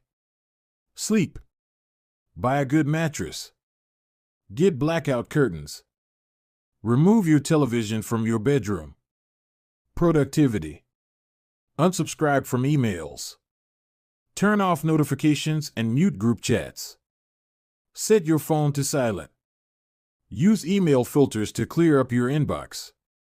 Delete games and social media apps on your phone. Happiness. Get a dog. Move to a friendly, social neighborhood. General health. Get vaccinated. Buy good shoes to avoid back pain. Buy a supportive chair or standing desk. Finance. Enroll in an automatic savings plan. Set up automatic bill pay. Cut cable service. Ask service providers to lower your bills. Of course, there are many ways to automate good habits and eliminate bad ones. Typically, they involve putting technology to work for you. Technology can transform actions that were once hard, annoying, and complicated into behaviors that are easy, painless, and simple. It is the most reliable and effective way to guarantee the right behavior. This is particularly useful for behaviors that happen too infrequently to become habitual.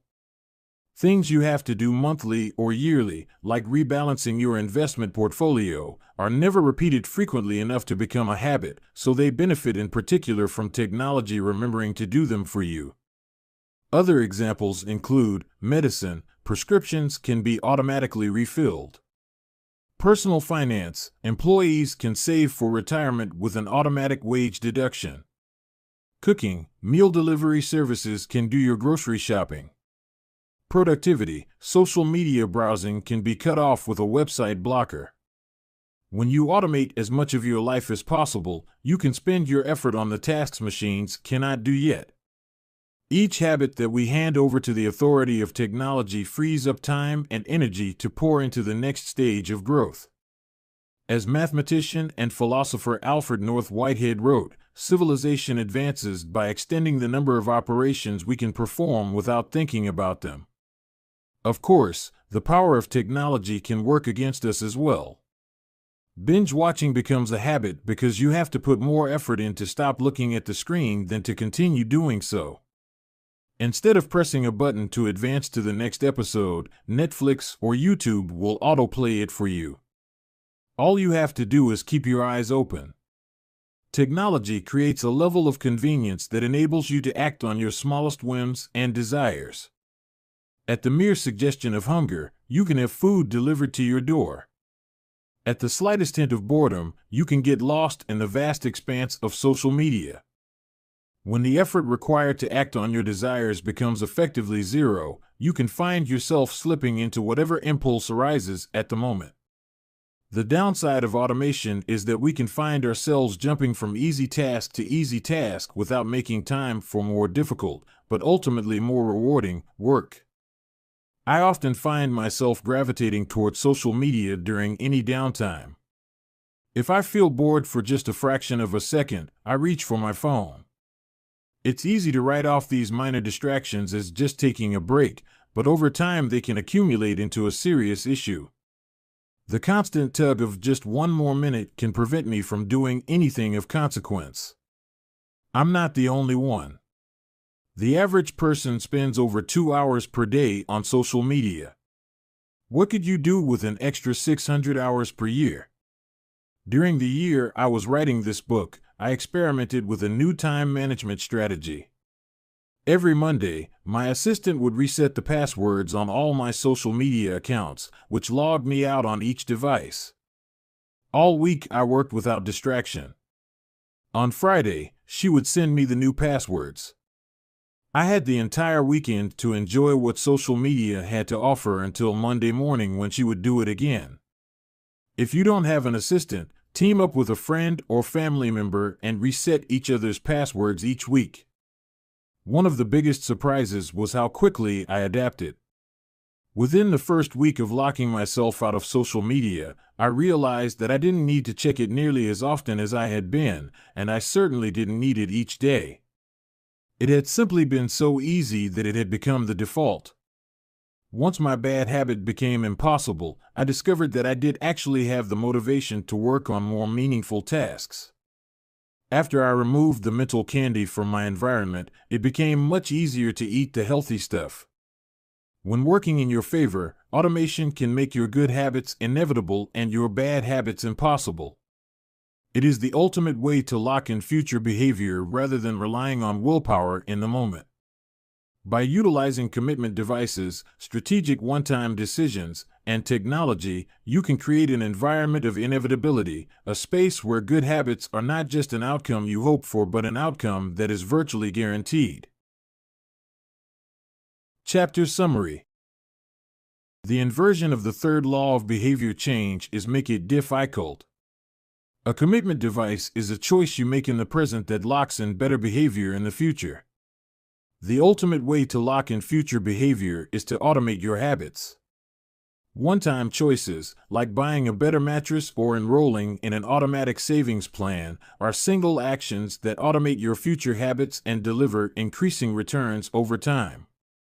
Using technology to automate your habits is the most reliable and effective way to guarantee the right behavior. The fourth law, make it satisfying. Chapter 15, the cardinal rule of behavior change. In the late 1990s, a public health worker named Stephen Luby left his hometown of Omaha, Nebraska, and bought a one-way ticket to Karachi, Pakistan. Karachi was one of the most populous cities in the world. By 1998, over 9 million people called it home. It was the economic center of Pakistan and a transportation hub, with some of the most active airports and seaports in the region. In the commercial parts of town, you could find all of the standard urban amenities and bustling downtown streets. But Karachi was also one of the least livable cities in the world. Over 60% of Karachi's residents lived in squatter settlements and slums. These densely packed neighborhoods were filled with makeshift houses cobbled together from old boards, cinder blocks, and other discarded materials. There was no waste removal system, no electricity grid, no clean water supply. When dry, the streets were a combination of dust and trash. When wet, they became a muddy pit of sewage. Mosquito colonies thrived in pools of stagnant water, and children played among the garbage. The unsanitary conditions lead to widespread illness and disease. Contaminated water sources caused epidemics of diarrhea, vomiting, and abdominal pain. Nearly 1/3 of the children living there were malnourished. With so many people crammed into such a small space, viruses and bacterial infections spread rapidly. It was this public health crisis that had brought Stephen Luby to Pakistan. Luby and his team realized that in an environment with poor sanitation, the simple habit of washing your hands could make a real difference in the health of the residents. But they soon discovered that many people were already aware that hand washing was important. And yet, despite this knowledge, many residents were washing their hands in a haphazard fashion. Some people would just run their hands under the water quickly. Others would only wash one hand. Many would simply forget to wash their hands before preparing food. Everyone said hand washing was important, but few people made a habit out of it. The problem wasn't knowledge. The problem was consistency. That was when Luby and his team partnered with Procter & Gamble to supply the neighborhood with Safeguard soap. Compared to your standard bar of soap, using Safeguard was a more enjoyable experience. In Pakistan, Safeguard was a premium soap, Luby told me. The study participants commonly mentioned how much they liked it. The soap foamed easily, and people were able to lather their hands with suds. It smelled great. Instantly, hand washing became slightly more pleasurable. I see the goal of hand washing promotion not as behavior change, but as habit adoption, Luby said. It is a lot easier for people to adopt a product that provides a strong positive sensory signal, for example the mint taste of toothpaste, than it is to adopt a habit that does not provide pleasurable sensory feedback, like flossing one's teeth. The marketing team at Procter & Gamble talked about trying to create a positive hand-washing experience. Within months, the researchers saw a rapid shift in the health of children in the neighborhood. The rate of diarrhea fell by 52%, pneumonia by 48%, and impetigo, a bacterial skin infection, by 35%. The long-term effects were even better. We went back to some of the households in Karachi 6 years after, Luby told me. Over 95% of households who had been given the soap for free and encouraged to wash their hands had a hand-washing station with soap and water available when our study team visited. We had not given any soap to the intervention group for over 5 years, but during the trial they had become so habituated to wash their hands that they had maintained the practice. It was a powerful example of the fourth and final law of behavior change: make it satisfying. We are more likely to repeat a behavior when the experience is satisfying. This is entirely logical. Feelings of pleasure, even minor ones like washing your hands with soap that smells nice and lathers well, are signals that tell the brain, this feels good. Do this again, next time. Pleasure teaches your brain that a behavior is worth remembering and repeating. Take the story of chewing gum. Chewing gum had been sold commercially throughout the 1800s, but it wasn't until Wrigley launched in 1891 that it became a worldwide habit. Early versions were made from relatively bland resins, chewy, but not tasty. Wrigley revolutionized the industry by adding flavors like spearmint and juicy fruit, which made the product flavorful and fun to use. Then they went a step further and began pushing chewing gum as a pathway to a clean mouth. Advertisements told readers to refresh your taste. Tasty flavors and the feeling of a fresh mouth provided little bits of immediate reinforcement and made the product satisfying to use. Consumption skyrocketed, and Wrigley became the largest chewing gum company in the world. Toothpaste had a similar trajectory. Manufacturers enjoyed great success when they added flavors like spearmint, peppermint, and cinnamon to their products. These flavors don't improve the effectiveness of toothpaste. They simply create a clean mouth feel and make the experience of brushing your teeth more pleasurable. My wife actually stopped using Sensodyne because she didn't like the aftertaste. She switched to a brand with a stronger mint flavor, which proved to be more satisfying. Conversely, if an experience is not satisfying, we have little reason to repeat it. In my research, I came across the story of a woman who had a narcissistic relative who drove her nuts. In an attempt to spend less time with this egomaniac, she acted as dull and as boring as possible whenever he was around. Within a few encounters, he started avoiding her because he found her so uninteresting. Stories like these are evidence of the cardinal rule of behavior change: what is rewarded is repeated. What is punished is avoided. You learn what to do in the future based on what you were rewarded for doing, or punished for doing, in the past. Positive emotions cultivate habits. Negative emotions destroy them. The first 3 laws of behavior change: make it obvious, make it attractive, and make it easy, increase the odds that a behavior will be performed this time. The 4th law of behavior change, make it satisfying, increases the odds that a behavior will be repeated next time. It completes the habit loop. But there is a trick. We are not looking for just any type of satisfaction. We are looking for immediate satisfaction. The mismatch between immediate and delayed rewards. Imagine you're an animal roaming the plains of Africa, a giraffe, or an elephant or a lion. On any given day, most of your decisions have an immediate impact. You are always thinking about what to eat or where to sleep or how to avoid a predator. You are constantly focused on the present or the very near future. You live in what scientists call an immediate return environment because your actions instantly deliver clear and immediate outcomes. Now switch back to your human self. In modern society, many of the choices you make today will not benefit you immediately. If you do a good job at work, you'll get a paycheck in a few weeks. If you exercise today, perhaps you won't be overweight next year. If you save money now, maybe you'll have enough for retirement decades from now. You live in what scientists call a delayed return environment because you can work for years before your actions deliver the intended payoff.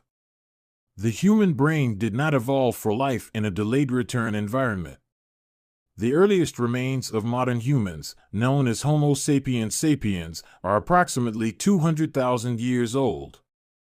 These were the first humans to have a brain relatively similar to ours.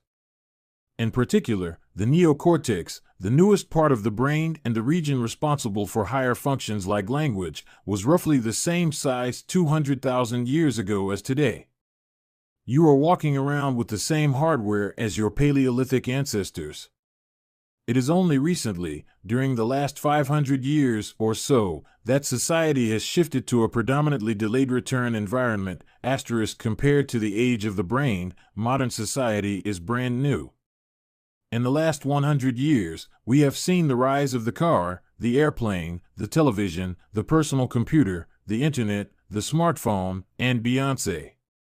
The world has changed much in recent years, but human nature has changed little. Similar to other animals on the African savanna, our ancestors spent their days responding to grave threats, securing the next meal, and taking shelter from a storm. It made sense to place a high value on instant gratification. The distant future was less of a concern. And after thousands of generations in an immediate return environment, our brains evolved to prefer quick payoffs to long-term ones. Behavioral economists refer to this tendency as time inconsistency. That is, the way your brain evaluates rewards is inconsistent across time. You value the present more than the future. Usually, this tendency serves us well. A reward that is certain right now is typically worth more than one that is merely possible in the future. But occasionally, our bias toward instant gratification causes problems. Why would someone smoke if they know it increases the risk of lung cancer? Why would someone overeat when they know it increases their risk of obesity? Why would someone have unsafe sex if they know it can result in sexually transmitted disease? Once you understand how the brain prioritizes rewards, the answers become clear. The consequences of bad habits are delayed while the rewards are immediate. Smoking might kill you in 10 years, but it reduces stress and eases your nicotine cravings now. Overeating is harmful in the long run but appetizing in the moment. Sex, safe or not, provides pleasure right away. Disease and infection won't show up for days or weeks, even years. Every habit produces multiple outcomes across time. Unfortunately, these outcomes are often misaligned. With our bad habits, the immediate outcome usually feels good, but the ultimate outcome feels bad. With good habits, it is the reverse. The immediate outcome is unenjoyable, but the ultimate outcome feels good. The French economist Frédéric Bastiat explained the problem clearly when he wrote, "It almost always happens that when the immediate consequence is favorable, the later consequences are disastrous, and vice versa." Often, the sweeter the first fruit of a habit, the more bitter are its later fruits. Put another way, the costs of your good habits are in the present. The costs of your bad habits are in the future. The brain's tendency to prioritize the present moment means you can't rely on good intentions. When you make a plan to lose weight, write a book, or learn a language, you are actually making plans for your future self. And when you envision what you want your life to be like, it is easy to see the value in taking actions with long-term benefits. We all want better lives for our future selves. However, when the moment of decision arrives, instant gratification usually wins. You are no longer making a choice for future you, who dreams of being fitter or wealthier or happier. You are choosing for present you, who wants to be full, pampered, and entertained.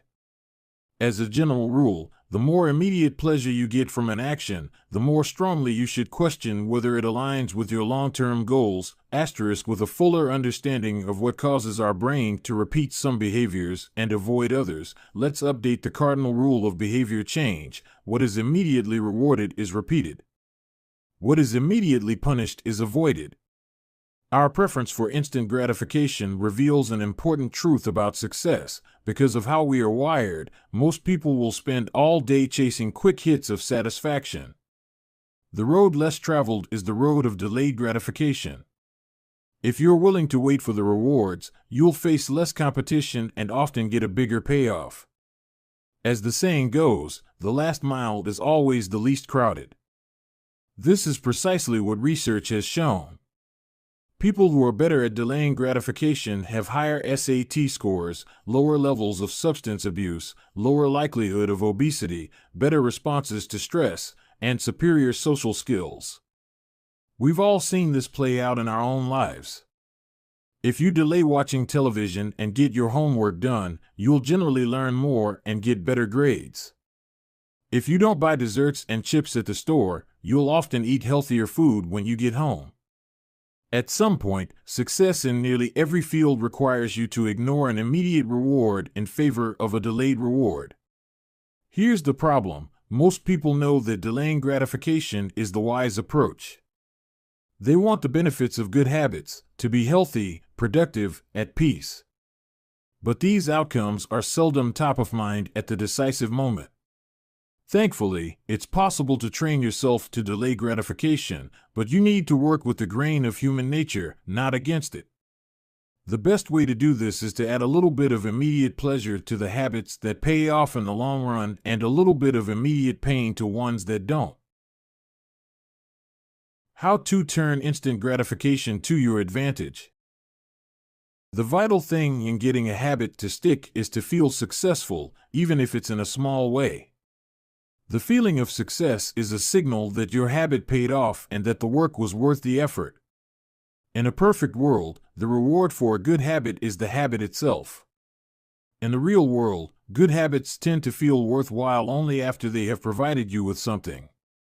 Early on, it's all sacrifice. You've gone to the gym a few times, but you're not stronger or fitter or faster, at least, not in any noticeable sense. It's only months later, once you shed a few pounds or your arms gain some definition, that it becomes easier to exercise for its own sake.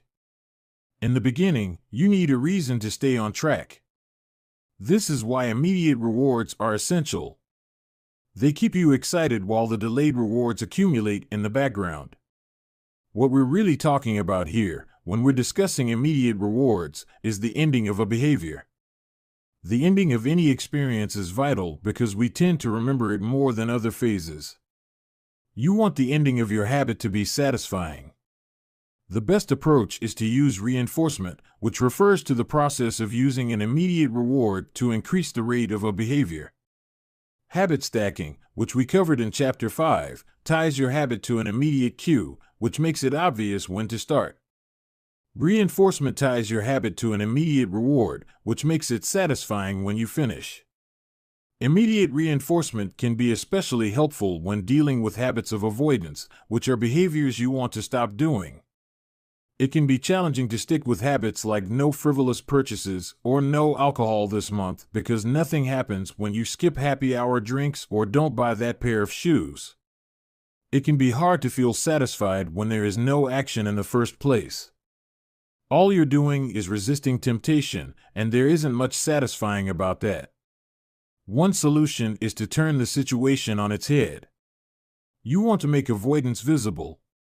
Open a savings account and label it for something you want, maybe leather jacket. Whenever you pass on a purchase, put the same amount of money in the account.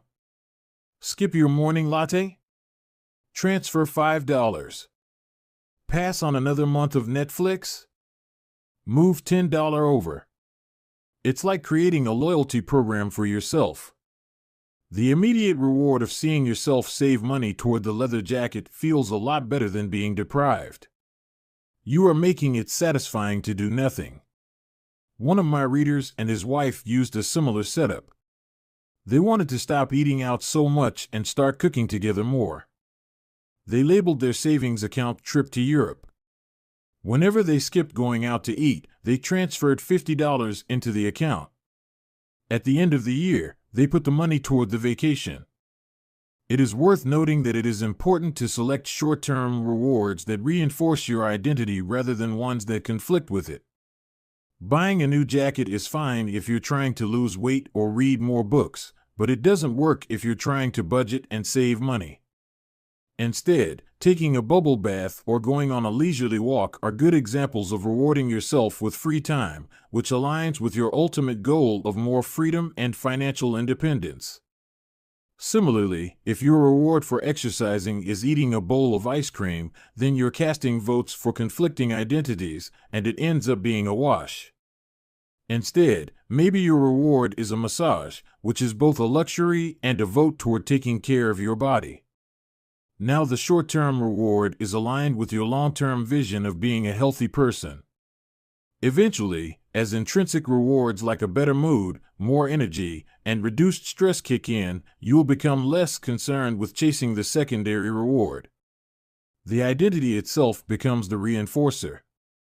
You do it because it's who you are and it feels good to be you. The more a habit becomes part of your life, the less you need outside encouragement to follow through. Incentives can start a habit.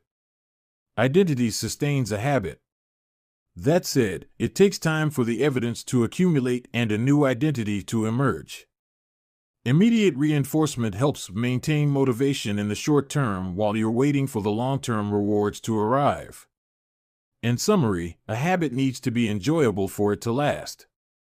Simple bits of reinforcement, like soap that smells great or toothpaste that has a refreshing mint flavor or seeing $50 hit your savings account, can offer the immediate pleasure you need to enjoy a habit. And change is easy when it is enjoyable. Chapter Summary. The fourth law of behavior change is make it satisfying. We are more likely to repeat a behavior when the experience is satisfying. The human brain evolved to prioritize immediate rewards over delayed rewards. The cardinal rule of behavior change: what is immediately rewarded is repeated. What is immediately punished is avoided. To get a habit to stick, you need to feel immediately successful, even if it's in a small way. The first three laws of behavior change, make it obvious, make it attractive, and make it easy, increase the odds that a behavior will be performed this time. The fourth law of behavior change, make it satisfying, increases the odds that a behavior will be repeated next time. Chapter 16. How to stick with good habits every day. In 1993, a bank in Abbotsford, Canada, hired a 23-year-old stockbroker named Trent Dersmid. Abbotsford was a relatively small suburb, tucked away in the shadow of nearby Vancouver, where most of the big business deals were being made. Given the location, and the fact that Dersmid was a rookie, nobody expected too much of him. But he made brisk progress thanks to a simple daily habit. Dersmid began each morning with 2 jars on his desk. One was filled with 120 paper clips. The other was empty. As soon as he settled in each day, he would make a sales call. Immediately after, he would move 1 paper clip from the full jar to the empty jar, and the process would begin again. Every morning I would start with 120 paper clips in 1 jar, and I would keep dialing the phone until I had moved them all to the second jar, he told me. Within 18 months, Dersmid was bringing in $5 million to the firm. By age 24, he was making $75,000 per year, the equivalent of $125,000 today. Not long after, he landed a 6-figure job with another company. I like to refer to this technique as the paperclip strategy, and, over the years, I've heard from readers who have employed it in a variety of ways. One woman shifted a hairpin from one container to another whenever she wrote a page of her book. Another man moved a marble from one bin to the next after each set of push-ups. Making progress is satisfying, and visual measures, like moving paper clips or hairpins or marbles, provide clear evidence of your progress. As a result, they reinforce your behavior and add a little bit of immediate satisfaction to any activity. Visual measurement comes in many forms: food journals, workout logs, loyalty punch cards, the progress bar on a software download, even the page numbers in a book. But perhaps the best way to measure your progress is with a habit tracker. How to keep your habits on track. A habit tracker is a simple way to measure whether you did a habit. The most basic format is to get a calendar and cross off each day you stick with your routine. For example, if you meditate on Monday, Wednesday, and Friday, each of those dates gets an X. As time rolls by, the calendar becomes a record of your habit streak. Countless people have tracked their habits, but perhaps the most famous was Benjamin Franklin. Beginning at age 20, Franklin carried a small booklet everywhere he went and used it to track 13 personal virtues. This list included goals like lose no time, be always employed in something useful, and avoid trifling conversation. At the end of each day, Franklin would open his booklet and record his progress. Jerry Seinfeld reportedly uses a habit tracker to stick with his streak of writing jokes. In the documentary Comedian, he explains that his goal is simply to never break the chain of writing jokes every day. In other words, he is not focused on how good or bad a particular joke is or how inspired he feels. He is simply focused on showing up and adding to his streak. Don't break the chain is a powerful mantra. Don't break the chain of sales calls and you'll build a successful book of business. Don't break the chain of workouts and you'll get fit faster than you'd expect. Don't break the chain of creating every day and you will end up with an impressive portfolio.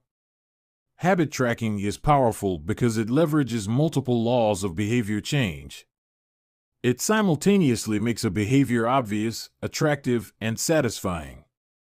Let's break down each one. Benefit number 1, habit tracking is obvious.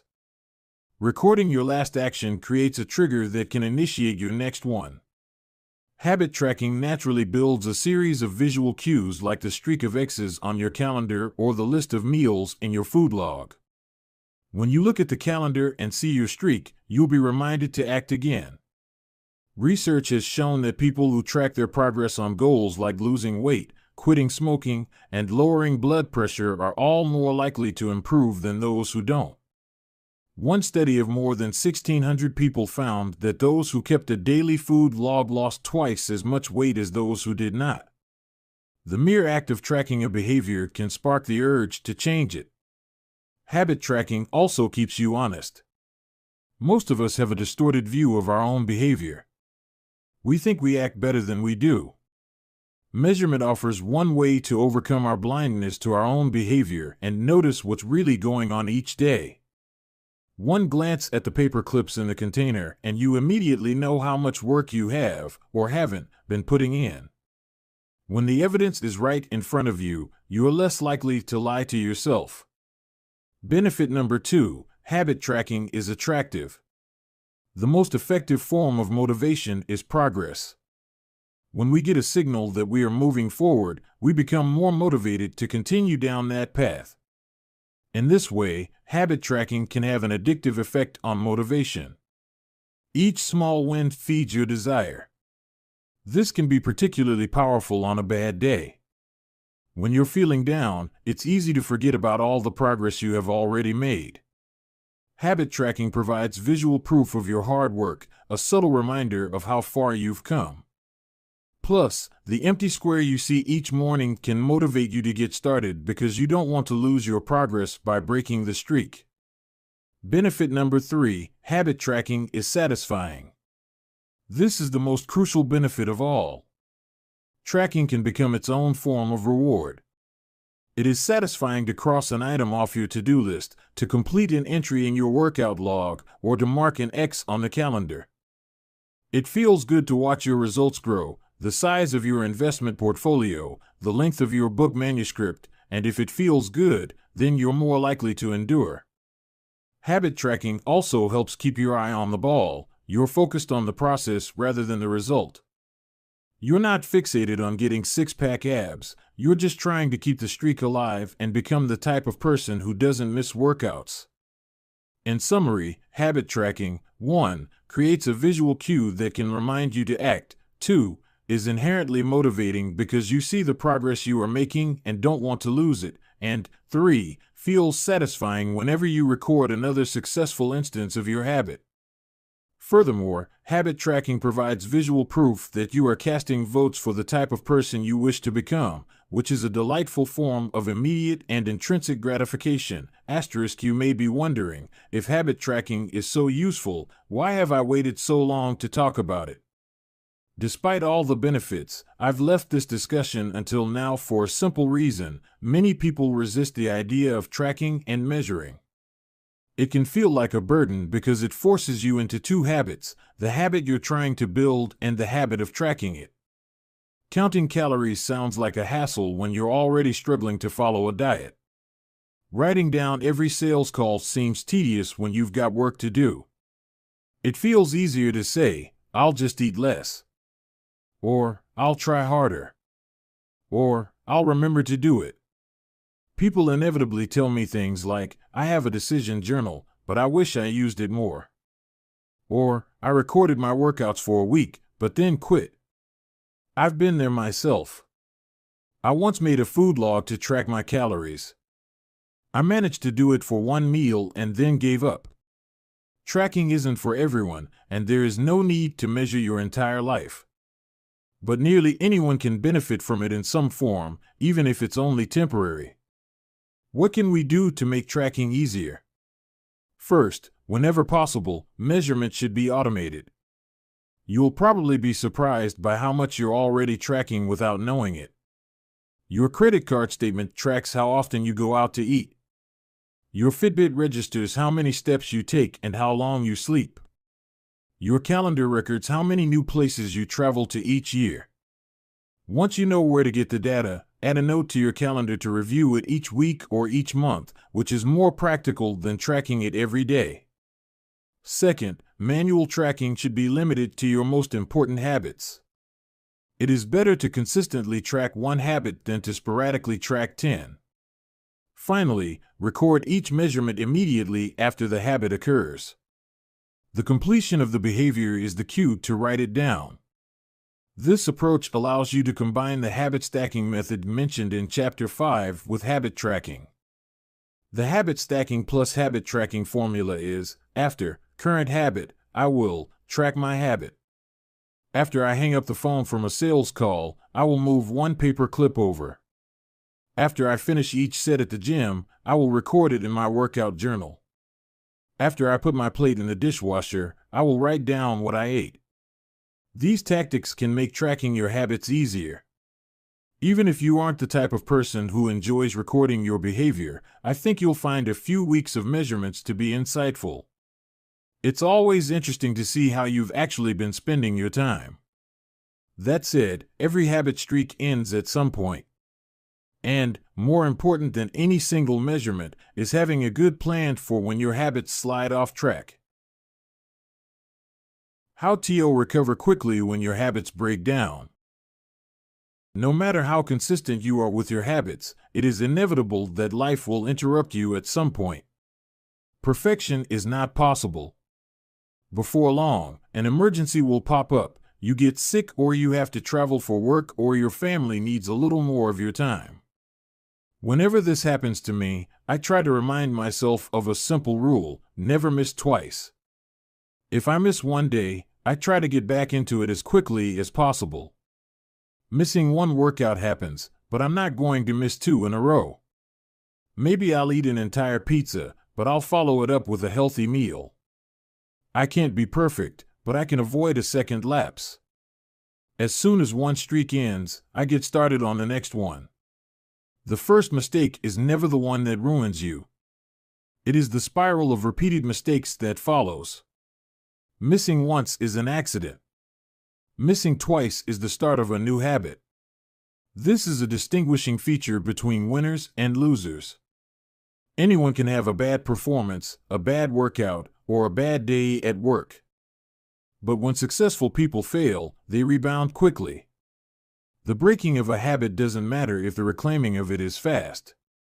I think this principle is so important that I'll stick to it even if I can't do a habit as well or as completely as I would like. Too often, we fall into an all-or-nothing cycle with our habits. The problem is not slipping up. The problem is thinking that if you can't do something perfectly, then you shouldn't do it at all. You don't realize how valuable it is to just show up on your bad, or busy, days. Lost days hurt you more than successful days help you. If you start with $100, then a 50% gain will take you to $150. But you only need a 33% loss to take you back to $100. In other words, avoiding a 33% loss is just as valuable as achieving a 50% gain. As Charlie Munger says, the first rule of compounding: never interrupt it unnecessarily. This is why the bad workouts are often the most important ones. Sluggish days and bad workouts maintain the compound gains you accrued from previous good days. Simply doing something, 10 squats, 5 sprints, a push-up, anything really, is huge. Don't put up a zero. Don't let losses eat into your compounding. Furthermore, it's not always about what happens during the workout. It's about being the type of person who doesn't miss workouts. It's easy to train when you feel good, but it's crucial to show up when you don't feel like it, even if you do less than you hope. Going to the gym for 5 minutes may not improve your performance, but it reaffirms your identity. The all-or-nothing cycle of behavior change is just one pitfall that can derail your habits. Another potential danger, especially if you are using a habit tracker, is measuring the wrong thing. Knowing when, and when not, to track a habit. Say you're running a restaurant and you want to know if your chef is doing a good job. One way to measure success is to track how many customers pay for a meal each day. If more customers come in, the food must be good. If fewer customers come in, something must be wrong. However, this one measurement, daily revenue, only gives a limited picture of what's really going on. Just because someone pays for a meal doesn't mean they enjoy the meal. Even dissatisfied customers are unlikely to dine and dash.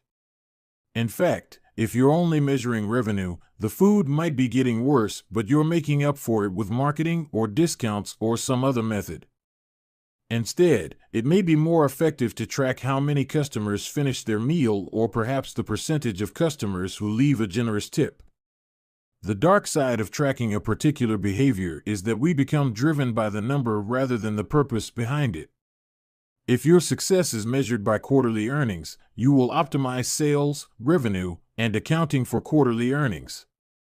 If your success is measured by a lower number on the scale, you will optimize for a lower number on the scale, even if that means embracing crash diets, juice cleanses, and fat loss pills. The human mind wants to win whatever game is being played. This pitfall is evident in many areas of life. We focus on working long hours instead of getting meaningful work done. We care more about getting 10,000 steps than we do about being healthy. We teach for standardized tests instead of emphasizing learning, curiosity, and critical thinking. In short, we optimize for what we measure. When we choose the wrong measurement, we get the wrong behavior. This is sometimes referred to as Goodhart's law. Named after the economist Charles Goodhart, the principle states, when a measure becomes a target, it ceases to be a good measure. Measurement is only useful when it guides you and adds context to a larger picture, not when it consumes you. Each number is simply one piece of feedback in the overall system. In our data-driven world, we tend to overvalue numbers and undervalue anything ephemeral, soft, and difficult to quantify. We mistakenly think the factors we can measure are the only factors that exist. But just because you can measure something doesn't mean it's the most important thing. And just because you can't measure something doesn't mean it's not important at all. All of this to say, it's crucial to keep habit tracking in its proper place. It can feel satisfying to record a habit and track your progress, but the measurement is not the only thing that matters. Furthermore, there are many ways to measure progress, and sometimes it helps to shift your focus to something entirely different. This is why non-scale victories can be effective for weight loss. The number on the scale may be stubborn, so if you focus solely on that number, your motivation will sag. But you may notice that your skin looks better, or you wake up earlier, or your sex drive got a boost. All of these are valid ways to track your improvement. If you're not feeling motivated by the number on the scale, perhaps it's time to focus on a different measurement, one that gives you more signals of progress. No matter how you measure your improvement, habit tracking offers a simple way to make your habits more satisfying. Each measurement provides a little bit of evidence that you're moving in the right direction and a brief moment of immediate pleasure for a job well done. Chapter Summary. One of the most satisfying feelings is the feeling of making progress. A habit tracker is a simple way to measure whether you did a habit, like marking an X on a calendar. Habit trackers and other visual forms of measurement can make your habits satisfying by providing clear evidence of your progress. Don't break the chain. Try to keep your habit streak alive. Never miss twice. If you miss one day, try to get back on track as quickly as possible. Just because you can measure something doesn't mean it's the most important thing. Chapter 17. How an accountability partner can change everything. After serving as a pilot in World War II, Roger Fisher attended Harvard Law School and spent 34 years specializing in negotiation and conflict management. He founded the Harvard Negotiation Project and worked with numerous countries and world leaders on peace resolutions, hostage crises, and diplomatic compromises. But it was in the 1970s and 1980s, as the threat of nuclear war escalated, that Fisher developed perhaps his most interesting idea. At the time, Fisher was focused on designing strategies that could prevent nuclear war, and he had noticed a troubling fact. Any sitting president would have access to launch codes that could kill millions of people but would never actually see anyone die because he would always be thousands of miles away. My suggestion was quite simple, he wrote in 1981. Put that nuclear code number in a little capsule and then implant that capsule right next to the heart of a volunteer. The volunteer would carry with him a big, heavy butcher knife as he accompanied the president.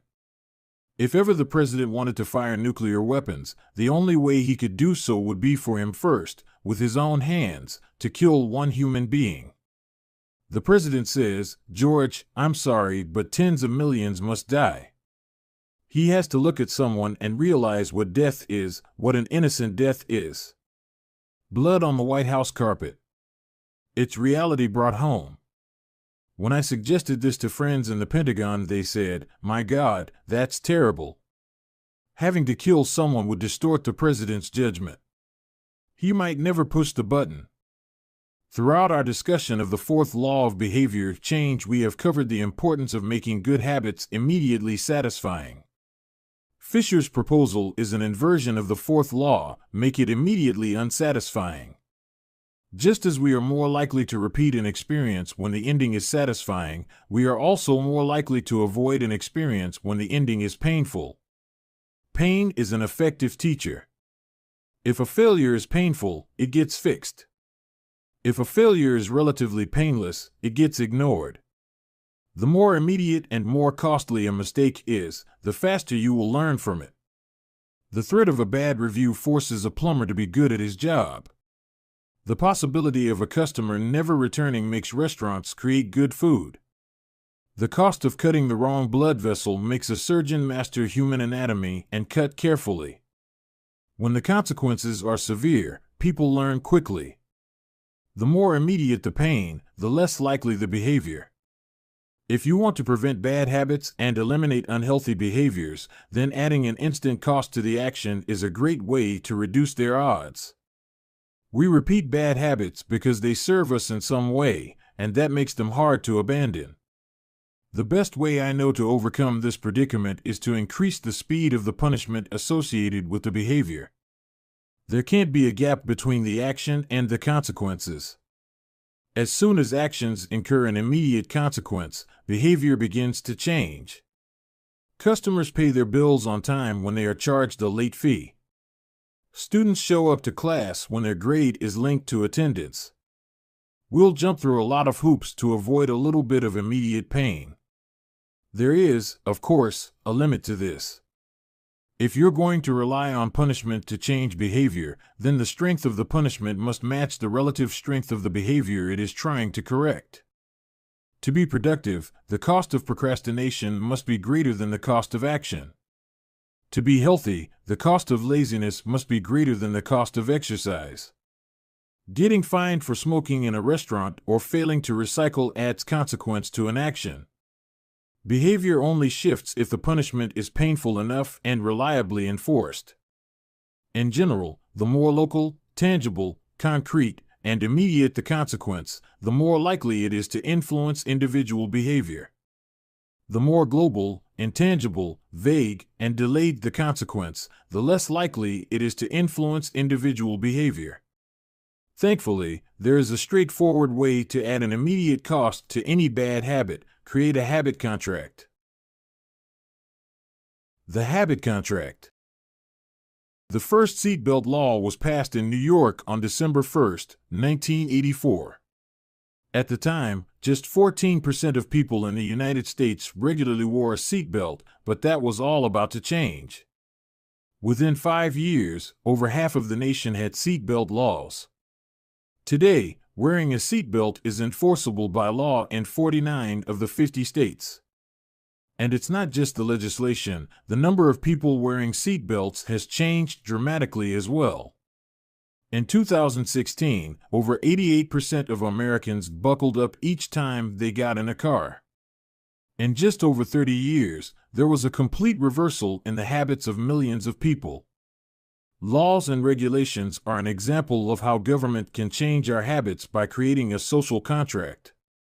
As a society, we collectively agree to abide by certain rules and then enforce them as a group. Whenever a new piece of legislation impacts behavior, seatbelt laws, banning smoking inside restaurants, mandatory recycling, it is an example of a social contract shaping our habits. The group agrees to act in a certain way, and if you don't follow along, you'll be punished. Just as governments use laws to hold citizens accountable, you can create a habit contract to hold yourself accountable. A habit contract is a verbal or written agreement in which you state your commitment to a particular habit and the punishment that will occur if you don't follow through. Then you find 1 or 2 people to act as your accountability partners and sign off on the contract with you. Brian Harris, an entrepreneur from Nashville, Tennessee, was the first person I saw put this strategy into action. Shortly after the birth of his son, Harris realized he wanted to shed a few pounds.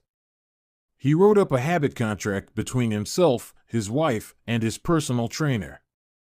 The first version read, Brian's number 1 objective for Q1 of 2017 is to start eating correctly again so he feels better, looks better, and is able to hit his long-term goal of 200 pounds at 10% body fat.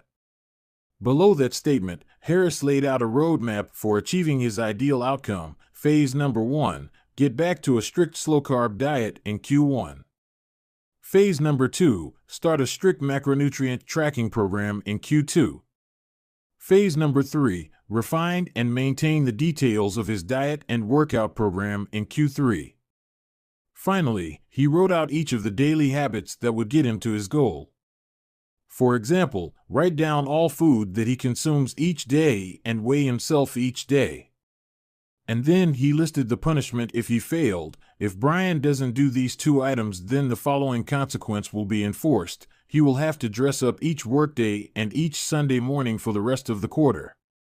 Dress up is defined as not wearing jeans, t-shirts, hoodies, or shorts. He will also give Joey, his trainer, $200 to use as he sees fit if he misses one day of logging food. At the bottom of the page, Harris, his wife, and his trainer all signed the contract. My initial reaction was that a contract like this seemed overly formal and unnecessary, especially the signatures. But Harris convinced me that signing the contract was an indication of seriousness. Anytime I skip this part, he said, I start slacking almost immediately. 3 months later, after hitting his targets for Q1, Harris upgraded his goals. The consequences escalated, too. If he missed his carbohydrate and protein targets, he had to pay his trainer $100. And if he failed to weigh himself, he had to give his wife $500 to use as she saw fit. Perhaps most painfully, if he forgot to run sprints, he had to dress up for work every day and wear an Alabama hat the rest of the quarter, the bitter rival of his beloved Auburn team. The strategy worked. With his wife and trainer acting as accountability partners and with the habit contract clarifying exactly what to do each day, Harris lost the weight. To make bad habits unsatisfying, your best option is to make them painful in the moment. Creating a habit contract is a straightforward way to do exactly that. Even if you don't want to create a full-blown habit contract, simply having an accountability partner is useful. The comedian Margaret Cho writes a joke or song every day. She does the Song a Day challenge with a friend, which helps them both stay accountable. Knowing that someone is watching can be a powerful motivator. You are less likely to procrastinate or give up because there is an immediate cost. If you don't follow through, perhaps they'll see you as untrustworthy or lazy. Suddenly, you are not only failing to uphold your promises to yourself, but also failing to uphold your promises to others. You can even automate this process. Thomas Frank, an entrepreneur in Boulder, Colorado, wakes up at 5:55 each morning. And if he doesn't, he has a tweet automatically scheduled that says, "It's 6:10 and I'm not up because I'm lazy." Reply to this for $5 via PayPal, limit 5, assuming my alarm didn't malfunction. We are always trying to present our best selves to the world. We comb our hair and brush our teeth and dress ourselves carefully because we know these habits are likely to get a positive reaction. We want to get good grades and graduate from top schools to impress potential employers and mates and our friends and family. We care about the opinions of those around us because it helps if others like us. This is precisely why getting an accountability partner or signing a habit contract can work so well. Chapter Summary. The inversion of the fourth law of behavior change is make it unsatisfying. We are less likely to repeat a bad habit if it is painful or unsatisfying. An accountability partner can create an immediate cost to inaction. We care deeply about what others think of us, and we do not want others to have a lesser opinion of us. A habit contract can be used to add a social cost to any behavior. It makes the costs of violating your promises public and painful.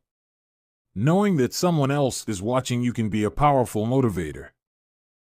Advanced Tactics: How to go from being merely good to being truly great. Chapter 18. The Truth About Talent, When Genes Matter and When They Don't. Many people are familiar with Michael Phelps, who is widely considered to be one of the greatest athletes in history.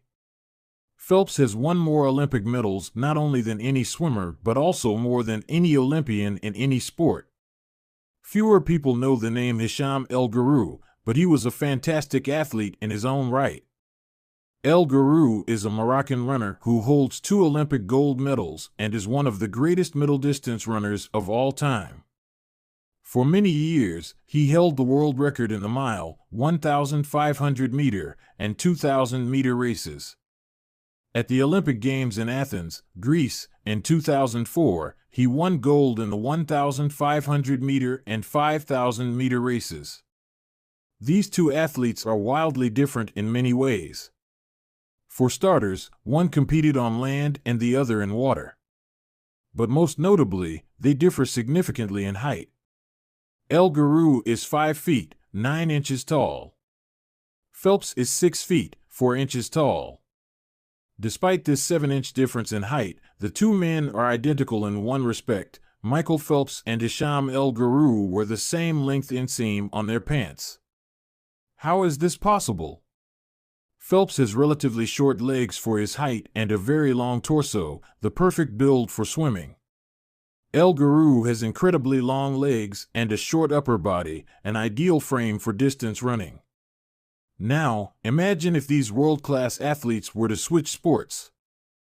Given his remarkable athleticism, could Michael Phelps become an Olympic-caliber distance runner with enough training? It's unlikely. At peak fitness, Phelps weighed 194 pounds, which is 40% heavier than El Guru, who competed at an ultralight 138 pounds. Taller runners are heavier runners, and every extra pound is a curse when it comes to distance running.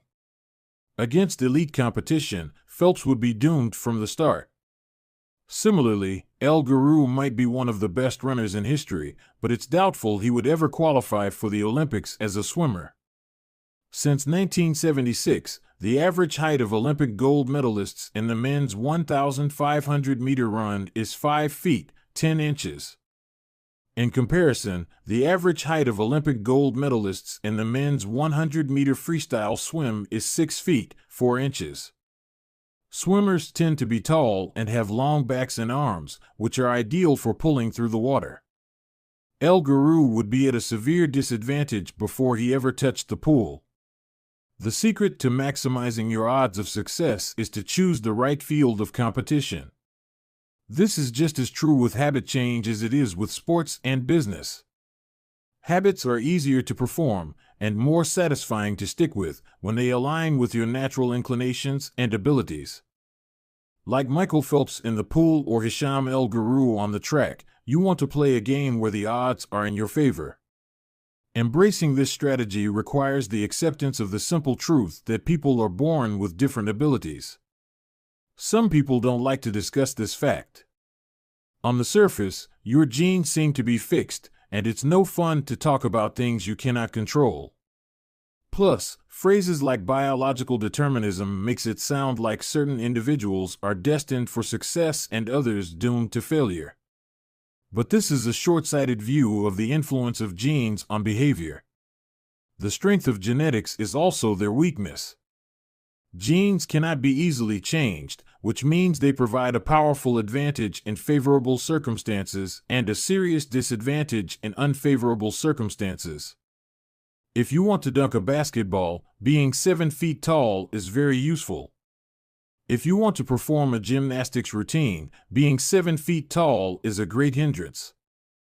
Our environment determines the suitability of our genes and the utility of our natural talents. When our environment changes, so do the qualities that determine success. This is true not just for physical characteristics, but for mental ones as well. I'm smart if you ask me about habits and human behavior, not so much when it comes to knitting, rocket propulsion, or guitar chords. Competence is highly dependent on context. The people at the top of any competitive field are not only well-trained, they are also well-suited to the task. And this is why, if you want to be truly great, selecting the right place to focus is crucial. In short, genes do not determine your destiny.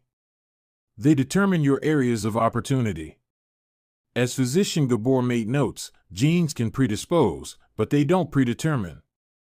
The areas where you are genetically predisposed to success are the areas where habits are more likely to be satisfying. The key is to direct your effort toward areas that both excite you and match your natural skills, to align your ambition with your ability. The obvious question is, how do I figure out where the odds are in my favor? How do I identify the opportunities and habits that are right for me?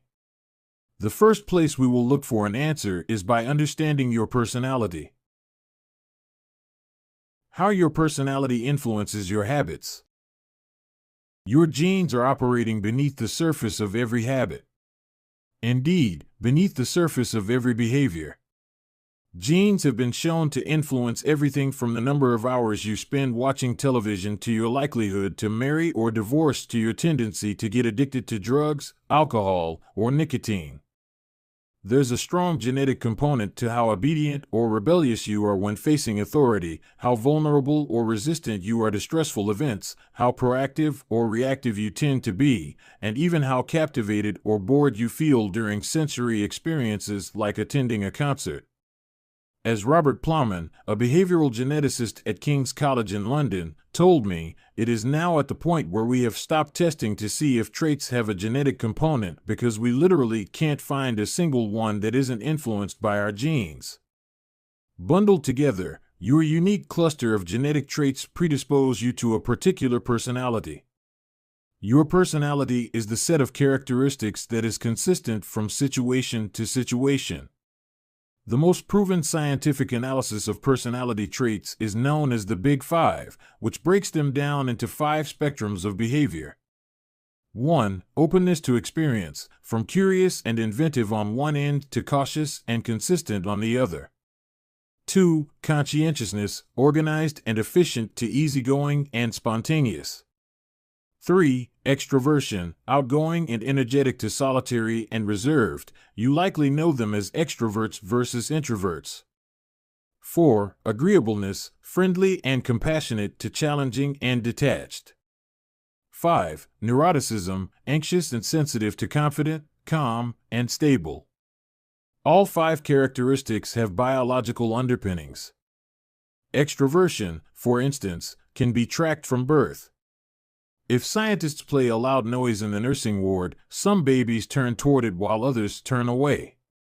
When the researchers tracked these children through life, they found that the babies who turned toward the noise were more likely to grow up to be extroverts. Those who turned away were more likely to become introverts. People who are high in agreeableness are kind, considerate, and warm. They also tend to have higher natural oxytocin levels, a hormone that plays an important role in social bonding, increases feelings of trust, and can act as a natural antidepressant. You can easily imagine how someone with more oxytocin might be inclined to build habits like writing thank you notes or organizing social events. As a third example, consider neuroticism, which is a personality trait all people possess to various degrees. People who are high in neuroticism tend to be anxious and worry more than others. This trait has been linked to hypersensitivity of the amygdala, the portion of the brain responsible for noticing threats. In other words, people who are more sensitive to negative cues in their environment are more likely to score high in neuroticism. Our habits are not solely determined by our personalities, but there is no doubt that our genes nudge us in a certain direction. Our deeply rooted preferences make certain behaviors easier for some people than for others. You don't have to apologize for these differences or feel guilty about them, but you do have to work with them. A person who scores lower on conscientiousness, for example, will be less likely to be orderly by nature and may need to rely more heavily on environment design to stick with good habits.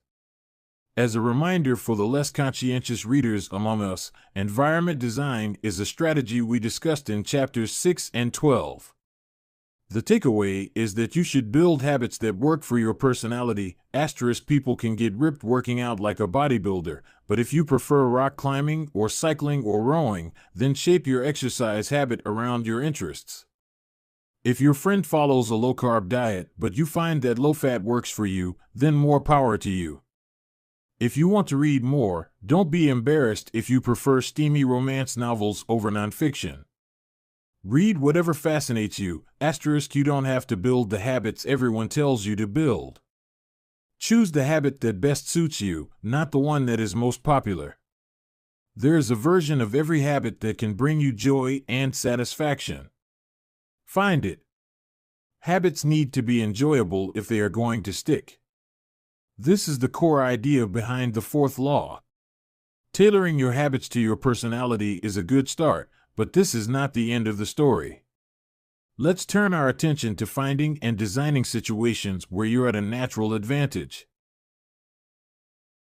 How to find a game where the odds are in your favor.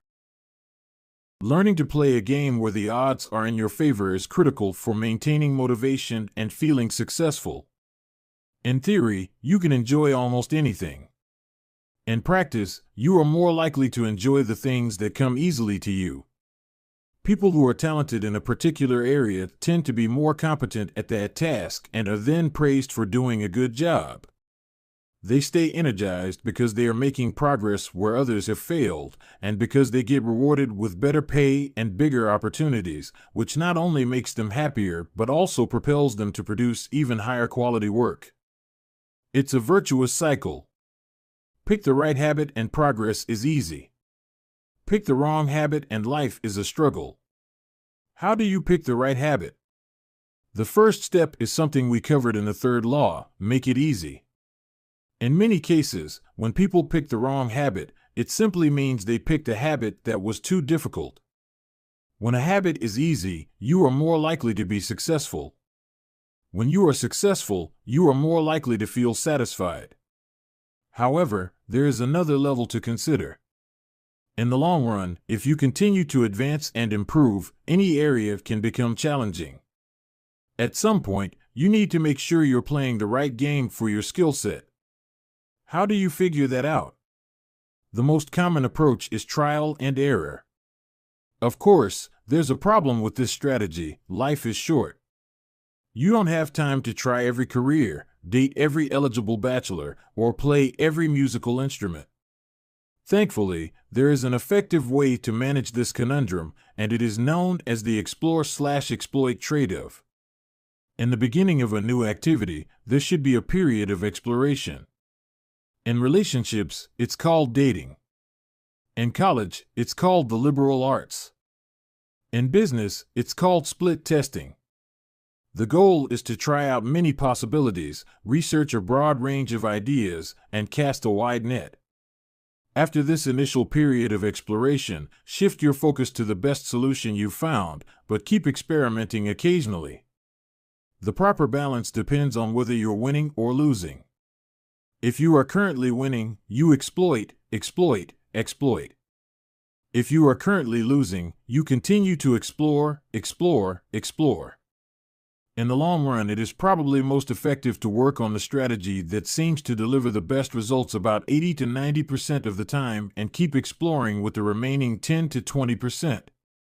Google famously asks employees to spend 80% of the workweek on their official job and 20% on projects of their choice, which has led to the creation of blockbuster products like AdWords and Gmail. The optimal approach also depends on how much time you have. If you have a lot of time, like someone at the beginning of their career, it makes more sense to explore because once you find the right thing, you still have a good amount of time to exploit it. If you're pressed for time, say, as you come up on the deadline for a project, you should implement the best solution you've found so far and get some results.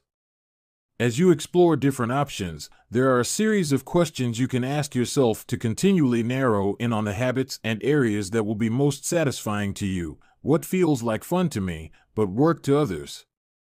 The mark of whether you are made for a task is not whether you love it, but whether you can handle the pain of the task easier than most people.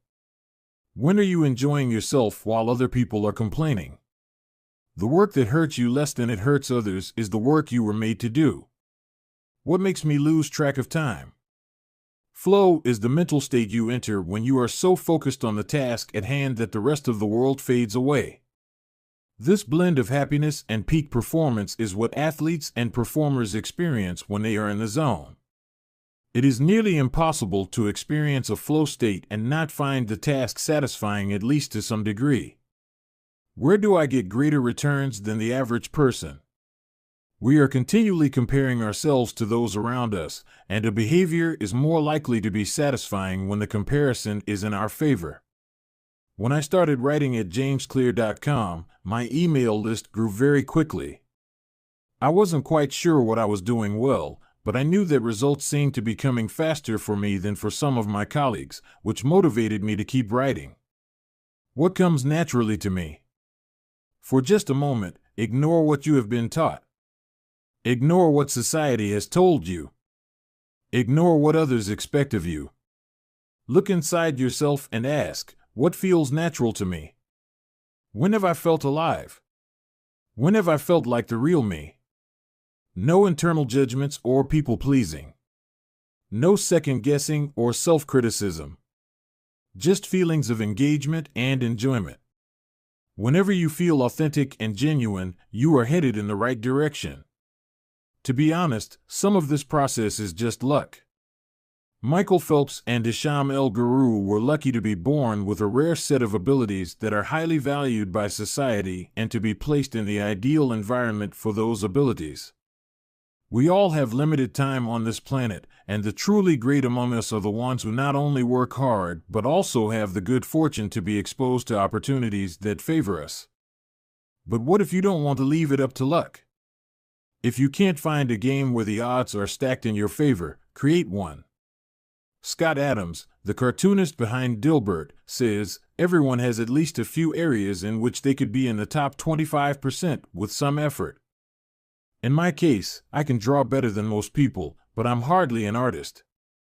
And I'm not any funnier than the average stand-up comedian who never makes it big, but I'm funnier than most people. The magic is that few people can draw well and write jokes. It's the combination of the two that makes what I do so rare. And when you add in my business background, suddenly I had a topic that few cartoonists could hope to understand without living it.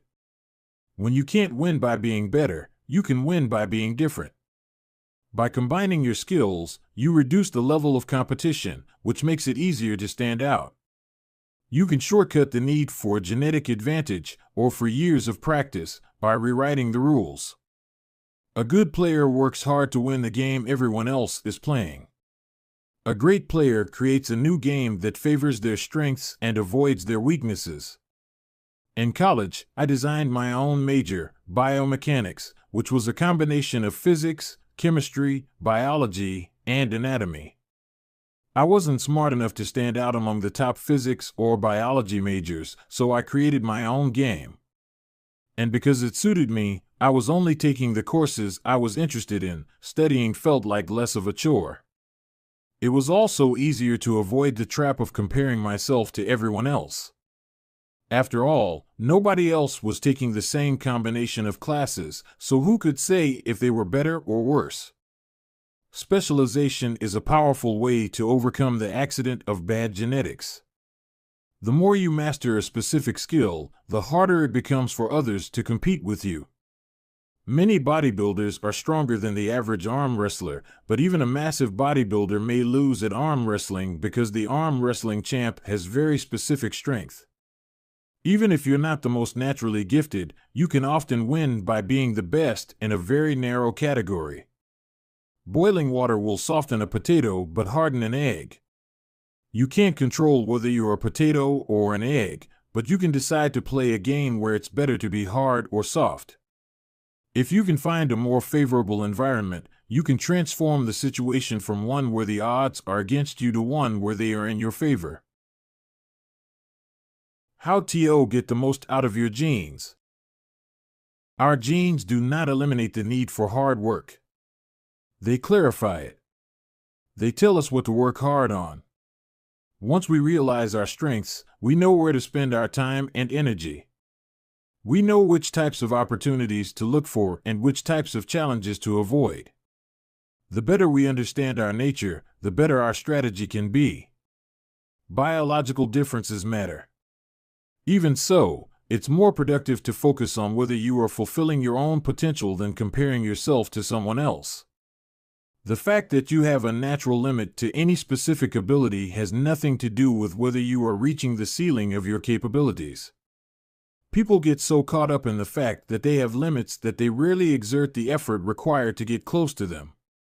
Furthermore, genes can't make you successful if you're not doing the work. Yes, it's possible that the ripped trainer at the gym has better genes, but if you haven't put in the same reps, it's impossible to say if you have been dealt a better or worse genetic hand. Until you work as hard as those you admire, don't explain away their success as luck. In summary, one of the best ways to ensure your habits remain satisfying over the long run is to pick behaviors that align with your personality and skills. Work hard on the things that come easy. Chapter Summary. The secret to maximizing your odds of success is to choose the right field of competition. Pick the right habit and progress is easy. Pick the wrong habit and life is a struggle. Genes cannot be easily changed, which means they provide a powerful advantage in favorable circumstances and a serious disadvantage in unfavorable circumstances. Habits are easier when they align with your natural abilities. Choose the habits that best suit you. Play a game that favors your strengths. If you can't find a game that favors you, create one. Genes do not eliminate the need for hard work. They clarify it. They tell us what to work hard on. Chapter 19. The Goldilocks Rule: How to Stay Motivated in Life and Work. In 1955, Disneyland had just opened in Anaheim, California, when a 10-year-old boy walked in and asked for a job.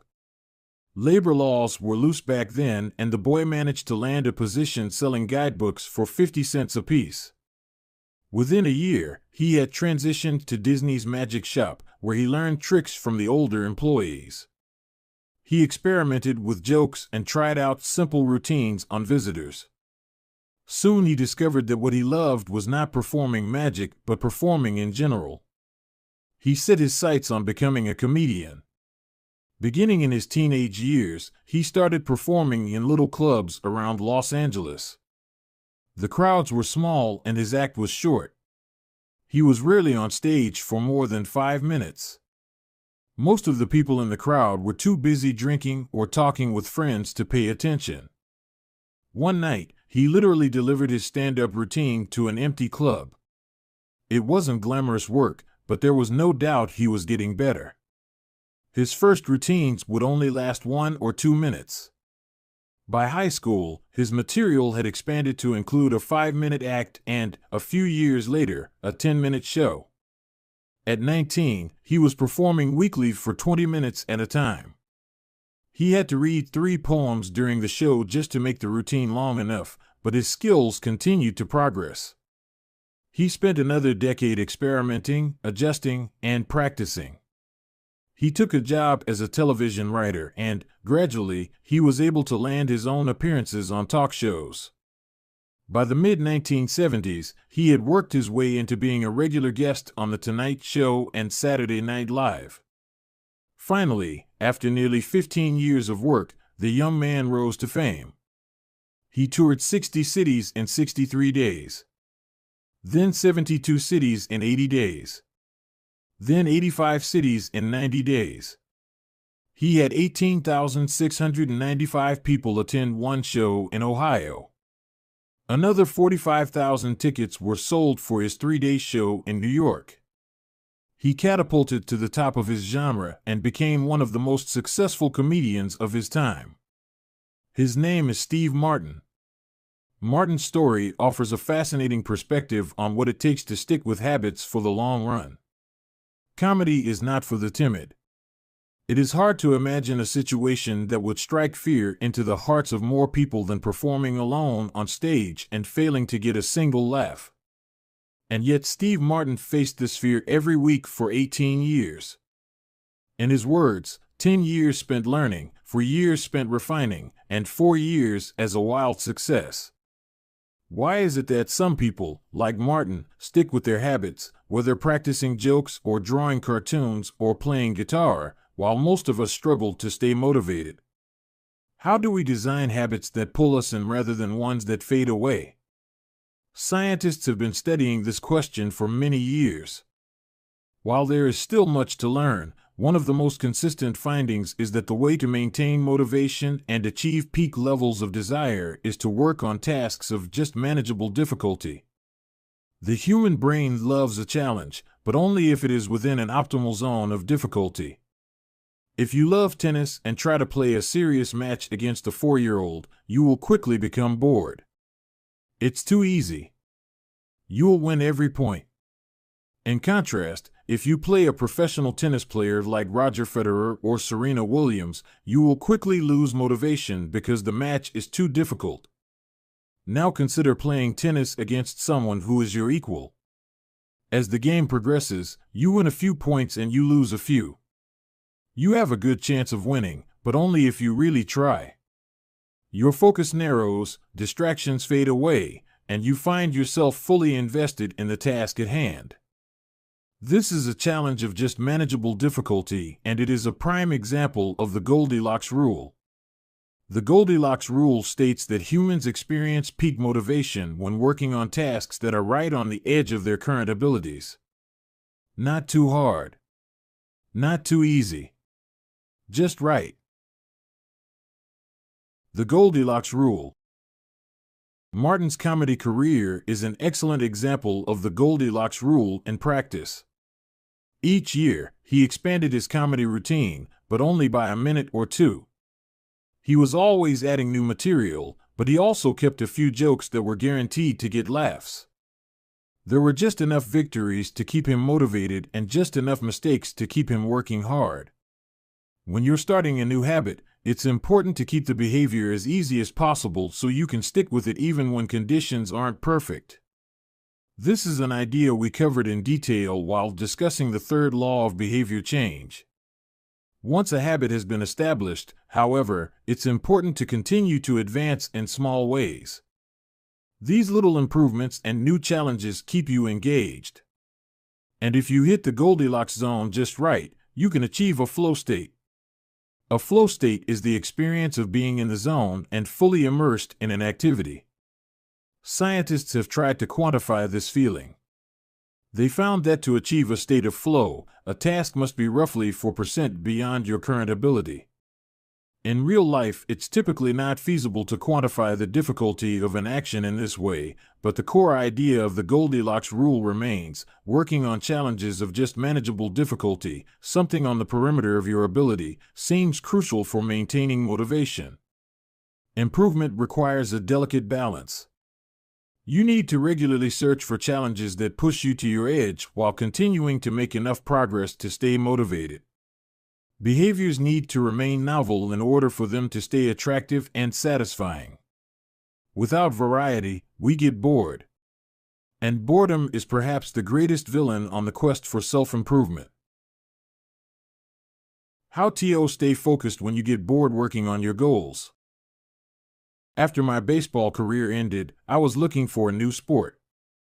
I joined a weightlifting team, and one day an elite coach visited our gym. He had worked with thousands of athletes during his long career, including a few Olympians. I introduced myself, and we began talking about the process of improvement. What's the difference between the best athletes and everyone else? I asked. What do the really successful people do that most don't? He mentioned the factors you might expect: genetics, luck, talent. But then he said something I wasn't expecting. At some point it comes down to who can handle the boredom of training every day, doing the same lifts over and over and over. His answer surprised me because it's a different way of thinking about work ethic. People talk about getting amped up to work on their goals.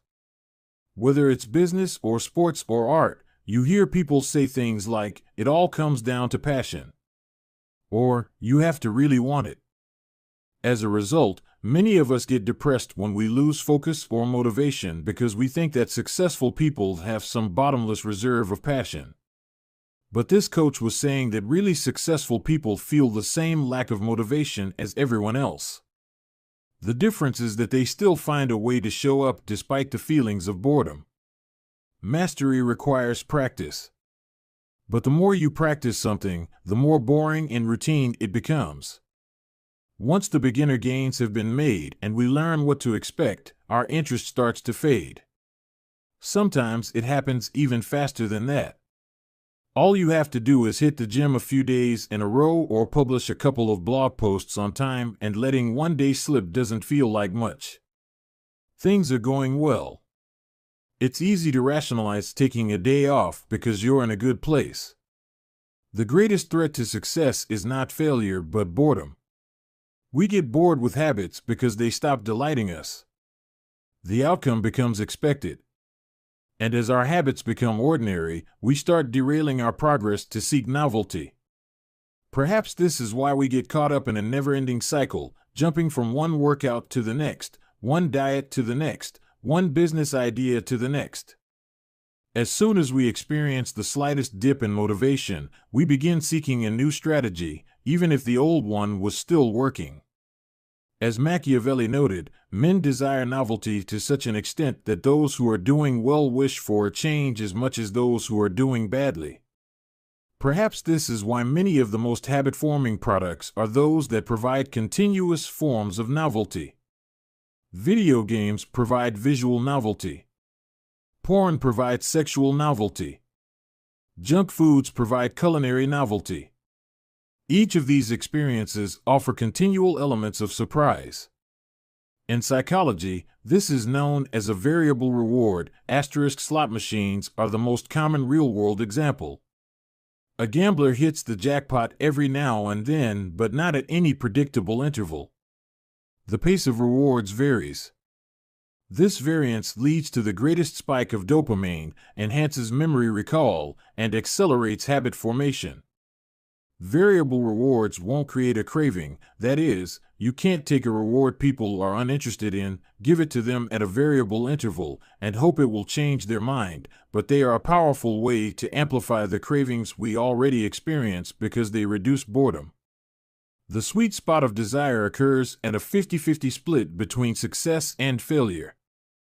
Half of the time you get what you want. Half of the time you don't. You need just enough winning to experience satisfaction and just enough wanting to experience desire. This is one of the benefits of following the Goldilocks rule. If you're already interested in a habit, working on challenges of just manageable difficulty is a good way to keep things interesting. Of course, not all habits have a variable reward component, and you wouldn't want them to. If Google only delivered a useful search result some of the time, I would switch to a competitor pretty quickly. If Uber only picked up half of my trips, I doubt I'd be using that service much longer. And if I flossed my teeth each night and only sometimes ended up with a clean mouth, I think I'd skip it. Variable rewards or not, no habit will stay interesting forever. At some point, everyone faces the same challenge on the journey of self-improvement. You have to fall in love with boredom. We all have goals that we would like to achieve and dreams that we would like to fulfill, but it doesn't matter what you are trying to become better at. If you only do the work when it's convenient or exciting, then you'll never be consistent enough to achieve remarkable results. I can guarantee that if you manage to start a habit and keep sticking to it, there will be days when you feel like quitting. When you start a business, there will be days when you don't feel like showing up. When you're at the gym, there will be sets that you don't feel like finishing. When it's time to write, there will be days that you don't feel like typing. But stepping up when it's annoying or painful or draining to do so, that's what makes the difference between a professional and an amateur. Professionals stick to the schedule, amateurs let life get in the way. Professionals know what is important to them and work toward it with purpose. Amateurs get pulled off course by the urgencies of life. David Kane, an author and meditation teacher, encourages his students to avoid being fair-weather meditators. Similarly, you don't want to be a fair-weather athlete or a fair-weather writer or a fair-weather anything. When a habit is truly important to you, you have to be willing to stick to it in any mood. Professionals take action even when the mood isn't right. They might not enjoy it, but they find a way to put the reps in. There have been a lot of sets that I haven't felt like finishing, but I've never regretted doing the workout. There have been a lot of articles I haven't felt like writing, but I've never regretted publishing on schedule. There have been a lot of days I've felt like relaxing, but I've never regretted showing up and working on something that was important to me. The only way to become excellent is to be endlessly fascinated by doing the same thing over and over. You have to fall in love with boredom. Chapter Summary. The Goldilocks rule states that humans experience peak motivation when working on tasks that are right on the edge of their current abilities. The greatest threat to success is not failure but boredom. As habits become routine, they become less interesting and less satisfying. We get bored. Anyone can work hard when they feel motivated. It's the ability to keep going when work isn't exciting that makes the difference. Professionals stick to the schedule, amateurs let life get in the way. Chapter 20: The Downside of Creating Good Habit. Habits create the foundation for mastery.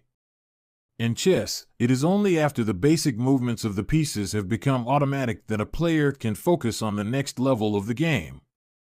Each chunk of information that is memorized opens up the mental space for more effortful thinking. This is true for any endeavor. When you know the simple movements so well that you can perform them without thinking, you are free to pay attention to more advanced details. In this way, habits are the backbone of any pursuit of excellence. However, the benefits of habits come at a cost. At first, each repetition develops fluency, speed, and skill. But then, as a habit becomes automatic, you become less sensitive to feedback. You fall into mindless repetition. It becomes easier to let mistakes slide. When you can do it good enough on autopilot, you stop thinking about how to do it better. The upside of habits is that we can do things without thinking. The downside of habits is that you get used to doing things a certain way and stop paying attention to little errors. You assume you're getting better because you're gaining experience. In reality, you are merely reinforcing your current habits, not improving them. In fact, some research has shown that once a skill has been mastered, there is usually a slight decline in performance over time. Usually, this minor dip in performance is no cause for worry.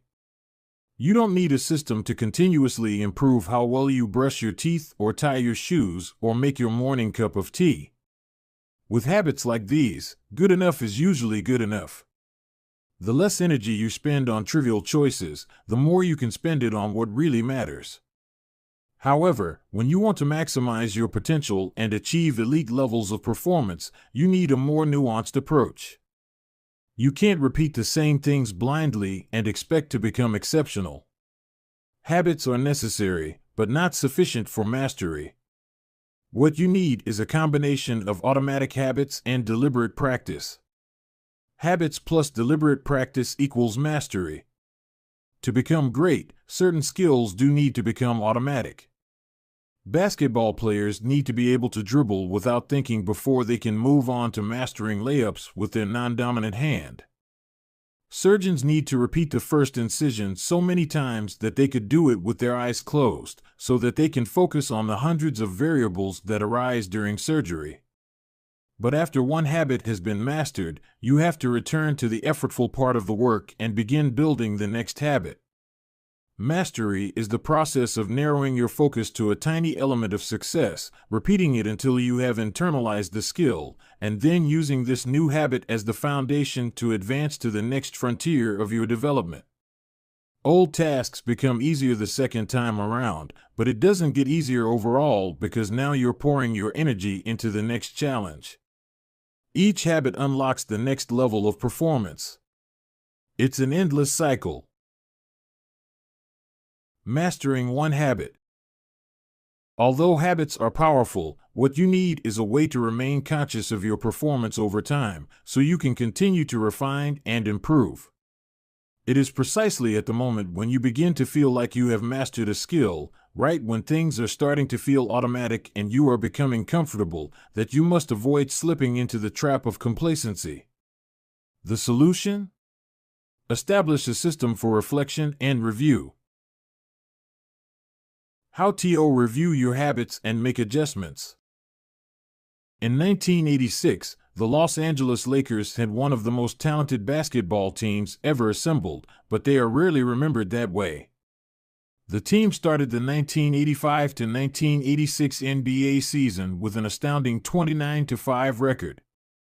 The pundits were saying that we might be the best team in the history of basketball, head coach Pat Riley said after the season. Surprisingly, the Lakers stumbled in the 1986 playoffs and suffered a season-ending defeat in the Western Conference Finals. The best team in the history of basketball didn't even play for the NBA championship. After that blow, Riley was tired of hearing about how much talent his players had and about how much promise his team held. He didn't want to see flashes of brilliance followed by a gradual fade in performance. He wanted the Lakers to play up to their potential, night after night.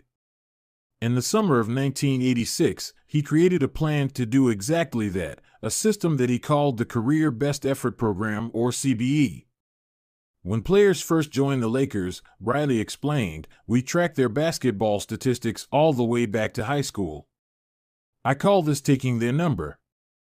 We look for an accurate gauge of what a player can do, then build him into our plan for the team, based on the notion that he will maintain and then improve upon his averages. After determining a player's baseline level of performance, Riley added a key step.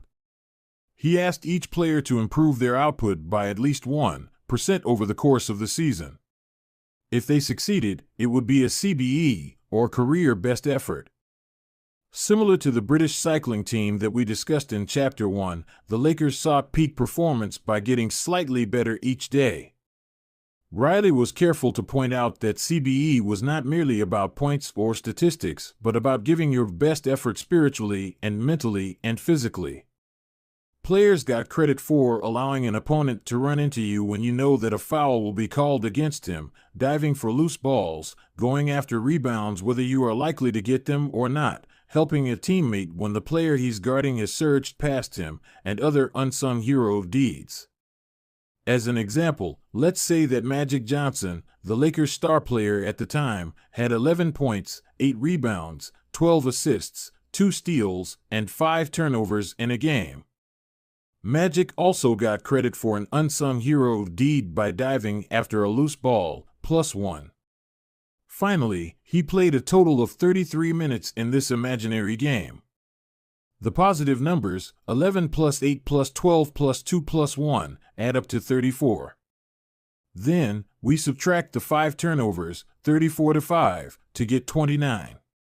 Finally, we divide 29 by 33 minutes played. 29 divided by 33 is equal to 0.879. Magic's CBE number here would be 879. This number was calculated for all of a player's games, and it was the average CBE that a player was asked to improve by 1% over the season. Riley compared each player's current CBE to not only their past performances but also those of other players in the league. As Riley put it, we rank team members alongside league opponents who play the same position and have similar role definitions.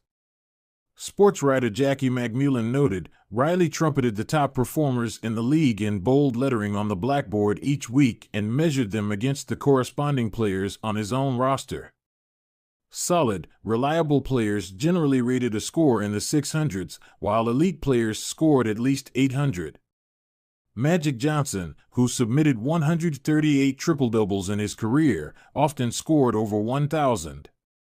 The Lakers also emphasized year-over-year progress by making historical comparisons of CBE data.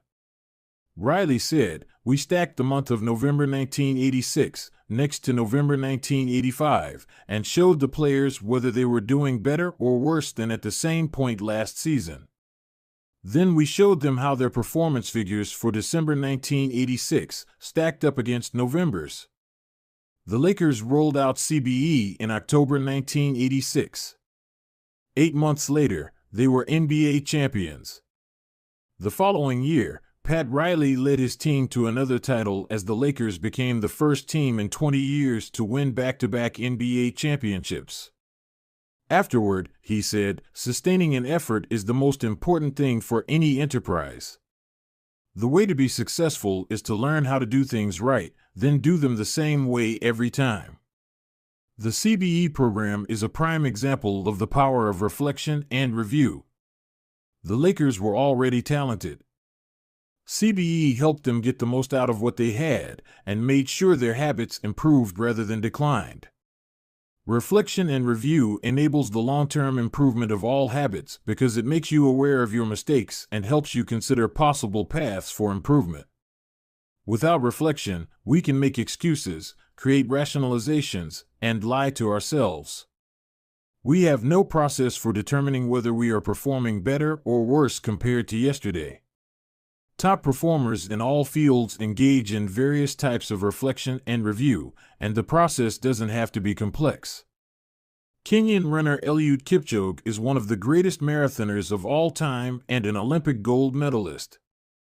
He still takes notes after every practice in which he reviews his training for the day and searches for areas that can be improved. Similarly, gold medal swimmer Katie Ledecky records her wellness on a scale of 1 to 10 and includes notes on her nutrition and how well she slept. She also records the times posted by other swimmers. At the end of each week, her coach goes over her notes and adds his thoughts. It's not just athletes either.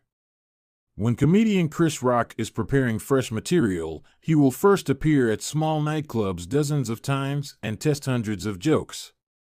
He brings a notepad on stage and records which bits go over well and where he needs to make adjustments.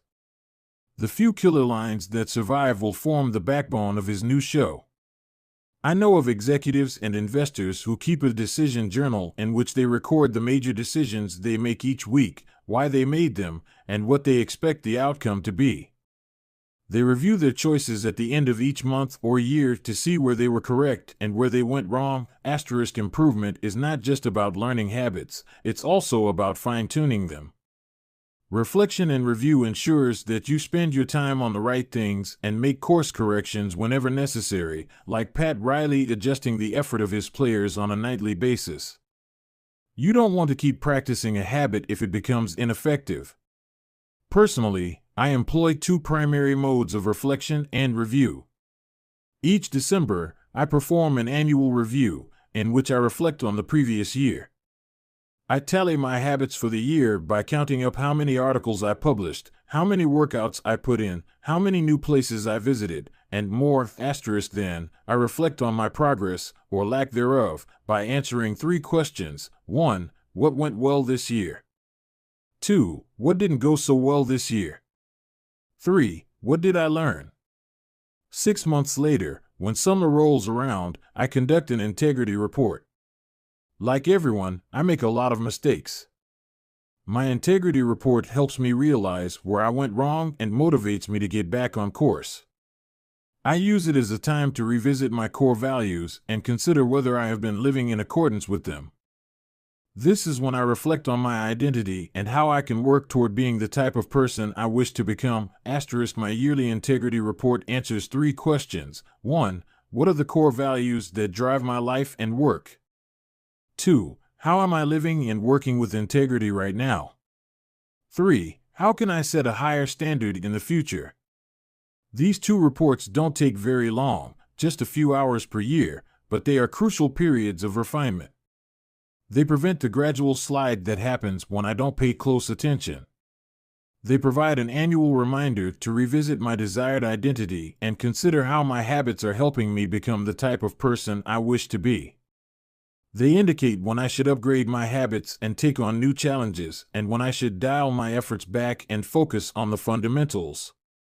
Reflection can also bring a sense of perspective. Daily habits are powerful because of how they compound, but worrying too much about every daily choice is like looking at yourself in the mirror from an inch away. You can see every imperfection and lose sight of the bigger picture. There is too much feedback. Conversely, never reviewing your habits is like never looking in the mirror. You aren't aware of easily fixable flaws, a spot on your shirt, a bit of food in your teeth. There is too little feedback. Periodic reflection and review is like viewing yourself in the mirror from a conversational distance. You can see the important changes you should make without losing sight of the bigger picture. You want to view the entire mountain range, not obsess over each peak and valley. Finally, reflection and review offers an ideal time to revisit one of the most important aspects of behavior change, identity. How to break the beliefs that hold you back. In the beginning, repeating a habit is essential to build up evidence of your desired identity. As you latch onto that new identity, however, those same beliefs can hold you back from the next level of growth. When working against you, your identity creates a kind of pride that encourages you to deny your weak spots and prevents you from truly growing. This is one of the greatest downsides of building habits. The more sacred an idea is to us, that is, the more deeply it is tied to our identity, the more strongly we will defend it against criticism. You see this in every industry. The schoolteacher who ignores innovative teaching methods and sticks with her tried-and-true lesson plans. The veteran manager who is committed to doing things his way.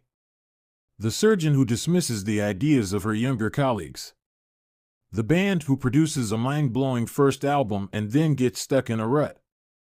The tighter we cling to an identity, the harder it becomes to grow beyond it. One solution is to avoid making any single aspect of your identity an overwhelming portion of who you are.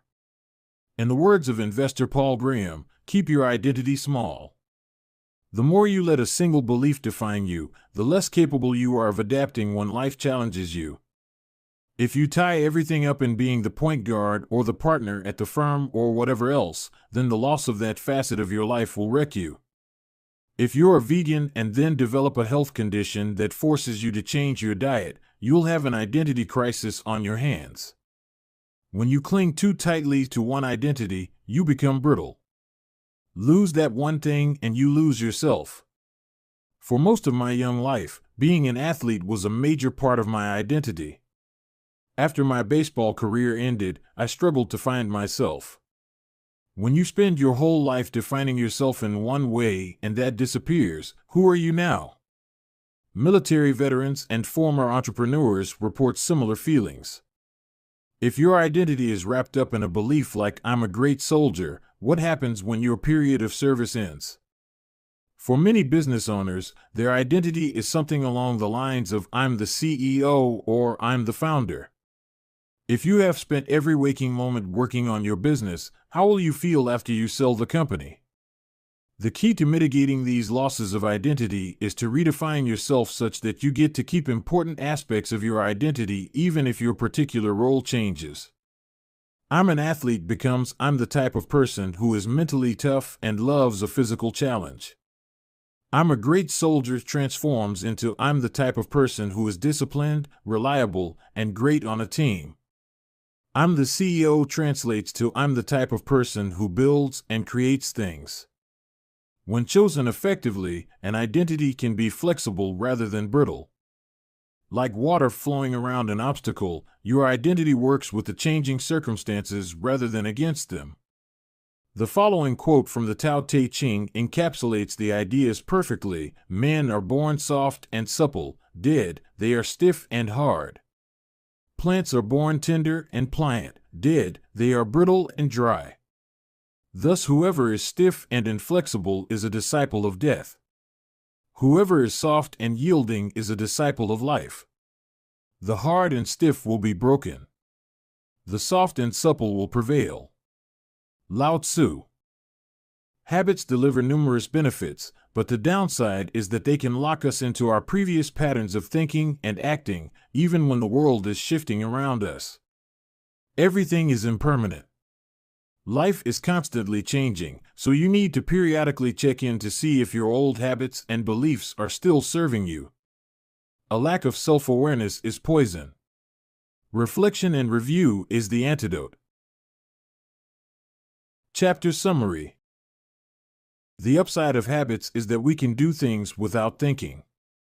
The downside is that we stop paying attention to little errors.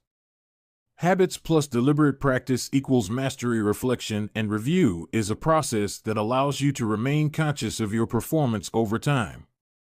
The tighter we cling to an identity, the harder it becomes to grow beyond it. Conclusion. The secret to results that last here is an ancient Greek parable known as the Sorite's paradox, which talks about the effect one small action can have when repeated enough times. One formulation of the paradox goes as follows: can one coin make a person rich? If you give a person a pile of 10 coins, you wouldn't claim that he or she is rich. But what if you add another? And another? And another? At some point, you will have to admit that no one can be rich unless one coin can make him or her so. We can say the same about atomic habits. Can one tiny change transform your life? It's unlikely you would say so. But what if you made another? And another? And another? At some point, you will have to admit that your life was transformed by one small change. The holy grail of habit change is not a single 1% improvement, but 1,000 of them. It's a bunch of atomic habits stacking up, each one a fundamental unit of the overall system. In the beginning, small improvements can often seem meaningless because they get washed away by the weight of the system. Just as one coin won't make you rich, one positive change like meditating for 1 minute or reading one page each day is unlikely to deliver a noticeable difference. Gradually, though, as you continue to layer small changes on top of one another, the scales of life start to move. Each improvement is like adding a grain of sand to the positive side of the scale, slowly tilting things in your favor. Eventually, if you stick with it, you hit a tipping point. Suddenly, it feels easier to stick with good habits. The weight of the system is working for you rather than against you. Over the course of this book, we've looked at dozens of stories about top performers. We've heard about Olympic gold medalists, award-winning artists, business leaders, life-saving physicians, and star comedians who have all used the science of small habits to master their craft and vault to the top of their field.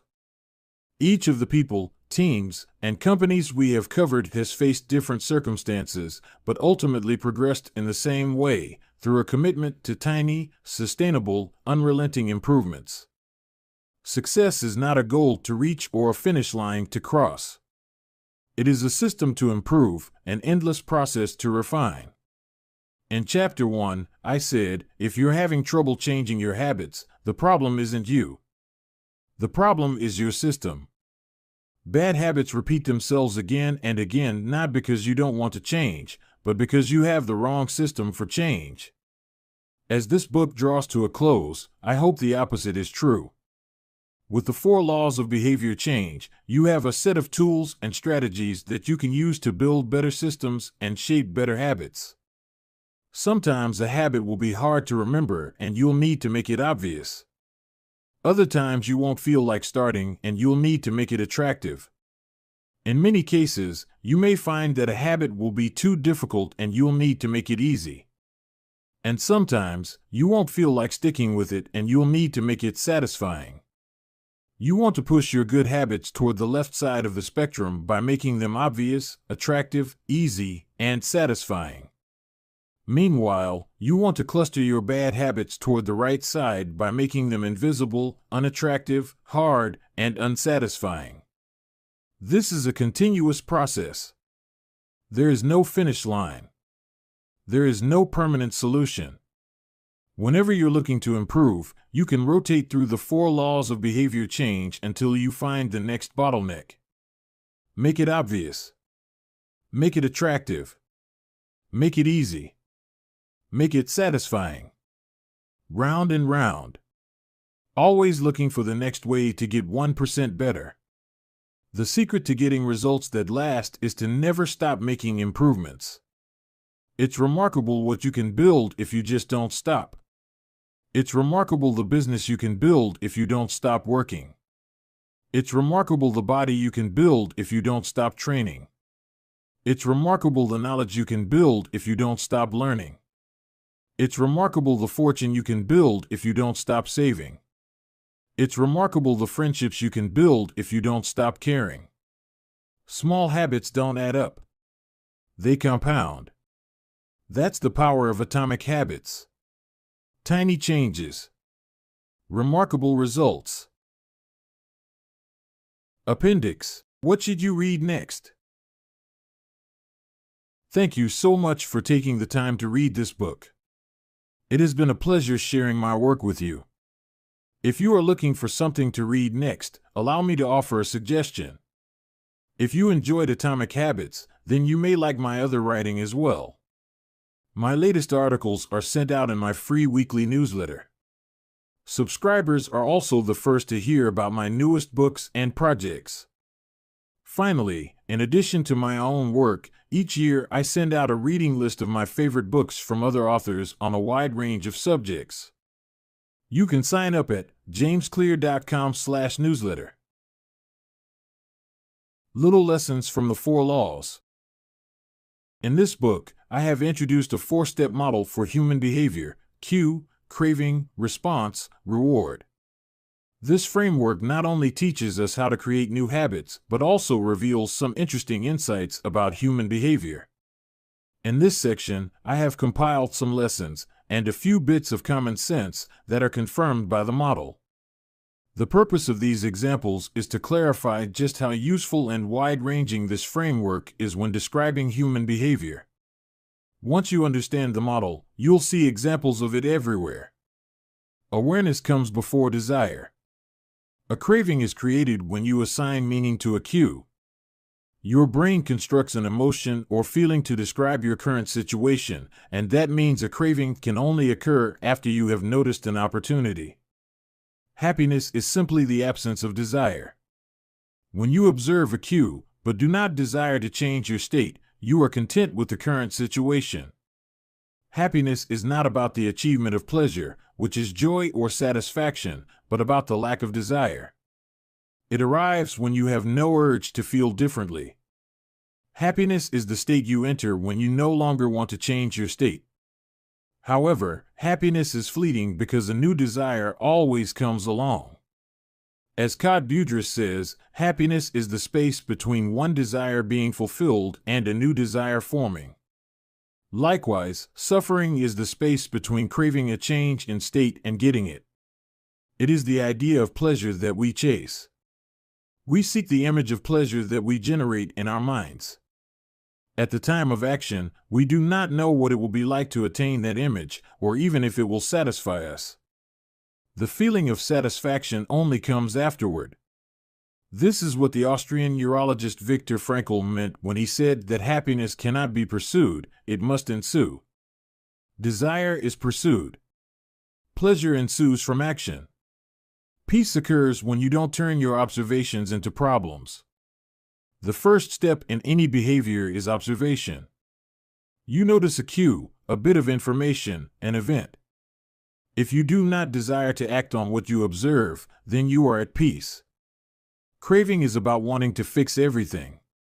Observation without craving is the realization that you do not need to fix anything. Your desires are not running rampant.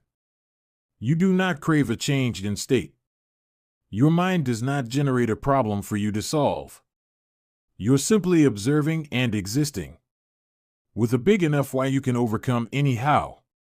Friedrich Nietzsche, the German philosopher and poet, famously wrote, "He who has a why to live for can bear almost any how." This phrase harbors an important truth about human behavior. If your motivation and desire are great enough, that is, why you are acting, you'll take action even when it is quite difficult. Great craving can power great action, even when friction is high.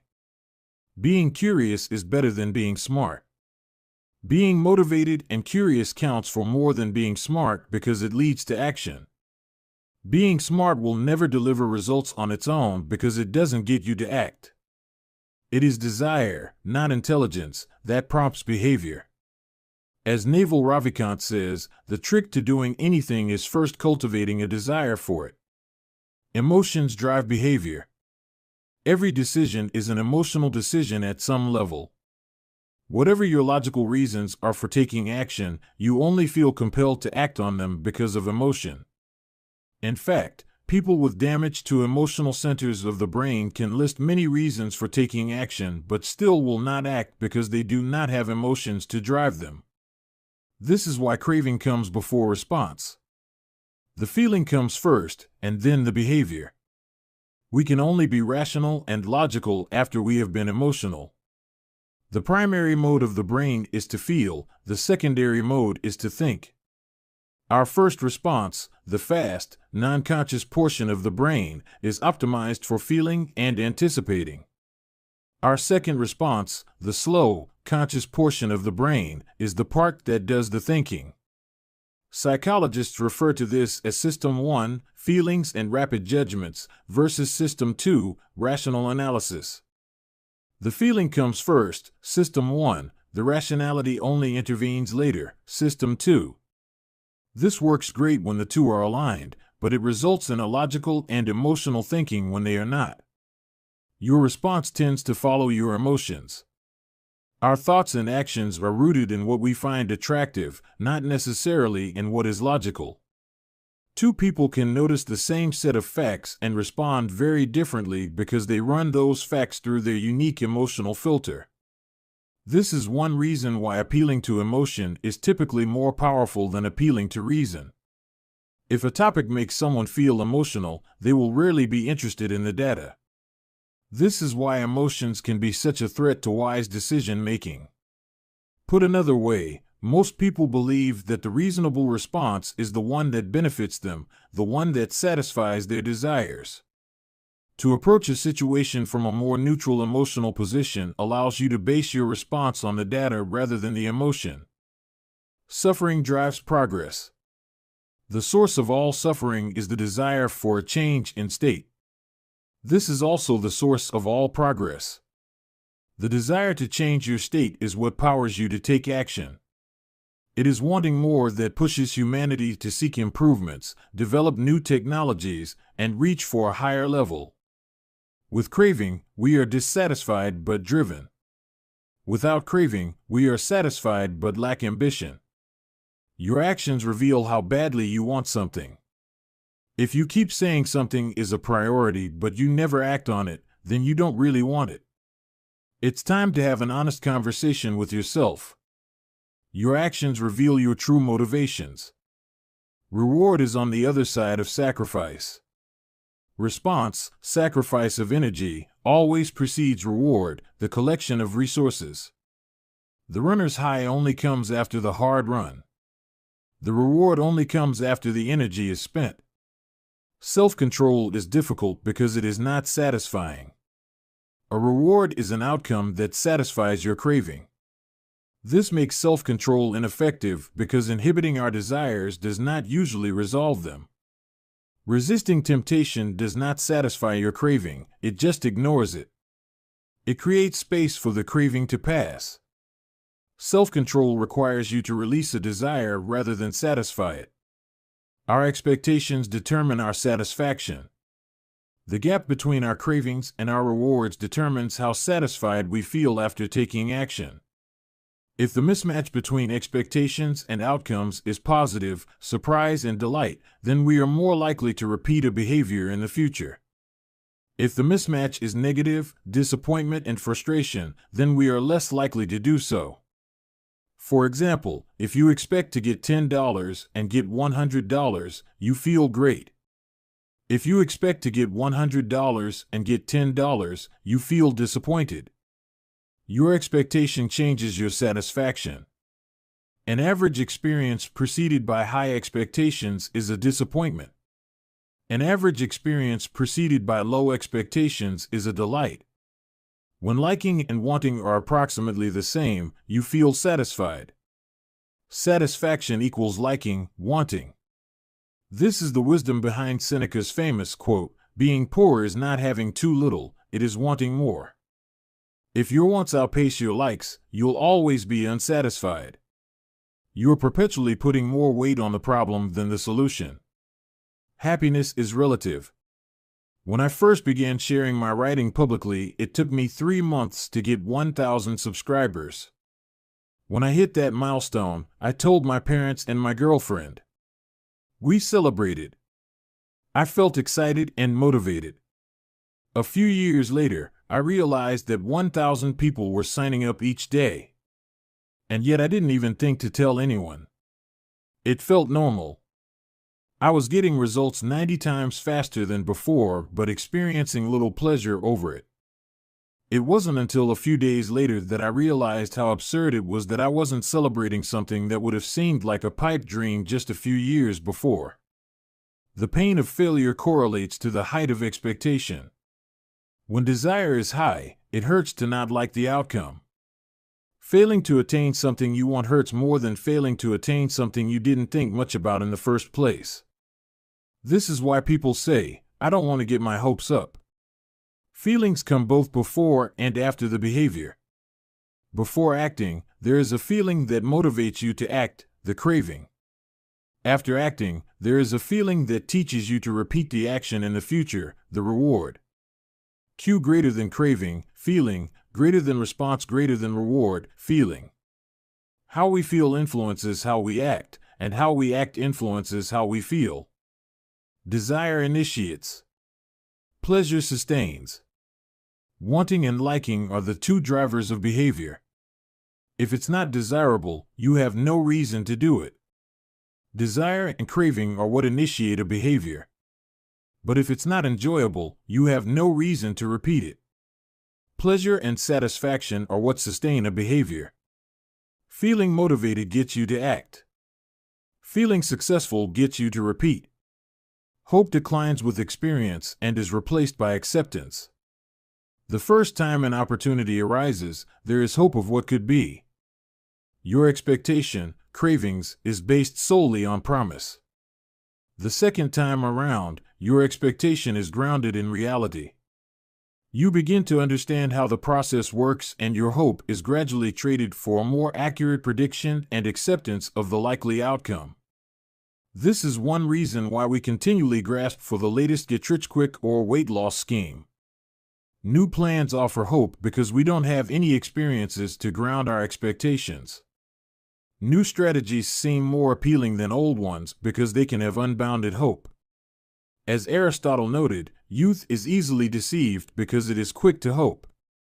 Perhaps this can be revised to youth is easily deceived because it only hopes. There is no experience to root the expectation in. In the beginning, hope is all you have. Acknowledgements. I have relied heavily on others during the creation of this book. Before anyone else, I must thank my wife, Christy, who has been indispensable throughout this process. She has played every role a person can play in the writing of a book: spouse, friend, fan, critic, editor, researcher, therapist. It is no exaggeration to say this book would not be the same without her. It might not exist at all. Like everything in our life, we did it together.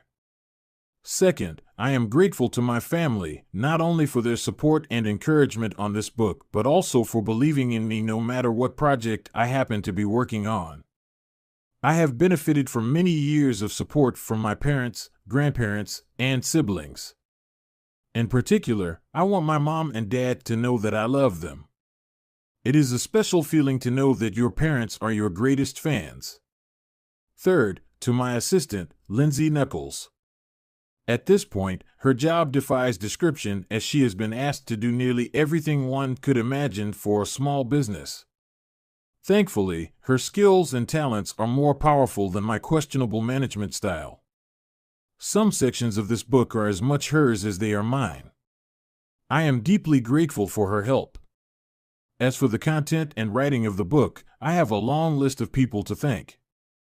To start, there are a few people from whom I have learned so much that it would be a crime to not mention them by name.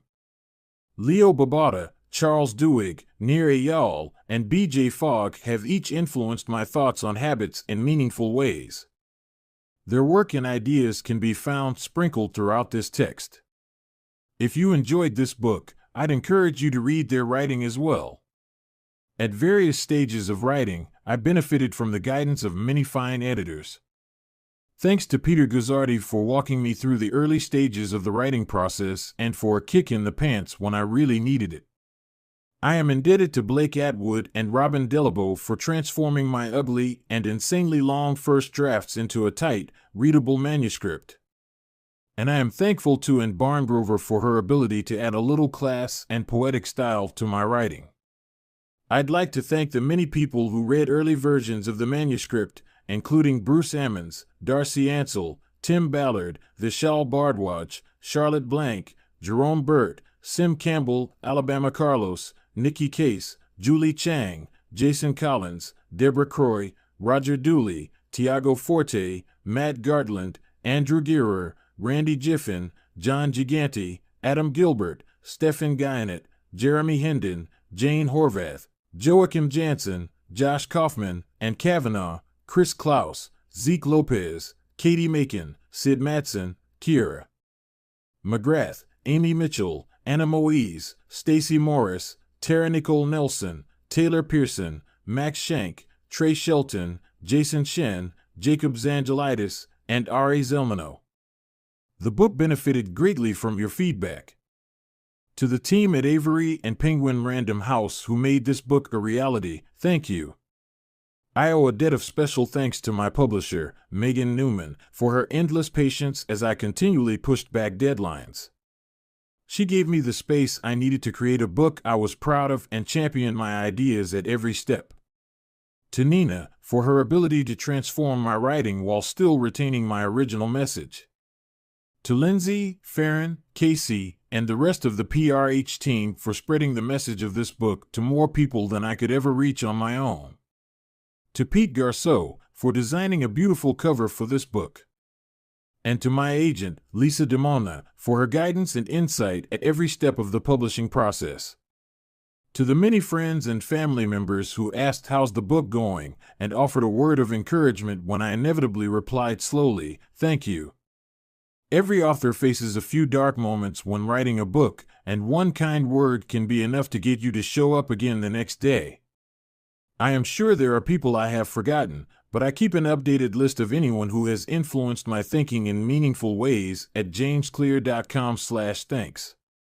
And finally, to you. Life is short and you have shared some of your precious time with me by reading this book. Thank you.